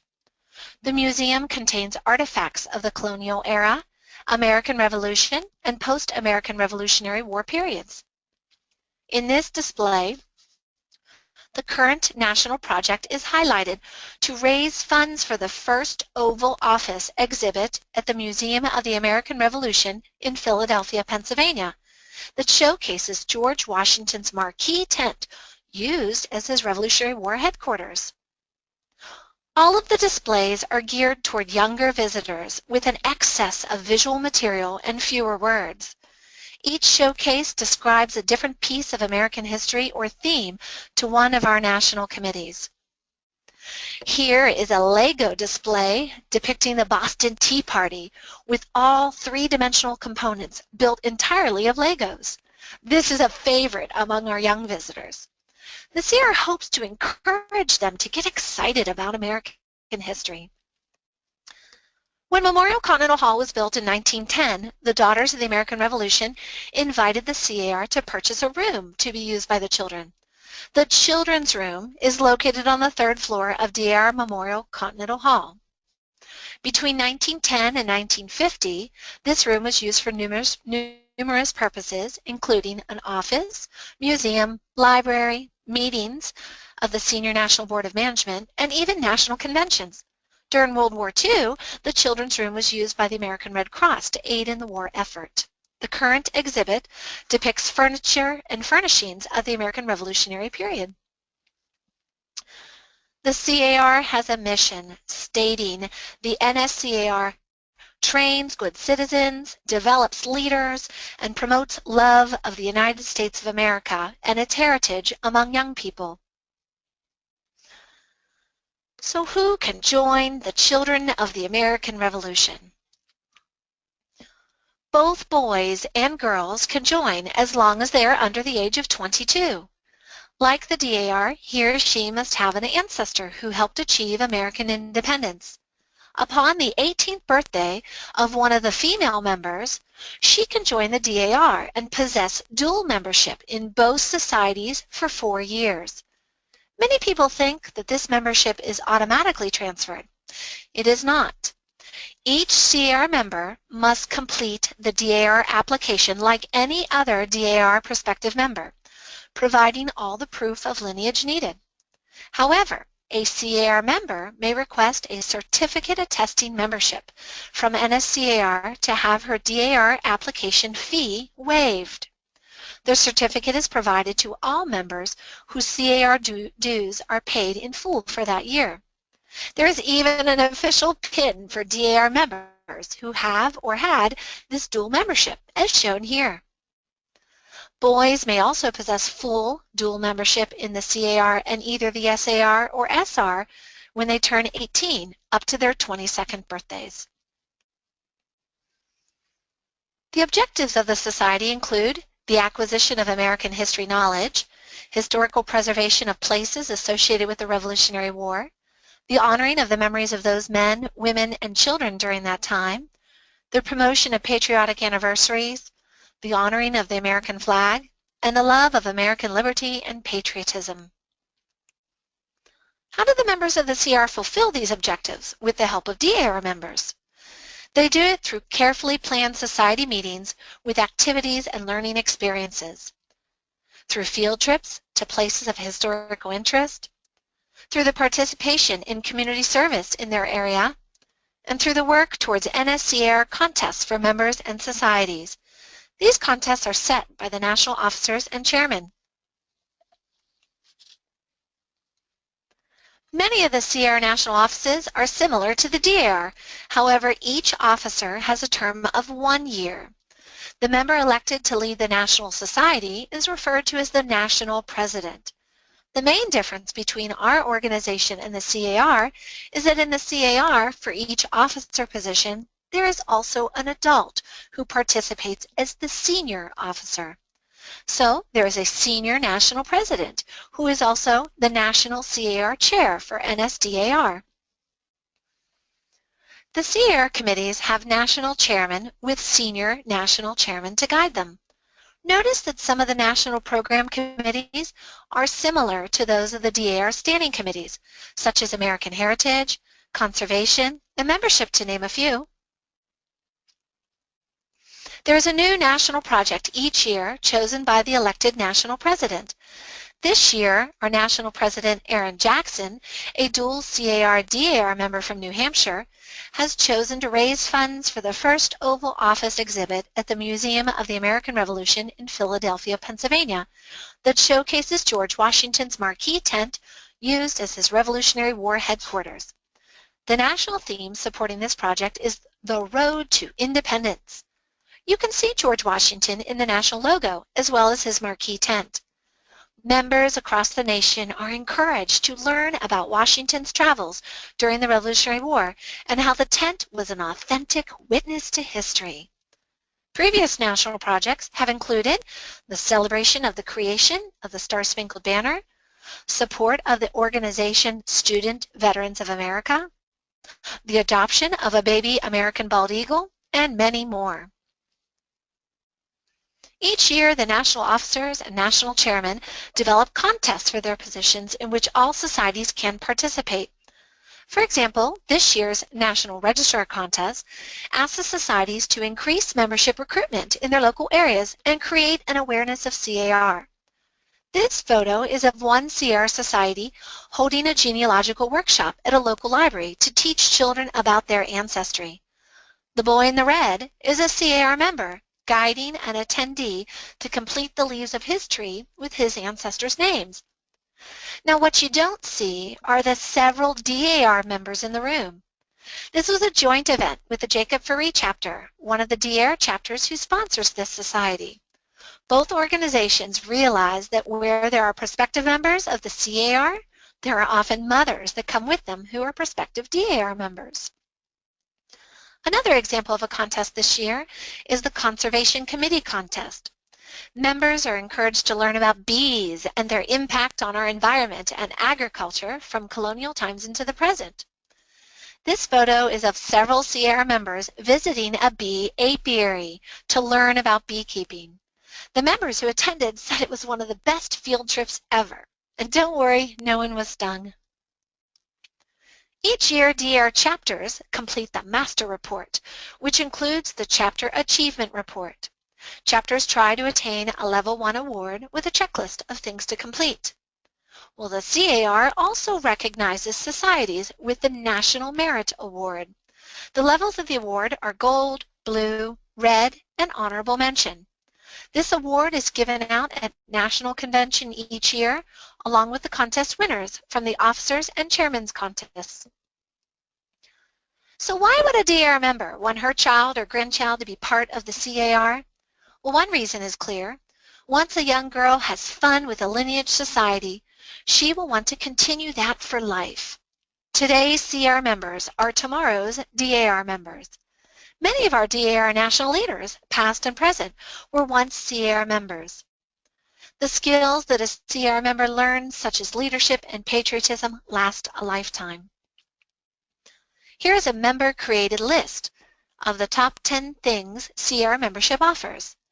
These benefits include public speaking skills, responsibility, experience working with others, leadership skills, a love for community service, respect for our veterans, mentoring skills, better citizenship, patriotism, and friendship. These are many of the same things that DAR members get to experience. Members learn public speaking skills. At each meeting, members are asked to take on a role. Even the 2-year-old can put his hand over his heart and lead the pledge with, "I," and everyone else will join in. Sometimes a member takes part in a skit or gives a report.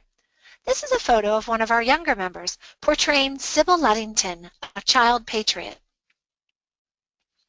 Responsibility.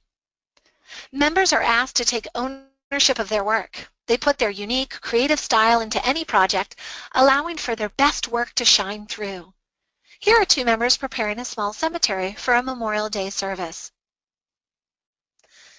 CR members gain experience working with others.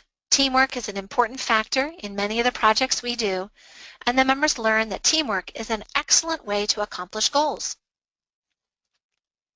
Leadership skills. Getting the chance to organize a project or teach a lesson, members learn the incredibly important skill of leadership. If members are officers or chairmen, they must write reports for meetings regarding their office. State and national officers and chairmen design a contest for societies to enter, and at the end of the year, they must judge the entries and present the winners. A love for community service. Members are encouraged to serve their communities around them, developing strong ties to the work they do and realizing that service is powerful. Respect for our veterans. Members learn about our American history and are encouraged through service to thank our veterans for their commitment to our country. Mentoring skills. The older members get a chance to be mentors to the younger members, setting good examples and teaching them the needed skills to succeed. Better citizenship. Members are encouraged to be active in their communities and learn more about our government today. Here is a CR member volunteering at a naturalization ceremony to welcome new citizens with an American flag and a flag code booklet. Patriotism. An emotional attachment to one's heritage and country are encouraged through the activities and discussions that our members have with one another. And friendship. Our members have the opportunity to meet others at local, state, and national meetings several times a year. Many of these bonds start at a young age and last a lifetime. Sounds similar to the DAR. The functioning group of the CAR is called a society, while the DAR forms chapters. There's the National Society, state societies, and local societies. The local society can be formed in any area with 6 members. Just as the National Society has both members and senior leaders, both the state and local societies have members and adult senior leaders. In the DAR, our junior members are special to us. The CR values its younger members, the Pee Wee Patriots. Each official meeting of the CR begins with a ritual, and the president opens the meeting and then asks different members to lead the Pledge of Allegiance, the American's Creed, and the CR Creed. Individual members are then asked to read the 6 CR objectives and the CR mission statement. Some societies also recite the preamble to the Constitution or sing the CR song or the Star-Spangled Banner. In addition to society meetings, many societies take field trips to historical places of interest or places that support one of the national contest themes. All of the things a society does could not happen without senior leadership. The DAR, SAR, and SR members help the children grow into adulthood with the guiding hand of patriotism. So how does one get involved in the CR as a DAR member? You can volunteer to be a senior leader, and you do not have to have children or grandchildren in the CAR to participate. Your DAR chapter can ask your local CR society to present a program at your DAR meeting. This gives the children a chance to practice leadership skills and speaking skills. You can enroll your children and grandchildren in the CAR. When they have a mother or grandmother in the DAR, their CR application often just needs the lineage proven up to you. Your DAR national number is then used to support their application. CAR accepts proven information from DAR applications as proof. You can support the state and national projects by sharing the information with your chapter. Many DAR chapters put a line in their budget for supporting the CR financially. Each chapter can have a CR committee chair. You can volunteer to serve as chair in your chapter, keeping your chapter informed about CR events and opportunities. Your DAR chapter can sponsor a CR society. A society can have more than one DAR chapter sponsor them at a time. This is an official title with the responsibility of providing senior leaders and some financial support. And last but not least, your chapter can organize a new CR society. And remember, whatever time you give, it is part of our Celebrate in America initiative to volunteer for our communities. Any hours for CR will count. So your chapter thinks it may want to organize a new CR society?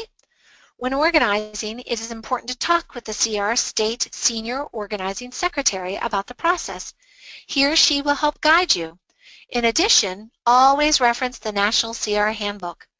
There is an entire section devoted to the process of the organization of a society. There is DAR leadership necessary to organize a CR society. The sponsoring chapter has the responsibility to provide some financial assistance as well as senior leaders to help. A DAR chapter should also have a CAR chair for the chapter to keep communication open between the two organizations. Now, when your chapter decides to start a new society, a senior organizing president should be chosen. Contact your senior state president to request permission from the NSDAR for this person to be senior organizing president. She is then confirmed by the National Society of the CAR. Once confirmed, NSCAR will notify the senior organizing president, and this confirmation would expire in 1 year should no society be formed. You can then begin planning meetings. Senior organizing presidents, as soon as they accept the position, should obtain a National CR Handbook and bylaws. These can be found on the national website. The senior organizing president should begin to consider what other adults will help with the senior leadership of the society. Teamwork is necessary. 6 new CAR members with dues paid for current year are required to organize a society.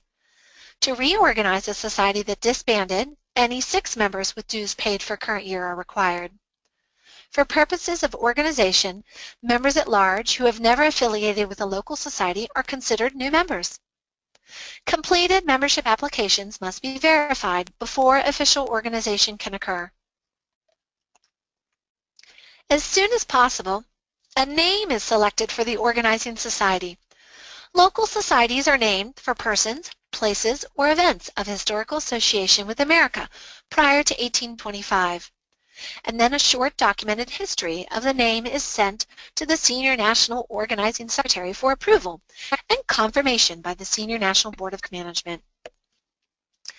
After the required applications have been verified, a local organizing meeting is then held where the society is officially organized and officers are installed.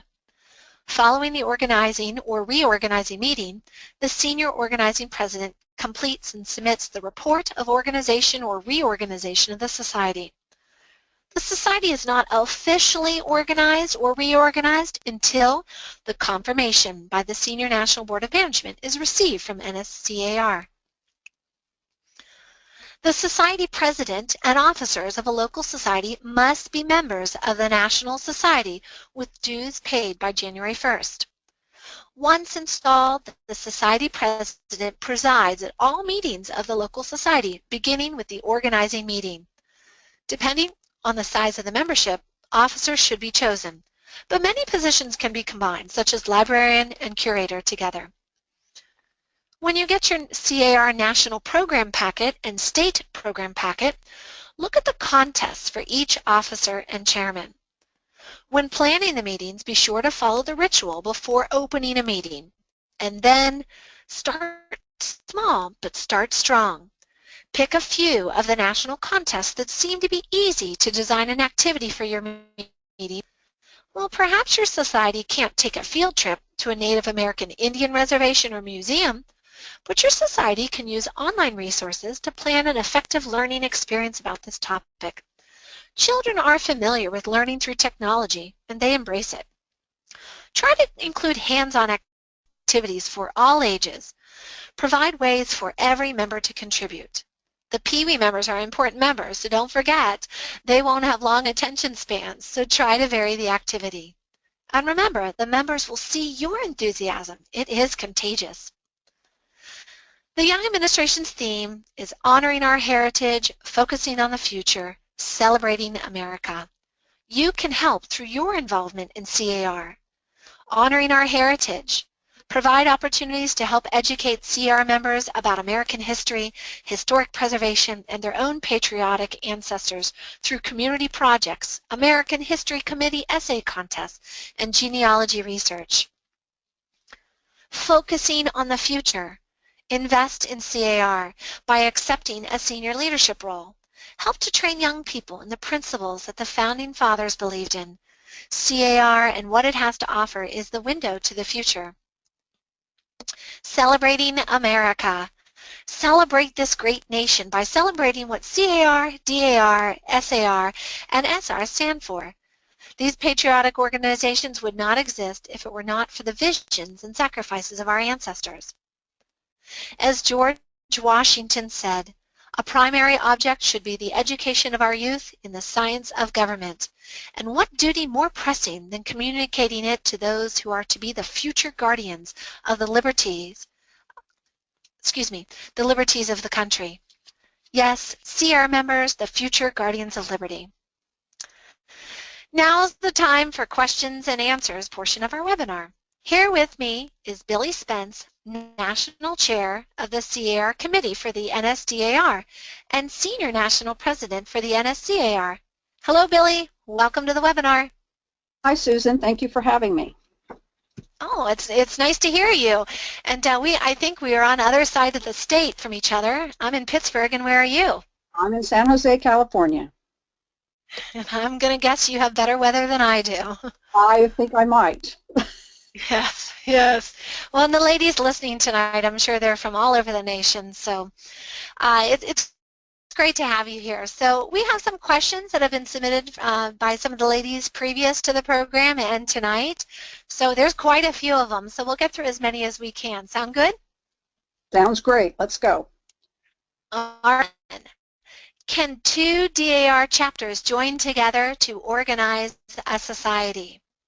Yes, the two chapters would work together and determine who the senior leadership would be from each chapter, and they can form a CAR society by doing so. Very good. All right, number 2. Currently, how many CAR societies are there? Well, right now we have 671. Of the 671, 46 are currently in the organizing or reorganizing process, and we have 625 active societies throughout the United States. Well, that's a lot of kids participating, isn't it? So another question that kind of is real similar to that. Are there any overseas societies like there are in the DAR? Absolutely. We have societies in England, France, Germany, Italy, and many of the foreign societies within CAR, the children are spread out throughout that particular country. So some of these societies, the foreign societies, have actually used Skype or other methods to hold their meetings. Very nice. Okay. You said about holding your meetings. Here's the next question that I'm thinking goes right into that. How many meetings a year does a society usually have?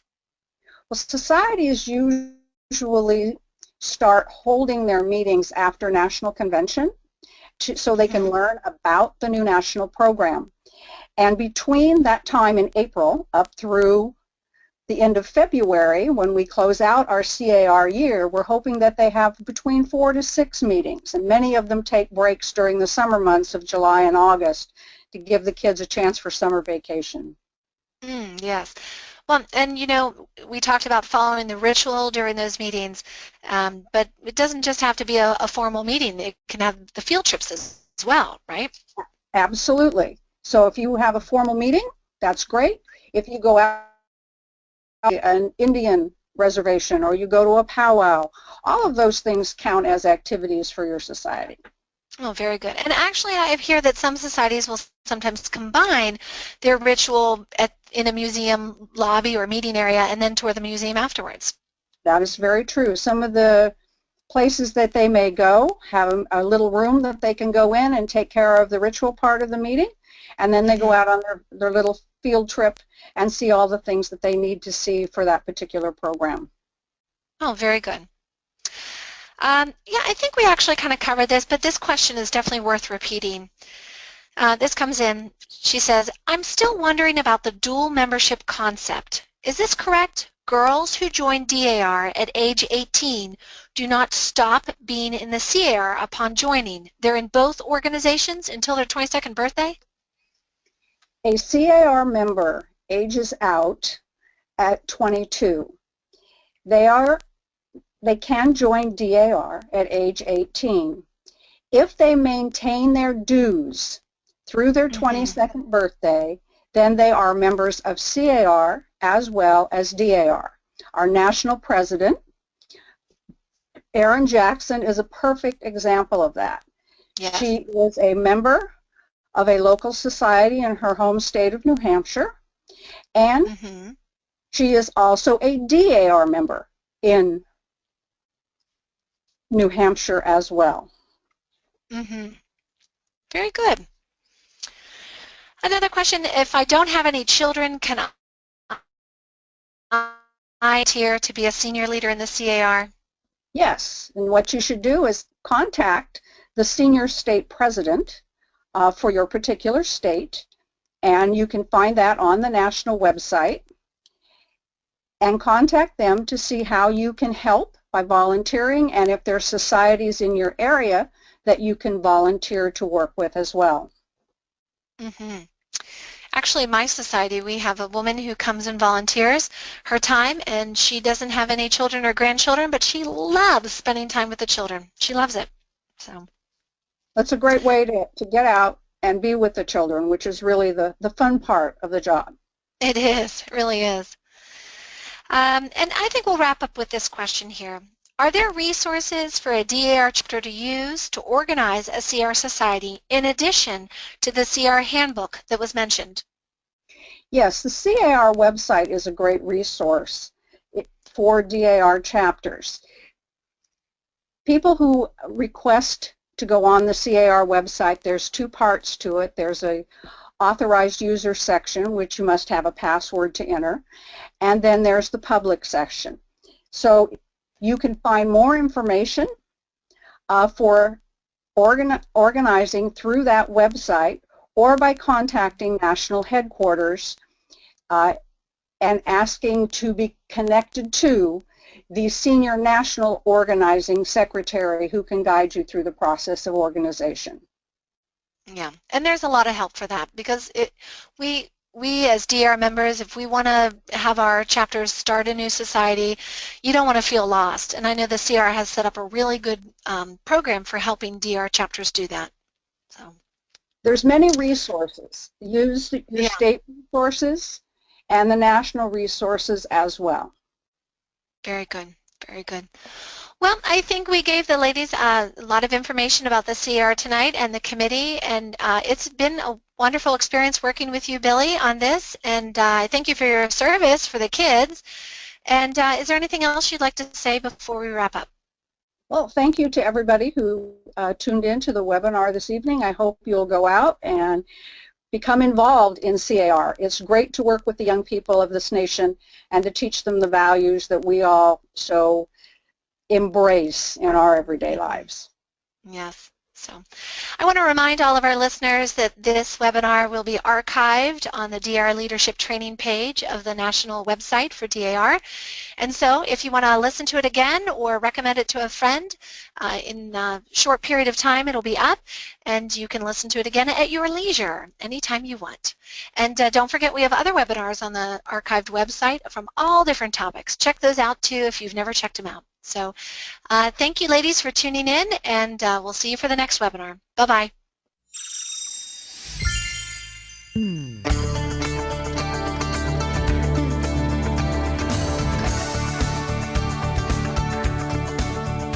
The Kate Duncan Smith DAR School sits atop Gunner Mountain in northeast Alabama, in the small community of Grant. This non-residential day school provides opportunities for the children of a large rural area in the Appalachian foothills to develop a strong love of American ideals as they obtain a distinctive academic background. This tradition of dedication to achievement, patriotic and moral values, and service to community and country is what makes KDS a place like no other. In the early part of the 20th century, the people of Gunner Mountain were proud and hardworking, but had difficult lives and few opportunities, until the Alabama Society Daughters of the American Revolution built a school here in 1924. The DAR gave these families hope and a chance to improve their lives through education. The school and the teachers here taught us a lot of things that we carried through our life. I did. Patriotism, love of the country, love of the DAR, love of the school. So I left here with that, and have always had that patriotism, always had a desire to serve. I enlisted in the Air Force, and I spent 38 years traveling around the world, doing some really interesting things, seeing some interesting places. Spent a year in Vietnam, and the experiences I had here at DAR, I think, guided me all of those years, helped me to stay focused on helping my country and my fellow man.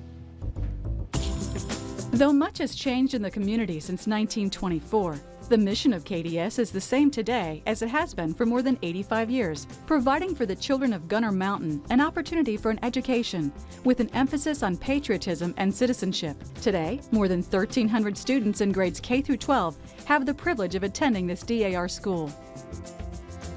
It's a close-knit group here, and that includes the faculty as well as the students. Everybody knows one another and assist one another. You always have an opportunity to meet the staff if you need to. I love it's like a team here in our community, and I think that's a reflection of the school's impact on this community. I love the small-knit community feel that you have on this campus, and to me it's something it's something to me that I can come up here and speak to anyone, and I feel like I know people up here, and I feel like there's not just me looking after my child, there's several people looking after my child, and as a mother, I think that just speaks volumes. Another constant at KDS has been the support of the Daughters of the American Revolution, with the National Society lending its support to the school in 1925, just 1 year after the school was built.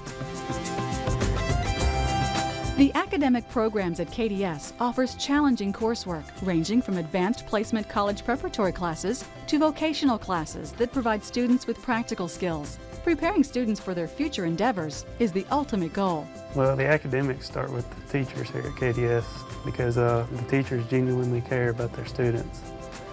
And they care about our education, our future, so they strive to make sure that we do our best and do our homework and stay on task.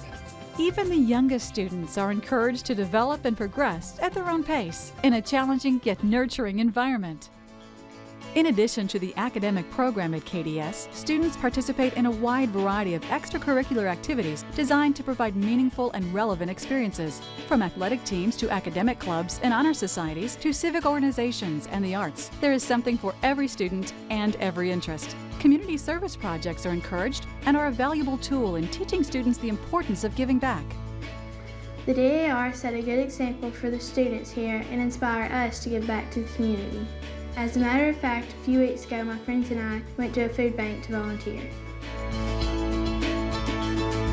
DAR members from across the country and throughout the world continue to have a direct impact in the classrooms at KDS today by sponsoring educational projects. Classroom supplies, teaching implements, technology equipment, and library books are just a few of the items that have been donated and are having an impact on the education of students. The KDS Health Clinic, with its full-time registered nurse, serves as a comprehensive medical facility, providing not only minor medical treatment, but management of more serious health issues that require periodic monitoring and medication. The KDS Scholarship Fund is supported by DAR, alumni, and local businesses and organizations. In fact, more than $150,000 is awarded annually to students in pursuit of higher education. DAR members also sponsor programs that provide Christmas gifts for families in need, pay for medical expenses and clothing for students, employ students after school and during the summer months, and provide funds for maintenance and landscaping for the large KDS campus. The KDS campus is comprised of 240 wooded acres overlooking a scenic cove. There are some 40 buildings on the property, including classroom buildings, athletic complexes, faculty housing, and even a greenhouse. Listed on the National Register of Historic Places, KDS boasts a number of truly unique buildings and structures, such as the Louise Wilson Jacobs Building, the Pennsylvania Log Cabin, Becker Hall, the Pennsylvania Water Tower, and the Nan Roberts Lane Chapel. Students with a strong foundation become alumni who give back not only to their school, but also to their community and their country. I'd gone to the little 4-room elementary school up the road, and when we reached 7th grade, we all enrolled here at KDS. And one of the best parts of that for me was that there was a work-study program. I had never been able to buy a hot lunch in the school lunchroom, and when I enrolled here, I was able to work mopping the floor during my study hall to earn a hot lunch. This meant so much because not only did I have a hot lunch, but I had a couple of dollars a month that I could use for other personal items that I needed. You know, I've been very blessed as an educator to have taught in 2 states, many schools, many different grade levels. But in all of those experiences, over 40 years of being an employee in schools, I've never experienced one like this one. This is really a place like no other.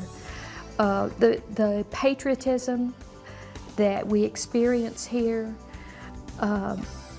even, you know, they may not think about it when they come for dedication day, but seeing the DAR in their red, white, and blue just really makes you proud to be an American. This is just a place of great love, great generosity, great patriotism.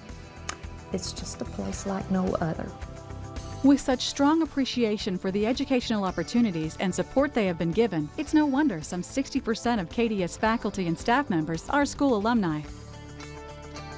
Preserving the past while preparing for the future is the focus of the KDS DAR School Administration and Board of Trustees.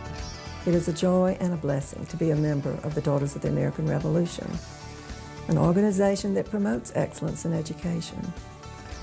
At KDS, we are ensuring that our founding principles are embedded as a legacy for future generations. You can help KDS continue to fulfill its mission through your ongoing support and generous contributions. Each and every donation, no matter the amount, provides KDS with the tools it needs to change lives through education. With its rich heritage and traditions, a focus on patriotism and citizenship, and a reputation of producing top students and fine young Americans, the Kate Duncan Smith DAR School is truly a place like no other. For joining us for our live webinar, Building Your Chapter Literacy Promotion Committee, as Easy as ABC. I am Susan Gillette-Meir, National Vice Chairman of the Webinars for the DR Leadership Training Committee, and I'm joined by Jean Ellen Heiter-Melton, National Chair of the Literacy Promotion Committee for the Young Administration. Hi, Jean Ellen. I'm so excited tonight. Thank you, Susan. I'm excited to be here. You know, I'm very sure that our listeners are hoping to find out more about Literacy Promotion Committee, as well as gain ideas for projects for this committee. Absolutely, and that really is our goal, that members will take away simple and tangible ways their chapters can promote literacy through this committee. Jean Ellen, will you tell us a little about the webinar before we begin? Sure. This webinar is built off of the committee's areas of emphasis, so we will discuss how to foster a spirit of partnership with a real focus on future readers, and we'll spend a bit of time discussing different ways to celebrate your chapter's commitment to literacy promotion. And at the end of the webinar, we're going to have a live question and answer session, so be sure to stay with us. Throughout the webinar, you can submit any questions that may not be addressed. So let's begin. Jean Ellen? Thank you, Susan. This year marked 25 years since the DAR National Board of Management established a commitment to literacy with the formation of this committee. So let's start by talking about why literacy is so important. The ability to read and write, or literacy, is an essential skill that allows members of society to become fully independent and to contribute as citizens. Literacy is needed to promote development within a culture. Whether one learns to read and write at a young age or as an adult, it is an important life skill. Research has shown that students who do not read proficiently by age 10 are 4 times more likely to drop out of high school than those who do. At some point in a student's education, reading is no longer just a skill to master, but a means to obtain new knowledge. As many as 1 in 7 adults in the United States function with a level of literacy considered below basic. Think about how many of these individuals live in your community and cannot participate as active citizens due to their illiteracy. A Literacy Promotion Committee in your chapter can positively affect the lives of many in your community who are striving to contribute to your community and to be lifelong learners themselves. Let's start by addressing a common myth that many women believe. My chapter is too small to build another committee. In fact, often members of mid-sized chapters believe this as well. The list of committees our organization supports can feel daunting to chapter leadership when trying to fill each position. It is often difficult to find a chair for DAR Good Citizens and DAR Service to Veterans, recruit someone to collect stamps and soup labels, and then find a member to share the National Defense Report and an Indian Minute. It can start to seem you've run out of active members. The goal of this presentation is to help you see that building your chapter's Literacy Promotion Committee is a logical result of partnership and focus that will leave much to celebrate. First, partnership. Work with others to identify potential projects and to create a successful committee. Second, focus. Determine a course of action for meaningful public service that is supported by your members. Finally, celebrate. Your commitment to literacy and to making a positive impact in your community is worth celebrating. Let's talk about partnership. The Literacy Promotion Committee is well suited to 2 different kinds of partnership. External partnerships with community organizations and internal partnerships with other DAR committees and chapters. There are many organizations in your community already committed to literacy. Consider the public library. Public libraries have a variety of programs already in place to support beginning readers. Ask about story hours for small children or an adult literacy program that offers one-on-one reading opportunities to improve reading and literacy skills. Programs for those with limited English proficiency are often provided as self-guided programs for adults. Students use books and videos to help them achieve English literacy skills, but they may need someone with whom they can practice their skills. Here's an example of a flyer created by the Butte County Library in California for their Literary Services Department. They are actively looking for volunteers, and it may be as simple as a phone call to begin volunteering at the library as an adult tutor. Your Literacy Promotion Chair can contact the library in your area to begin your partnership, gathering all the necessary information for your chapter members to begin volunteering. Another need in our communities is interaction with local schools. Again, you will find there are opportunities in your schools for supporting a range of ages and skill levels. Many chapters support Read Across America programs in their local elementary schools, or sign up to read to and be read to by young readers. You can even take your dog into some schools to listen to children reading. Contact the person in charge of your local high school's English Language Learner program. Ask for a list of needed items and services. Oftentimes, normal funding won't supply all the items a program coordinator sees as beneficial, and your chapter could sponsor the financial purchase of some of those items. In addition, the coordinator could also let your chairman know the specific needs for volunteers, such as tutors or mentors. Contacting the United Way is an excellent way to meet the literacy needs in your communities. The United Way has its own Success by Six program that supports early literacy. Your United Way can also act as a conduit to connect volunteers with local agencies that support literacy. Some communities have a Fill the Bus program, collecting school supplies so that material needs are not the economic barrier that prevents students from learning. Most United Ways are the volunteer centers in their region. Just contact the United Way and tell them your chapter wants to help with their literacy programs, and they will connect you to the immediate needs in your community. The federal government's Department of Education has a department specifically for adult education and adult literacy, with offices in many communities. Contact your local adult education office to determine their needs. Perhaps they need tutors, mentors, or scholarships for students studying to take the GED. Perhaps you can support a graduation ceremony to celebrate GED graduates. One thing all of these organizations have in common is that they already have paid staff members committed to literacy, and they have a population who will benefit from the women hours your chapter can contribute. Call and ask what they need. The second kind of partnership that will support your committee's goals is internal partnership. There are two kinds of internal DAR partnerships that benefit your committee efforts.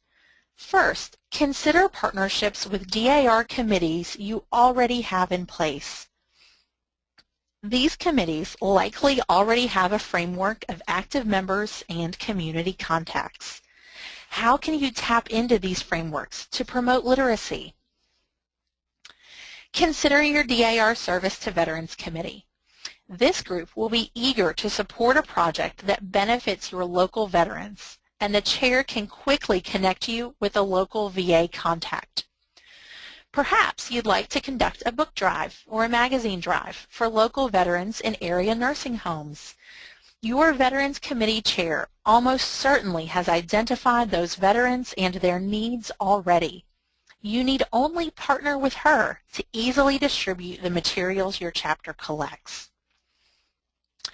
Other good committees for partnership include almost any of the ones that support education. Take the American History Committee, for example.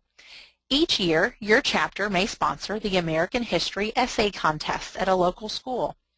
Consider purchasing the suggested reading resources for donation to the school library.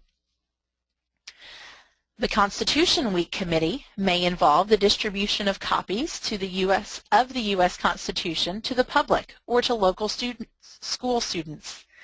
Perhaps you can join the committee members as they visit local schools and offer to read to a classroom. Or you can donate a book about the Constitution to a local library. Consider your DAR Good Citizens Committee. Why not honor your winner with a book as a part of the award? Perhaps The Good Citizen or Liberty, the American Revolution. It would be easy for your DAR school chairman to contact the school librarian at Kate Duncan Smith DAR School for a wish list of books. Or consider adopting a cottage at Tomasi or Crossnore to be sure every child receives a book as a birthday gift this year. Your chapter's next donation could directly impact the life of a child. Does your chapter support the Junior American Citizens Committee? Honor your winners with a book this year. Ask the teachers that support your JAC committee if there are specific books about American history or citizenship they would like to add to their classroom library to support their JAC efforts.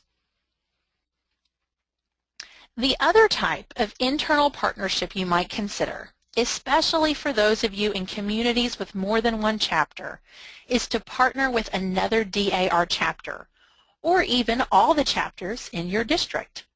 You may meet on different days or draw from different areas of town, but you will find that partnering with another chapter on a literacy promotion project can build community and maximize the benefit of your efforts.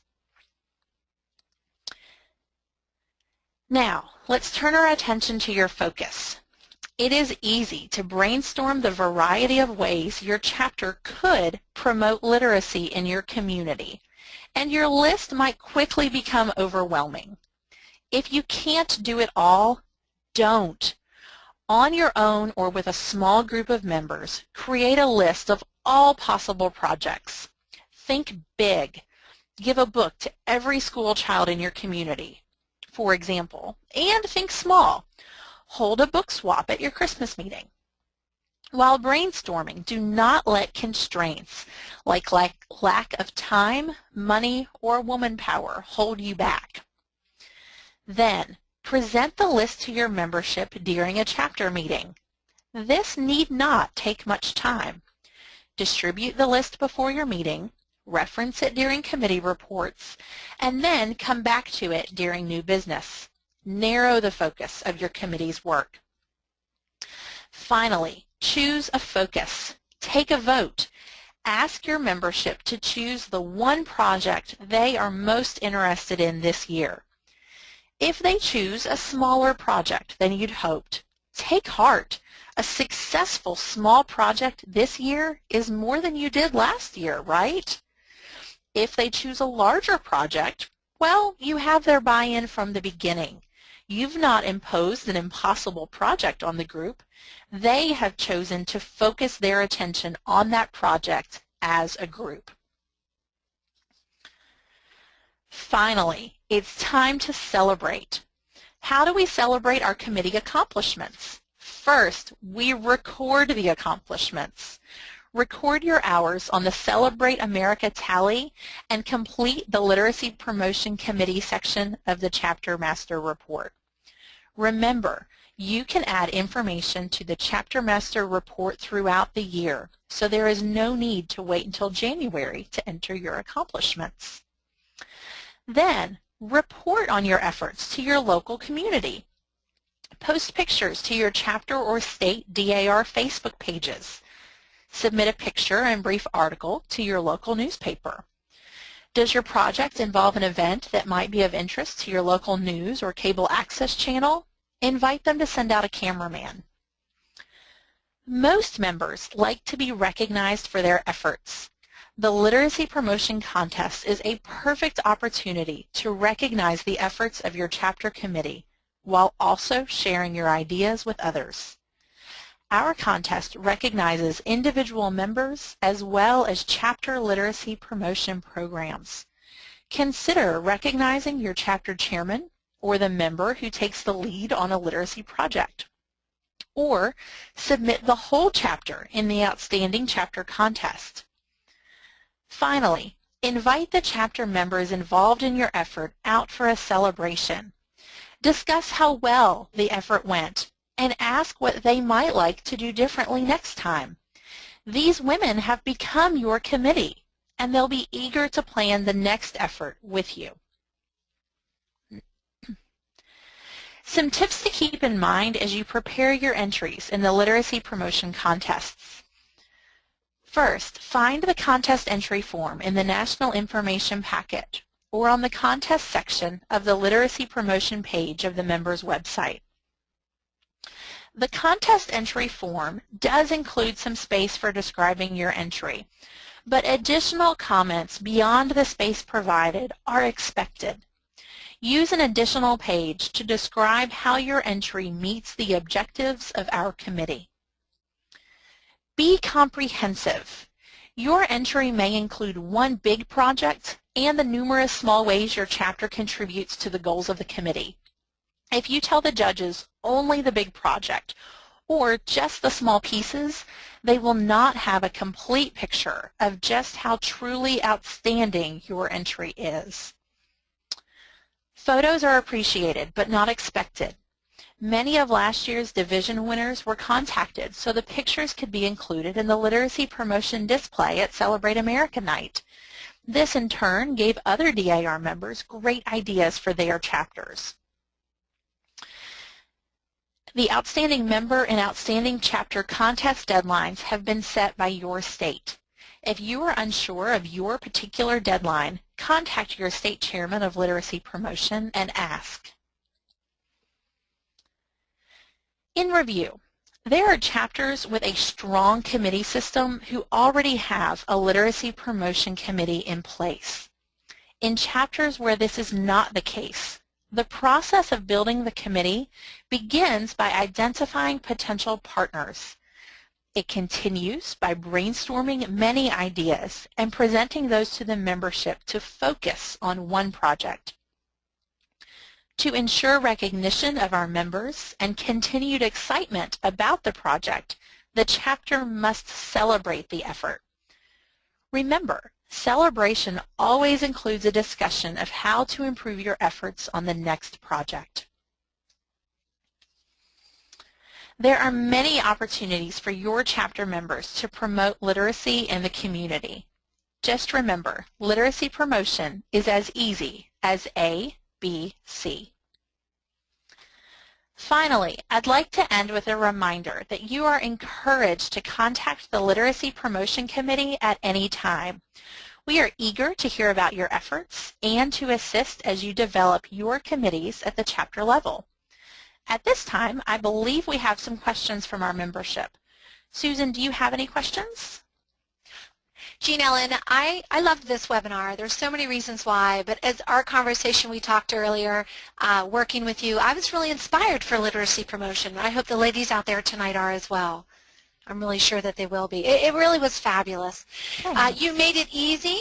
It seemed easy to start this committee or build on what already exists in your chapters. Great. So we do have some time for some great questions that were submitted via email, and we had one come in tonight that looked really good that we want to definitely present. So the first one is, question number 1, can our chapter ask our mayor to sign a proclamation for either National Literacy Day or National Family Literacy Day? Absolutely. In fact, we are working on a sample letter for chapters to use for this purpose. If your chapter has done this already, please send me a copy. You can see my email address on the screen right now. And for everyone else, keep an eye on the literacy promotion page of the members' website. We will post the sample there for everyone when it's ready. Great. That'll be very helpful. Question number 2. Can I count the hours I spend reading to my children or grandchildren for the Literacy Promotion Committee? Yes, I love this question. Anytime you read to someone else, you are promoting literacy, and this kind of reading certainly counts. In our house, spontaneous reading is hard to keep up with, but we know that we read to my daughter for about 10 minutes every night before bed. So I count 1 hour a week on our chapter report. If you log your time on a spreadsheet, those minutes really add up. Oh, they certainly would. I'm glad that that's the answer, yes, because I know we have a lot of members out there who do that on a regular basis. Absolutely, yes. All right, question number 3. Does the time I spend teaching Sunday school count as literacy promotion? This one depends. If your Sunday school class is an adult Bible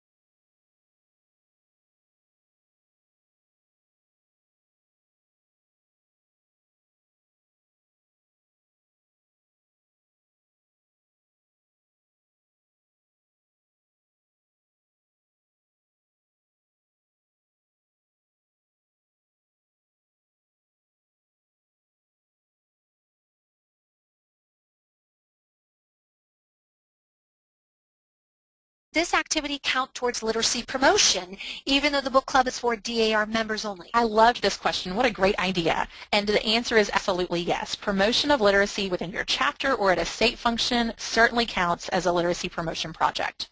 Great. And I see that someone tonight live entered in a comment, a fun activity suggestion for the audience tonight, a chapter book club, where the chapter selects a book and then holds a program that discusses the chapter's thoughts on the book. So that would count too. That sounds like a great idea. I know in Kentucky, our state regent has a reading list posted to our state website, so that would be a great place to start looking, either your regent or your state librarian, like you suggested, for books to start with. That's a great idea. Good. All right, question number 5. If our chapter does something for the veterans that counts towards literacy promotion, under what category of the Chapter Master Report does it fall? Veterans or literacy promotion? This is a perfect example of the benefit of partnership between committees. And in this case, you would report the project under both committees as appropriate to the questions of each committee. Literacy promotion might ask how many hours you spent promoting literacy with adults. Veterans might ask how much time or how much money you spent in promotion. So be sure that you read the questions carefully, but count the project in both places. And don't forget to count your Celebrate America hours too. Absolutely. Right. Yes. Very good. Hey, we had another question come in tonight, and this is just something that probably came to someone's mind here. Do you know of any various states that ever worked together where they worked on a joint literacy promotion project across state lines together? You know, I haven't heard about one. I've heard about a lot of state projects that encourage chapters to work together, but I've not heard about one of states working together. If that has happened and been the case, I want to hear about it. Absolutely. Yeah. Well, and the more that we're talking about literacy promotion as DAR members, the more ideas we just spread with each other. So I think that's really what's counting here, is that we share our ideas, because the more we share, the more we can do. Absolutely. And as we discussed the other night, Susan, it really is as easy as ABC. When we start thinking about what we can do to promote literacy, often we're already doing it, or it's an easy thing to add to our chapter activities.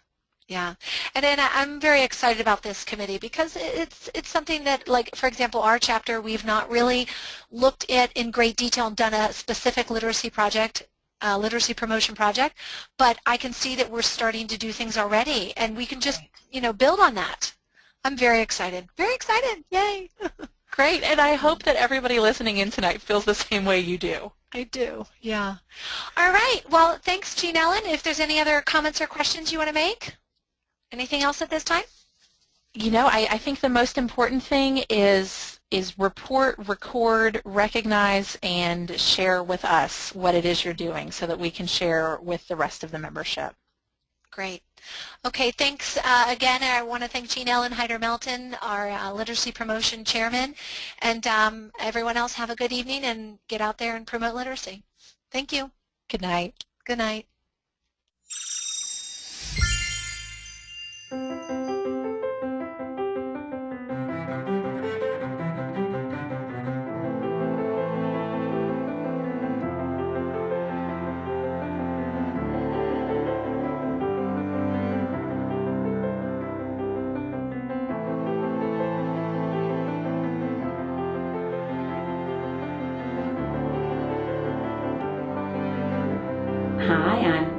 Phyllis Crane, and welcome to the Crossnore School. Our vision is to break generational cycles of poverty, abuse, neglect, addictions, all of those generational issues that can haunt and be sent forth into the next generation. The vast majority of children come to Crossnore through placements by various departments of social services. The driving principles involve some old-fashioned ideas of giving children back their childhood. I'm really big into things like making sure every child has a bicycle and that they experience what's normal about an American family life. There's nothing out of any social work textbook that drives the way we do things at Crossnore. Early in my time here, in the first 2 or 3 months, when I really began to learn the history of every single child in care, I was just overwhelmed with just the ugliness of the situations from which they had come. It was like that. It's, okay, you're going to do everything humanly possible to surround them with beauty. So that's why you find things blooming in all seasons. That's why you find pieces of sculpture to inspire children. You'll find pieces of poetry inscribed here and there. But it's all about encouraging the heart, giving them that deep sort of healing that goes beyond something that can happen in a 1-hour therapeutic session. I grew up on a small farm, and I will tell you, learning to work starting as a young child just teaches you a strong Puritan work ethic. You know, again, a foundational piece of the American culture. So teaching children to work, teaching young people to save, to me, are life skills. So much of school, especially pre-K through 12 in America, is about preparing children for the next grade. I think we have an incredible responsibility at Crossnore to prepare children for life. And to teach them to work is their ticket out of poverty. The children know I'm a big bird lover. I have quite a bit of bird feeders around campus, and we congregated quite a few down in a small apple orchard. We've just declared it a bird sanctuary. One of my little cottages of younger children, that's part of their student work program. They put all the supplies in their red wagon and they pull it across campus, and at least once a week, sometimes twice, the more the birds come in the summer, they have to refill all the bird feeders. I've often teased a little bit about the sign on my office door that says free hugs, one size fits all. Folks who really understand the whole child welfare industry will say, oh my gosh, I thought you couldn't touch kids anymore, and I thought much less hug them. I just think that's a crock. I will just tell you, maybe it's the old-fashioned mother and grandmother in me, but I think a child needs appropriate touching, to know what is appropriate touching and healthy touching. But children come to me, I mean, they come to me for hugs. They just expect it. I'm just not worried about what is cool and what's not cool and what's accepted or not accepted. This is really about showing children healthy relationships, healthy family life. Part of the reason I wanted the children to have uniforms has to do with, again, the philosophy of preparing children to be successful in school and in life. And the vast majority of careers and work out there in America requires some uniform or expected dress. If you are part of a sibling group coming into care tonight, we have a uniform closet with tons of sizes, and we gather everything together. And so tomorrow in school, you can look like everybody else. So whether you've been here one day or if you've been here 3 years, in school, there's no difference. There was an old educational philosopher who said, the best education for the best is the best education for all.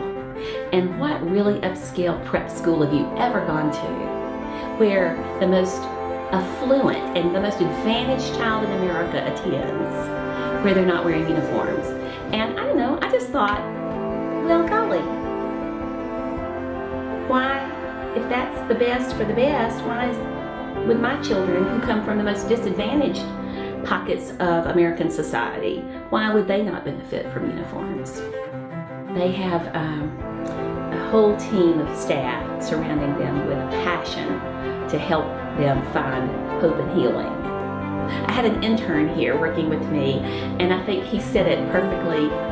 This was about day one, and he turned to me as I was giving him a little tour around campus, and he said, "These Crossnore children are the luckiest, unlucky children I have ever known." It's pretty powerful.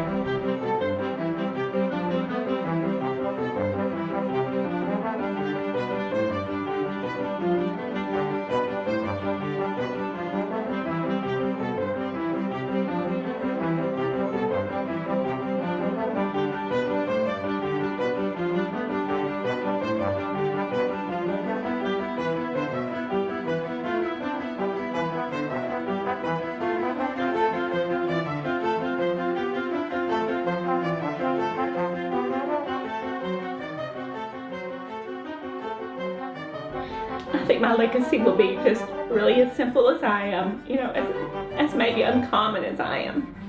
Just one woman who did her darndest to make a difference in children's lives, who had all the odds against them, and did everything she could to transform a pretty ugly place into a place of beauty and healing, a real sanctuary for kids that I think will now be strong enough to stay beautiful and healing for decades to come.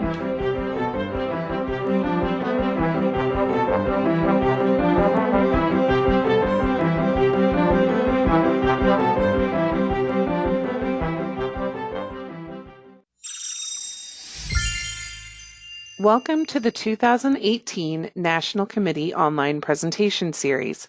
I'm Jeannie DeKine, National Vice Chair of DAR Training Webinars, and it is a pleasure to present this overview of the Americanism Committee, Cynthia Parnell, National Chair. This presentation will highlight the purpose of the Americanism Committee and tell of recent accomplishments. It will also provide reminders on how you can maximize your participation in this committee.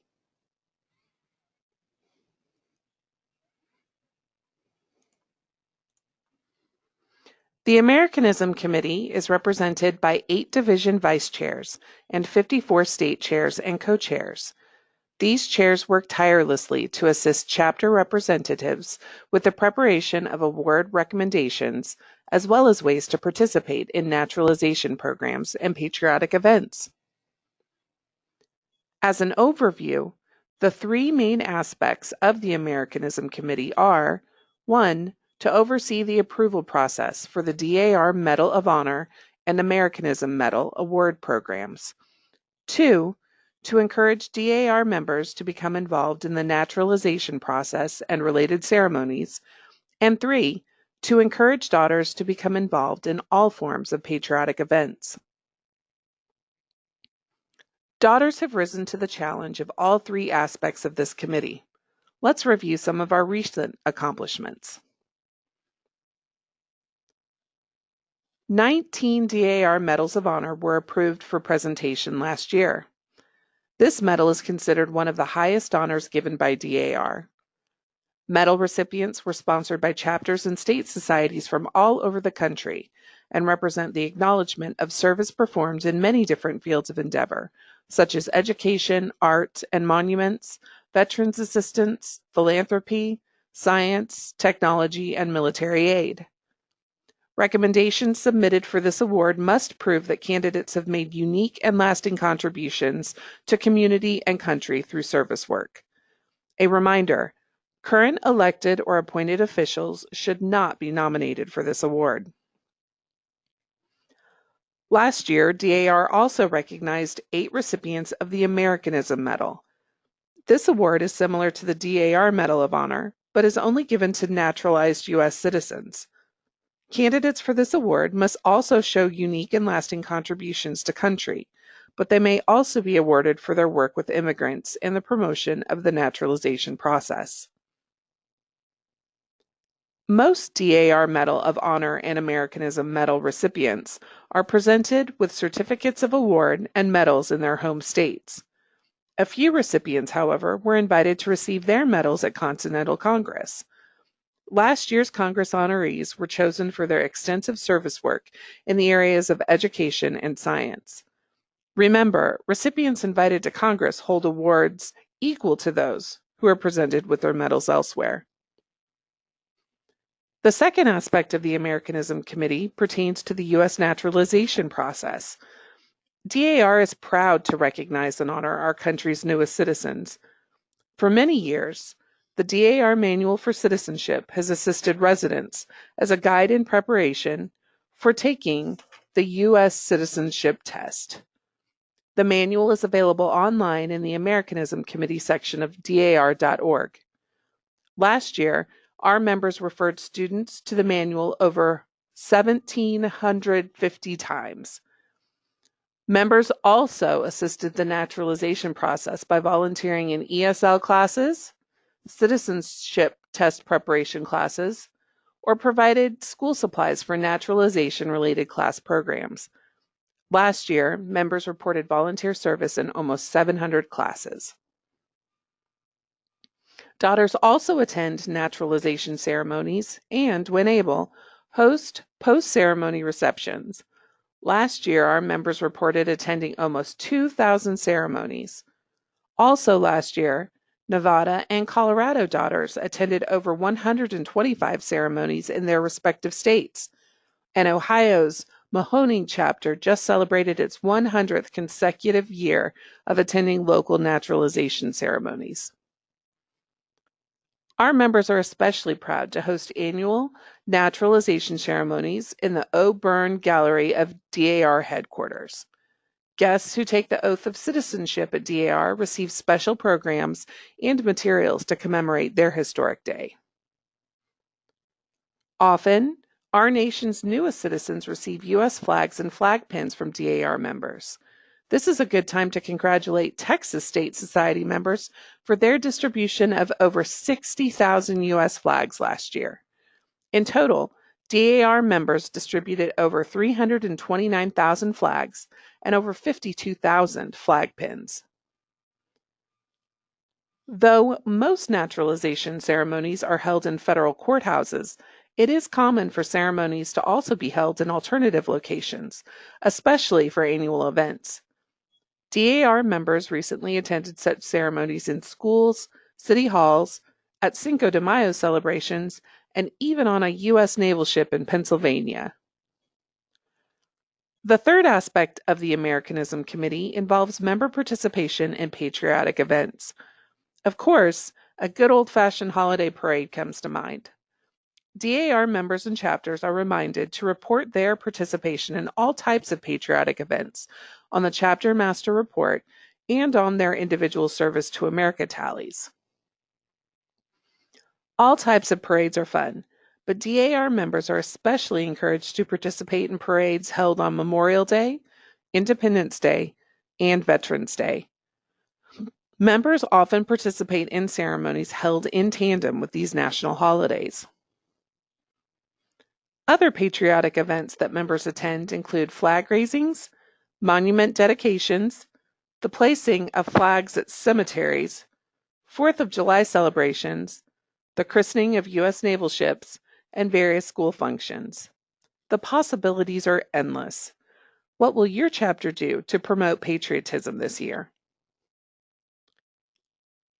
For more information on how you and your chapter can participate in the DAR medal programs, the naturalization process, or in patriotic events, please visit dar.org and click on the Americanism Committee section. Remember, the Americanism Committee is so much more than red, white, and blue. We hope you enjoyed this presentation. For more committee presentations, visit www.dar.org/committee presentations. If you have any questions or feedback, please contact the DAR Leadership Training Committee at leadershiptraining@dar.org. We look forward to your participation in the next webinar in the 2018 National Committee Online Presentation Series. Welcome to the Let the Flag Rise and Shine for America webinar. I'm Marguerite Fritsch, National Chair, of the Flag of the United States of America Committee. In this webinar, I will share some interesting history of the flag and the National Society, the objectives of the committee, and some resources that you can use to promote the flag, and some fun flag programs which can be incorporated into many of the other wonderful committee work that you do in your states and chapters. The National Society has placed the flag at the center of much of its early work. The DAR was influential in the flag becoming the focal point of patriotic celebrations and occasions. In the early years of the organization, the National Society adopted resolutions to promote the flying of the flag on anniversaries of the American Revolution and other patriotic occasions. When laying the cornerstone for Memorial Continental Hall in 1904, the flag was placed in the cornerstone. The DAR began spreading patriotism and respect for the flag in the programs in the community. We passed resolutions to promote and honor the flag and the national anthem. We encouraged all school children to sing the anthem at school and learn the words. The DAR used the flying of the flag as a uniting force in the South more than 25 years after the end of the Civil War. DAR members also began to prevent the desecration of the flag. At the Chicago World's Fair in 1893, a daughter rescued a flag that was being used as a carpet on the steps of a reception. At that time, there was not other official laws that determined the proper use of the flag. On February 27, 1897, Mrs. Frances Kepner presented a memorial and bill to Continental Congress to prevent the misuse, manipulation, and improper use of the flag. It passed and was presented to the United States Congress. Although there were many educational programs to teach reverence for the flag, Congress was not ready to act. Her bill stalled. On March 12, 1904, the bill was presented to the Senate, was passed in the Senate, but the House was still not ready to act.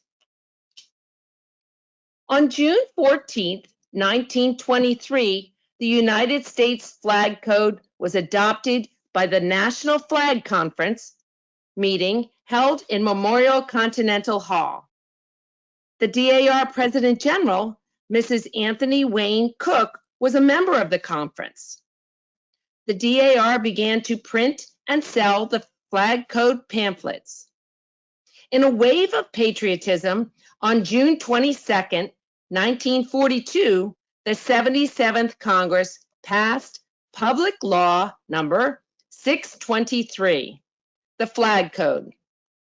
DAR continues to print and sell the DAR Flag Code. This publication is the most common sections of the United States Flag Code. The Flag Code provides instructions on the proper use of the flag.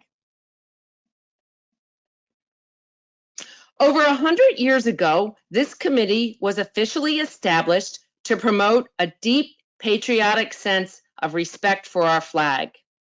In 1909, NSDAR presented this committee with these principal objectives: to keep the flag flying, to protect it continuously under all conditions, as well as to educate citizens regarding its correct usage. How can we meet this objective in today's DAR? Here are some ideas. Familiarize yourself with this committee's basic information as found on the NSDAR handbook. Review information with your state chair, especially reporting deadlines. Seek other sources. Learn about the history of the flag, its proper display, the Pledge of Allegiance, and the national anthem, the flag, the Star-Spangled Banner. Become familiar with the Flag Code, adopted by the Congress of the United States, House Document Number 96-144, 96 Congress, First Session, April 5th, 1979. The DAR publishes excerpts from the United States Flag Code in leaflet form entitled The Flag Code, which can be purchased from the DAR store online. Your chapter's work for the Flag of the United States of America Committee can be incorporated into many other DAR committees and chapter work. The resources above will give you accurate information about the flag. Your creativity will give you ideas to make the flag part of everything you do in your chapter. Let's look at some ways to do this. A chapter meeting is an easy way to include the flag. Share a flag fact at every meeting. Flag facts can be easily found in many places. There is an interesting flag fact in every issue of the Daughters newsletter. You can also come up with other flag facts on your own. Keep them short and interesting. The Smithsonian Institute website, found at si.edu, has a full page of flag information that can be used for flag facts. Simply search for flag to find this page of titles. Each of these tiles on the Smithsonian website will take you to a fun and interesting flag fact that you can share with your chapter. The U.S. Flag Organization is another great source of interesting flag facts. Go to usflag.org and click on the history link on the left. Each chapter should have a chair of the Flag of the United States of America Committee.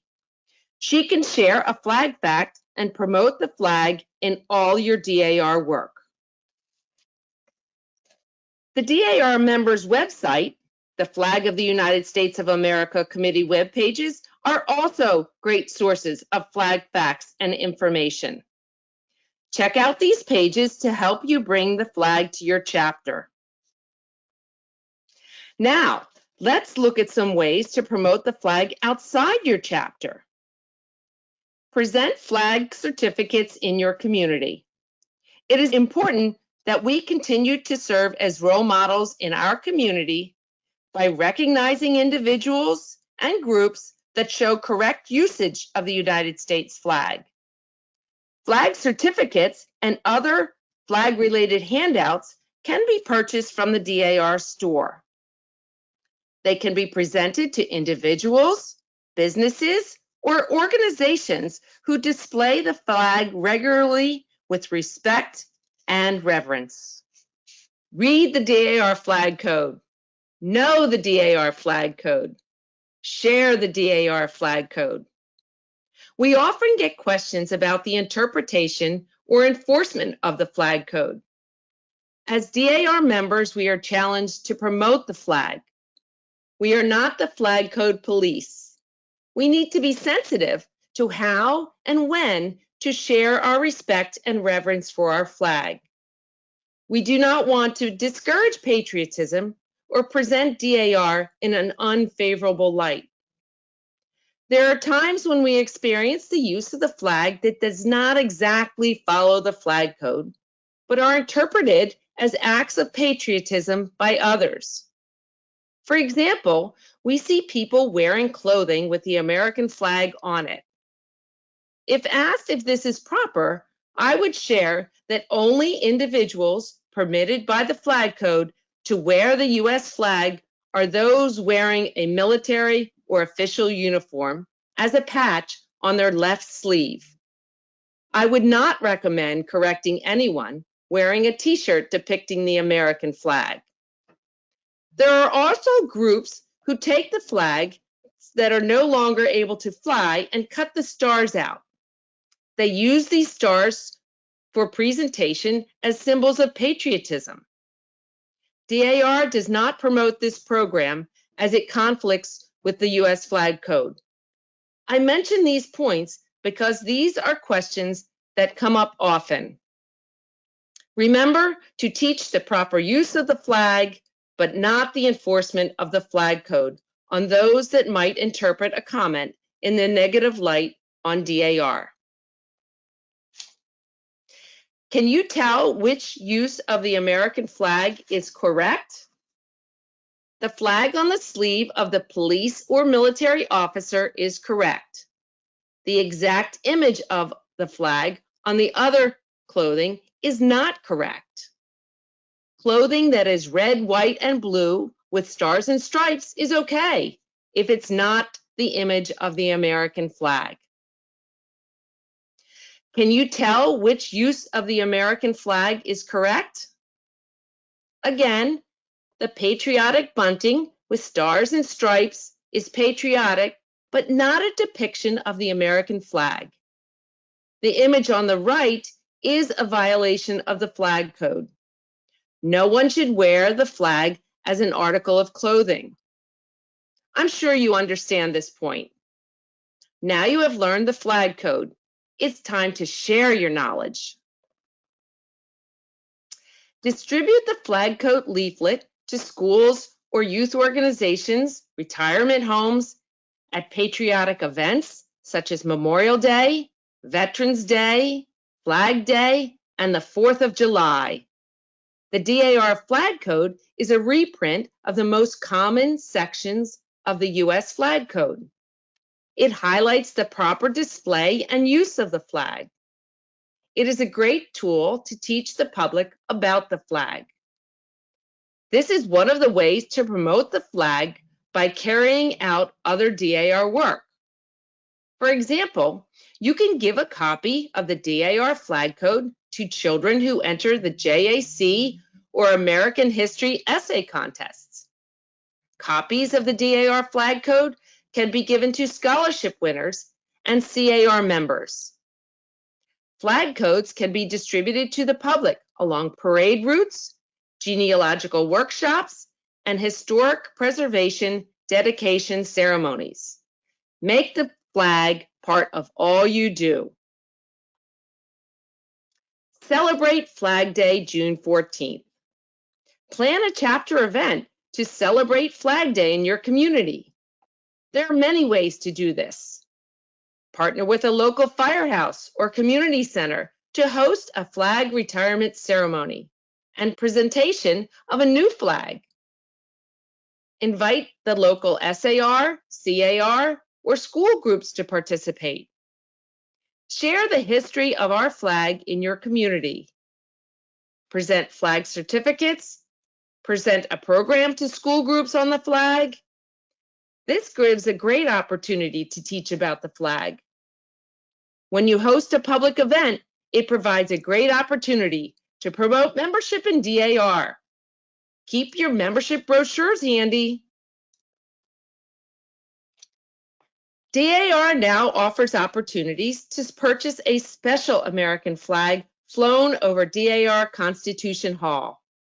These can be purchased from the DAR store for presentation in honor or memory of an individual, group, or organization. State societies, chapters, or individuals can purchase one of these special flags to be presented as part of other committee presentation or a gift for a speaker. For example, one of these special flags can be presented as a gift to a contest winner or a special speaker at state conference or a chapter luncheon.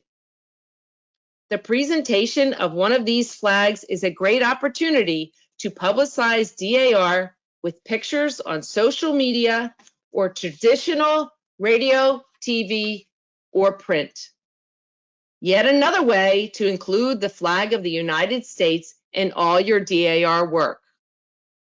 Each flag is raised over Constitution Hall in a special ceremony. The name of the individual, group, or organization is read as the flag is raised. Each flag comes with a beautiful DAR certificate signed by the President General. All flags are made in America. See the DAR website Flag Committee page for the link to the form to order one of these special flags. Be an example in your community. Fly your flag. Remember to fly your flag at home every day, but especially on these special days. Share these days with your friends, family, and peers at work. Use technology to promote the flag. Download apps on your phone to alert you to special days to fly your flag. There are several apps you can download on your phone to provide alerts when there are special days to fly your flag at full staff or half staff.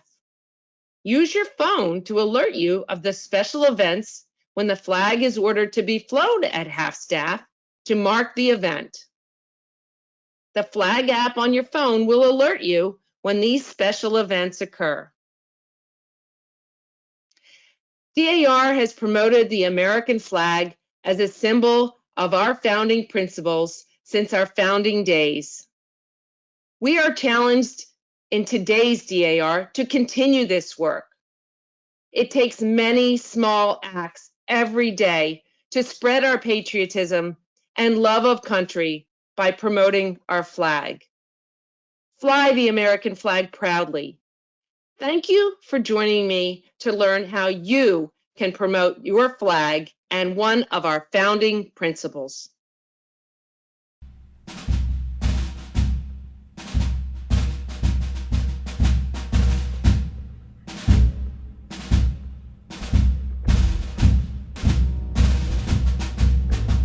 Listen, my children, and you shall hear of the midnight ride of Paul Revere.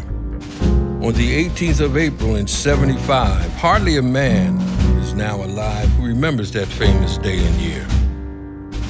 He said to his friend, "If the British march by land or sea from the town tonight, hang a lantern aloft in the belfry arch of the North Church Tower as a signal light.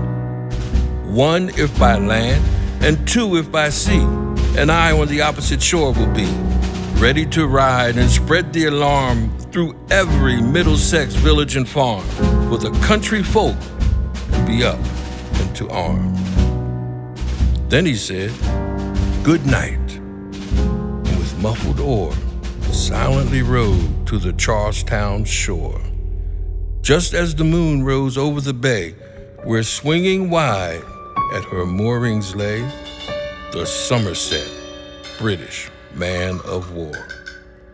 A phantom ship with each mast and spar across the moon like a prison bar, and a huge black hulk that was magnified by its own reflection in the tide. Meanwhile, his friend, through alley and street, wanders and watches with eager ears, till in the silence around him he hears the muster of men at the barrack door, the sound of arms and the tramp of feet, and the measured tread of the grenadiers marching down to their boats on the shore. Then he climbed the tower of the old North Church by the wooden stairs with stealthy tread to the belfry chamber overhead, and startled the pigeons from their perch on the somber rafters that round him made masses and moving shapes of shade. By the trembling ladder steep and tall to the highest window in the wall, where he paused to listen and look down a moment on the roofs of the town, and the moonlight flowing over all.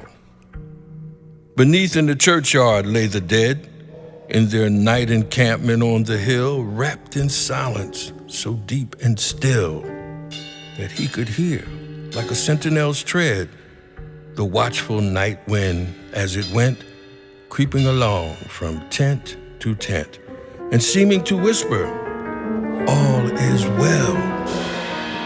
A moment only he feels the spell of the place and the hour and the secret dread of the lonely belfry and the dead. For suddenly, all his thoughts are bent on a shadowy something far away, where the river widens to meet the bay, a line of black that bends and floats on the rising tide like a bridge of boats. Meanwhile, impatient to mountain ride, booted and spurred with a heavy stride, on the opposite shore walked Paul Revere. Now he patted his horse's side, now gazed at the landscape far and near, then impetuous stamped the earth and turned and tightened his saddle girth. But mostly he watched with eager search the belfry tower of the Old North Church as it rose above the graves on the hill, lonely and spectral and somber and still. And lo, as he looks on the belfry's height, a glimmer and then a gleam of light. He springs to the saddle, the bridle he turns, but lingers and gazes till full on his sight a second lamp in the belfry burns. A hurry of hoofs in the village street, a shape in the moonlight, a bulk in the dark, and beneath from the pebbles in passing a spark, struck out by a steed flying fearless and fleet. That was all, and yet, through the gloom and the light, the fate of a nation was riding that night, and the spark struck out by that steed in his flight kindled the land into flame with its heat. He has left the village and mounted the steep, and beneath him, tranquil and broad and deep, is the mystic meeting the ocean tides. And under the alders that skirt its edge, now soft on the sand, now loud on the ledge, is heard the tramp of his steed as he rides. It was 12 by the village clock when he crossed the bridge into Medford town. He heard the crowing of the cock and the barking of the farmer's dog, and felt the damp of the river fog that rises after the sun goes down. It was 1 by the village clock when he galloped into Lexington. He saw the gilded weathercock swim in the moonlight as he passed, and the meeting house windows, blank and bare, gazed at him with a spectral glare, as if they already stood aghast at the bloody work they would look upon. It was 2 by the village clock when he came to the bridge in Concord town. He heard the bleating of the flock and the twitter of birds among the trees, and felt the breath of the morning breeze blowing over the meadows brown. And one was safe and asleep in his bed. Who at the bridge would be first to fall? Who that day would be lying dead, pierced by a British musket ball? You know the rest.